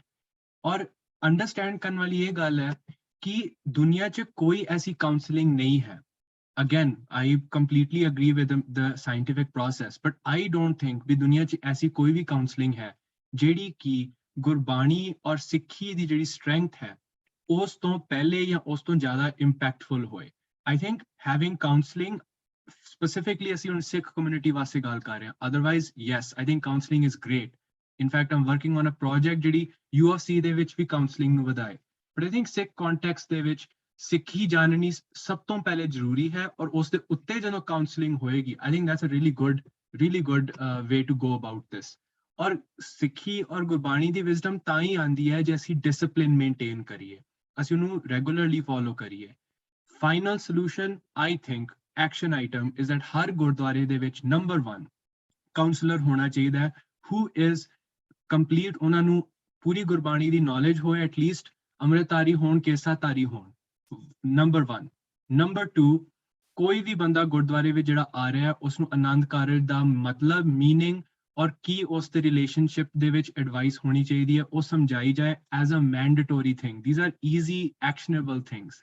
ਐਂਡ ਨੰਬਰ 3, ਕੋਈ ਵੀ ਕਪਲ ਜਿਹੜਾ ਹੈ to reduce the stress in their relationship, there should be ample amounts of community supports ਜਿਹੜੀਆਂ ਕਿ ਸਿੱਖੀ ਦੇ ਆਲੇ ਦੁਆਲੇ ਹੋਣ। As an example, ਮੈਂ ਤੁਹਾਨੂੰ 2 example ਦਿੰਦਾ। Number 1, number A example, men's mental health circles. Number 2, women's mental health circles. And number 3 ਸੰਗਤ ਪ੍ਰੋਗਰਾਮਸ। ਇਹ ਸਾਰੀਆਂ ਚੀਜ਼ਾਂ ਲੋਕਾਂ ਨੂੰ ਯੂਨਾਈਟ ਕਰਦੇ ਨੇ। They have already being done. ਸਾਡੇ ਗੁਰਦੁਆਰੇ ਵੀ ਸੰਗਤ ਪ੍ਰੋਗਰਾਮ ਹੁੰਦੇ ਨੇ, ਲੋਕਾਂ ਨੂੰ ਇਕੱਠੇ ਲਿਆਓ। These are really good places to enact all of those things. ਪਰ ਇਸੇ ਦੇ ਨਾਲ ਹੀ I am done. I probably took a long time. ਤੇ ਸਾਰਿਆਂ ਨੂੰ ਬਹੁਤ ਧੰਨਵਾਦ for sharing their ideas. ਬਹੁਤ ਕੁਝ ਸਿੱਖਣ ਨੂੰ ਵੀ ਮਿਲਿਆ ਤੇ ਹੋਪਫੁਲੀ ਮੈਂ ਵੀ ਜੋ ਦੱਸਣਾ ਚਾਹੁੰਦਾ ਸੀ ਉਹ ਸਾਰਿਆਂ ਨੂੰ ਪ੍ਰੋਪਰਲੀ ਦੱਸ ਪਾਇਆ। ਵਾਹਿਗੁਰੂ ਜੀ ਕਾ ਖਾਲਸਾ, ਵਾਹਿਗੁਰੂ ਜੀ ਕੀ ਫਤਿਹ। ਯੁਵਰਾਜ ਸਿੰਘ ਬੇਟੇ ਜੇ ਮੇਰੀ ਗੁਰਦੁਆਰੇ ਵਾਲੇ ਮੰਨਣ ਨਾ ਤਾਂ ਤੈਨੂੰ ਉੱਥੇ ਕਾਉਂਸਲਰ ਰੱਖ ਲੈਣ ਤੇ ਜਦੋਂ ਕੋਈ ਵੀ ਵਿਆਹ ਹੋਵੇ ਨਾ ਤੇ ਉੱਥੇ ਤੇਰਾ ਲੈਕਚਰ ਜ਼ਰੂਰ ਹੋਵੇ ਆਨੰਦ ਕਾਰਜ ਦੇ ਸਮੇਂ। ਜੇ ਕਮੇਟੀ ਮੇਰੀ ਮੰਨਦੀ ਹੋਵੇ ਤਾਂ ਮੈਂ ਸਿਫਾਰਿਸ਼ ਕਰਾਂ ਜ਼ਰੂਰ। ਨਹੀਂ ਮੰਨ ਜਾਣਗੇ ਆਪਾਂ ਜੇ ਕਹਾਂਗੇ ਤਾਂ। ਕਨਕਲੂਜਨ ਕੱਢ ਹੀ ਦਿੱਤਾ, ਹੁਣ ਆਪਾਂ ਵਾਈਂਡ ਅਪ ਕਰੋ ਰਾਜੇ। ਰਾਜੇ ਜੀ, ਰਾਜੇ ਬੇਟੇ ਮੈਂ 1 ਮਿੰਟ ਗੱਲ ਕਰ ਸਕਦਾ ਜੀ? ਜੀ ਹਾਂਜੀ ਪਲੀਜ਼। 1 ਮਿੰਟ ਜ਼ਿਆਦਾ ਨਹੀਂ, ਫਿਕਰ ਨਾ ਕਰੋ। ਦੇਖੋ ਪਹਿਲੇ ਤਾਂ ਮੈਂ ਇਹ ਕਹਿਣਾ ਚਾਹੁੰਦਾ ਕਿ ਸਾਰਿਆਂ ਨੇ ਆਪਣੇ ਆਪਣੇ ਜੋ ਵਿਊਜ਼ ਦਿੱਤੇ ਨੇ ਬਹੁਤ ਰੈਲੇਵੈਂਟ ਨੇ, ਪਰ ਜਿਹੜੀਆਂ ਗੱਲਾਂ ਯੁਵਰਾਜ ਸਿੰਘ ਨੇ ਕਹੀਆਂ ਨੇ ਮੈਨੂੰ ਲੱਗਾ ਇਹ ਬਹੁਤ ਐਕਸ਼ਨੇਬਲ ਨੇ, ਇਹਨਾਂ ਦੇ ਉੱਤੇ ਐਕਸ਼ਨ ਲਿਆ ਜਾ ਸਕਦਾ ਹੈ। ਜੀ ਬਿਲਕੁਲ।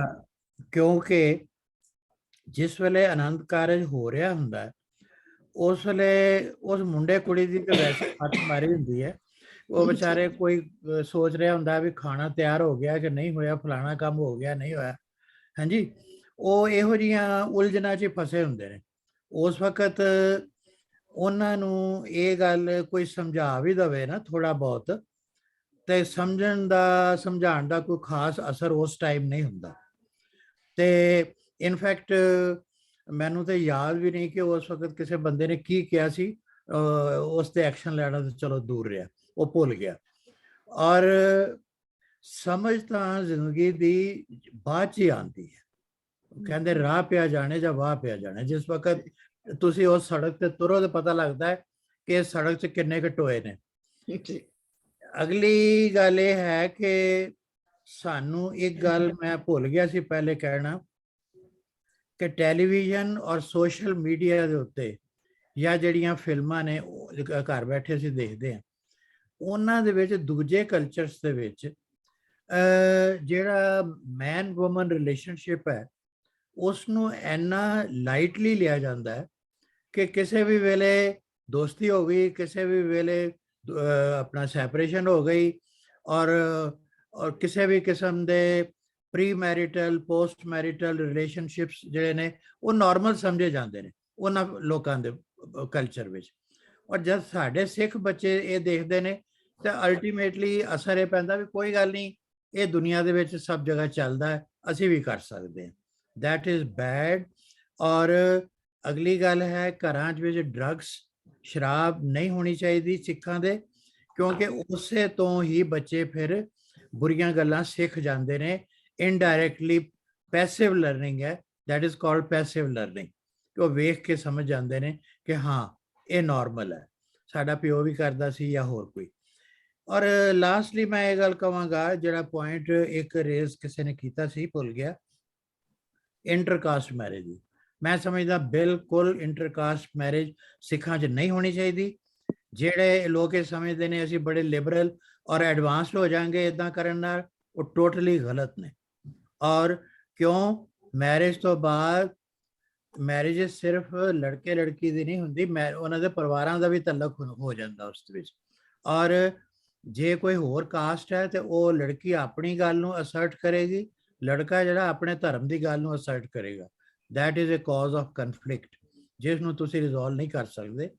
ਔਰ most of the intercaste marriages which I have seen, they have failed miserably, and I am not at all in favor of this.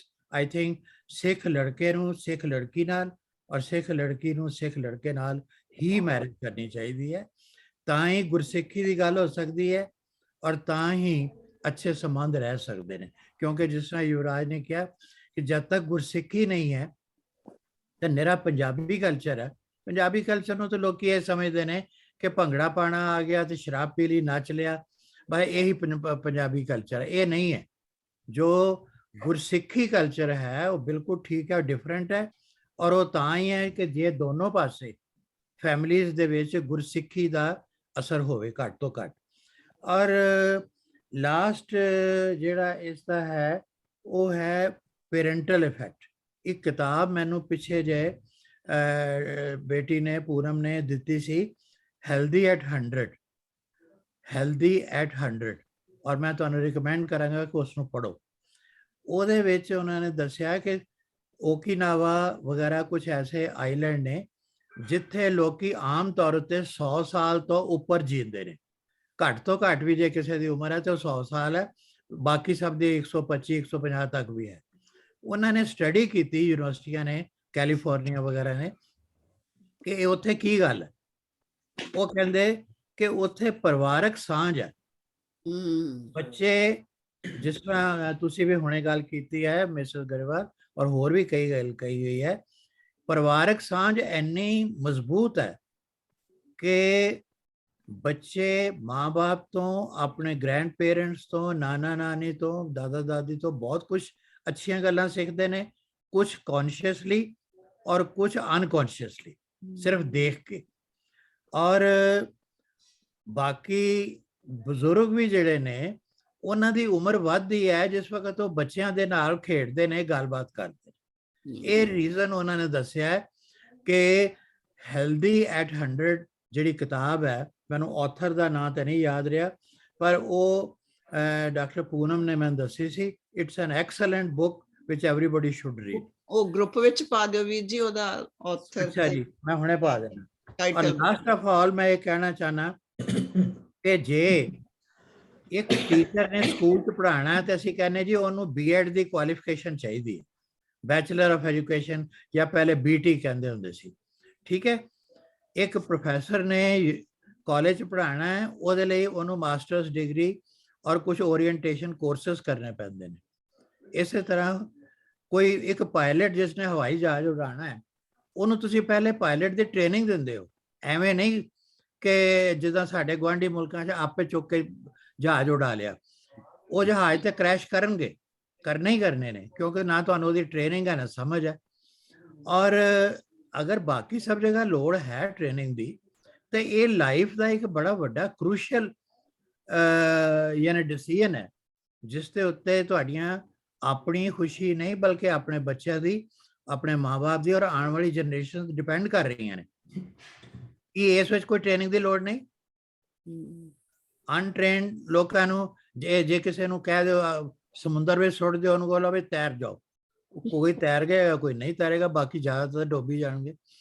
ਤੇ ਇਸ ਦੇ ਲਈ ਮੈਂ ਇਹ ਸਮਝਾਂਗਾ ਕਿ ਜਿਹੜੇ ਓਰੀਐਂਟੇਸ਼ਨ ਕੋਰਸਸ ਦੀ ਯੁਵਰਾਜ ਸਿੰਘ ਨੇ ਔਰ ਕੁਝ ਹੋਰ ਸੱਜਣਾਂ ਨੇ ਗੱਲ ਕੀਤੀ ਹੈ, ਉਹ ਬਹੁਤ ਜ਼ਰੂਰੀ ਹੈ। ਕਿਸ ਫਾਰਮ 'ਚ ਹੋਵੇ, ਉਹ ਖੁਦ ਗੁਰਸਿੱਖ ਹੋਣ ਔਰ ਪੜ੍ਹੇ ਲਿਖੇ ਹੋਣ ਔਰ ਉਹਨਾਂ ਨੂੰ ਪੈਸੇ ਦੀ ਲੋੜ ਨਾ ਹੋਵੇ, ਵੈਸੇ ਗੱਲ ਕਰਨ, ਉਹ ਬੜਾ ਵੱਡਾ ਸਾਡੇ ਲਈ ਇੱਕ ਐਡਵਾਂਟੇਜ ਹੋਏਗੀ।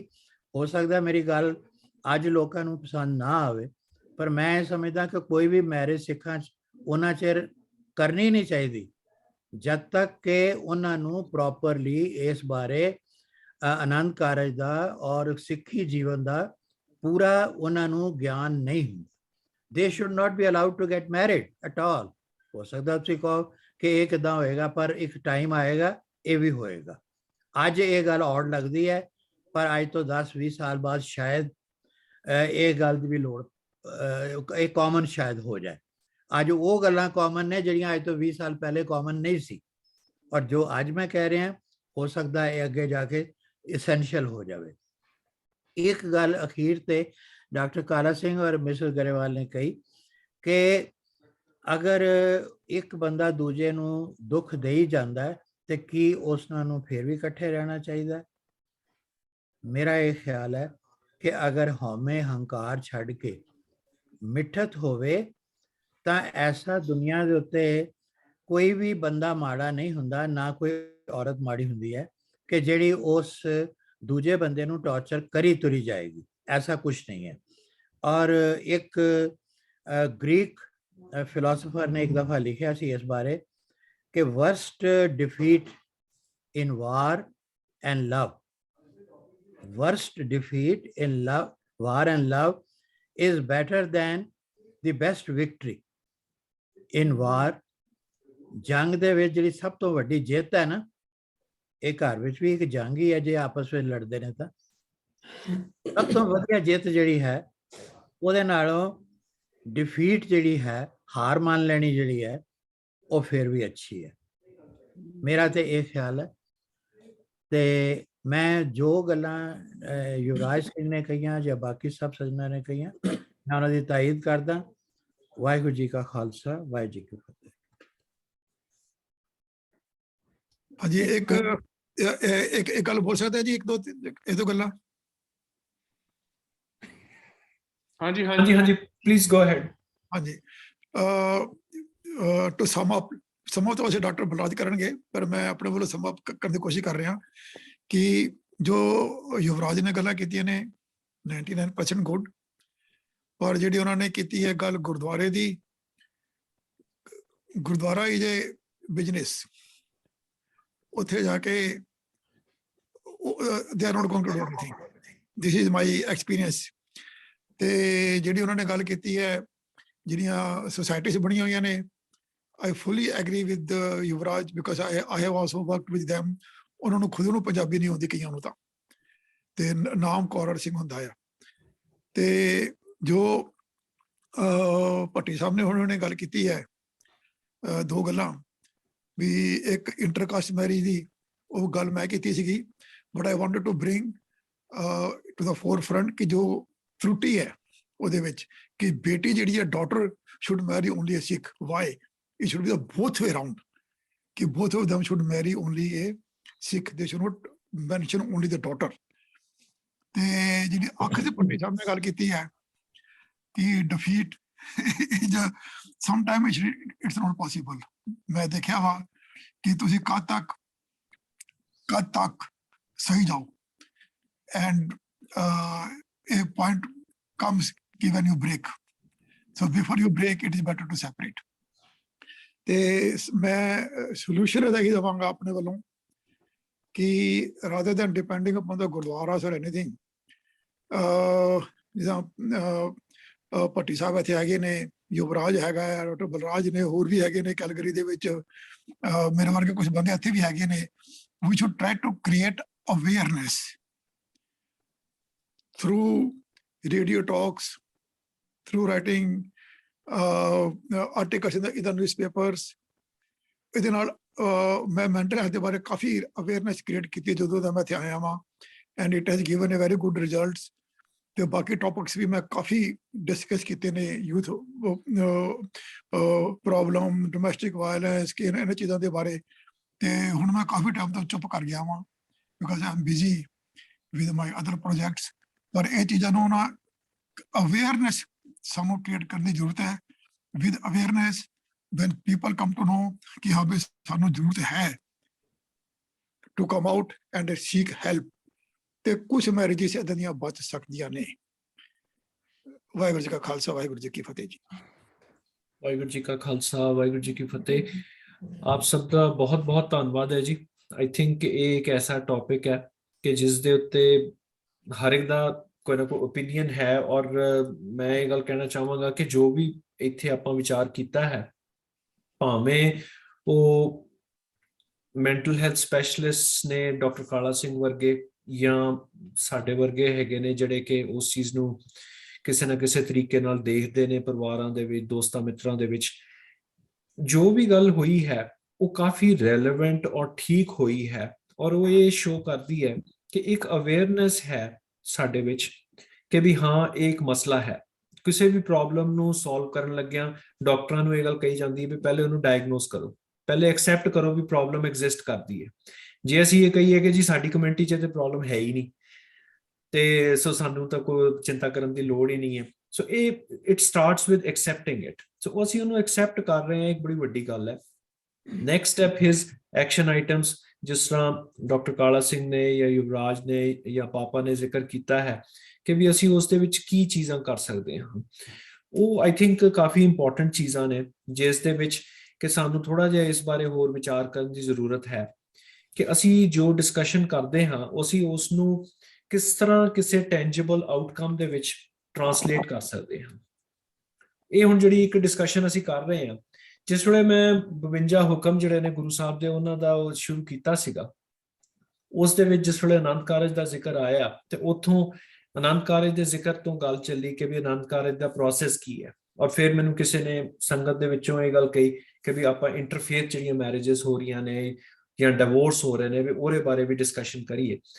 ਸੋ ਇਹ ਅਸੀਂ ਫਿਰ ਵੀ ਮੈਂ ਇਸ ਗੱਲ ਨੂੰ ਕਹਾਂਗਾ ਵੀ ਇਹ ਇੱਕ ਮੇਰੇ ਪਾਰਟ ਦੇ ਉੱਤੇ ਇੱਕ ਗਲਤੀ ਕਹਿ ਲਓ ਕਿ ਵੀ ਉਸ ਨੂੰ ਇੱਕ ਟੌਪਿਕ ਦੀ ਤਰ੍ਹਾਂ ਇੰਡੀਪੈਂਡੈਂਟਲੀ ਡੀਲ ਕਰਨ ਦੀ ਬਜਾਏ ਜਿਹੜਾ ਇੱਕ ਆਨੰਦ ਕਾਰਜ ਦਾ ਟੌਪਿਕ ਸੀਗਾ ਉਸ ਦੇ ਵਿੱਚੋਂ ਐਜ਼ ਅ ਸਾਈਡ ਟੌਪਿਕ ਨਿਕਲ ਕੇ ਉਹ ਗੱਲ ਆਈ। ਪਰ ਸਾਨੂੰ ਚਾਹੀਦਾ ਕਿ ਇਸ ਕਿਸਮ ਦੀਆਂ ਚੀਜ਼ਾਂ ਨੂੰ front on as a main topic ਅਸੀਂ ਇਹਨਾਂ ਨੂੰ ਸੈਪਰੇਟਲੀ ਡਿਸਕਸ ਕਰੀਏ, not as a side topic ਕਿ ਜਿਹੜਾ ਕਿਸੇ ਹੋਰ ਗੱਲ ਚੋਂ ਗੱਲ ਨਿਕਲੀ ਹੋਵੇ। ਪਰ ਫਿਰ ਵੀ ਜਿਹੜੀ ਗੱਲਬਾਤ ਹੋਈ ਹੈ ਉਹ ਕਾਫੀ ਰੈਲੇਵੈਂਟ ਹੈ। ਸਾਰਿਆਂ ਦਾ ਮੈਂ ਬਹੁਤ ਬਹੁਤ ਧੰਨਵਾਦ ਕਰਦਾ। ਜਗਬੀਰ ਵੀਰ ਜੀ ਦਾ ਮੇਰੇ ਖਿਆਲ ਉਹ ਕਿਤੇ ਅੱਗੇ ਪਿੱਛੇ ਨੇ, ਤੇ ਆਪਾਂ ਹੁਣ ਪ੍ਰੋਗਰਾਮ ਜਿਹੜਾ ਹੈ ਕਾਫੀ ਆਪਣਾ ਟਾਈਮ ਹੋ ਗਿਆ ਹੈ, ਤੇ ਸਾਰੀਆਂ ਜਿਹੜੀਆਂ ਸੰਗਤਾਂ ਦਾ ਬਹੁਤ ਬਹੁਤ ਧੰਨਵਾਦ ਹੈ। ਤੇ ਬੱਚਿਆਂ ਨੂੰ ਮੈਂ ਟੋਰਾਂਟੋ ਤੋਂ ਬੇਨਤੀ ਕਰਾਂਗਾ ਕਿ ਬੱਚਿਓ ਤੁਸੀਂ ਕੀਰਤਨ ਦੀ ਹਾਜ਼ਰੀ ਲਗਾ ਕੇ ਤੇ ਫਿਰ ਆਪਾਂ ਉਸ ਤੋਂ ਬਾਅਦ ਆਨੰਦ ਸਾਹਿਬ ਦਾ ਪਾਠ ਕਰਕੇ ਤੇ ਫਿਰ ਸਮਾਪਤੀ ਕਰਦੇ। ਇੱਕ ਵਾਰ ਫਿਰ ਆਪ ਸਭ ਦਾ ਬਹੁਤ ਬਹੁਤ ਧੰਨਵਾਦ ਹੈ ਜੀ।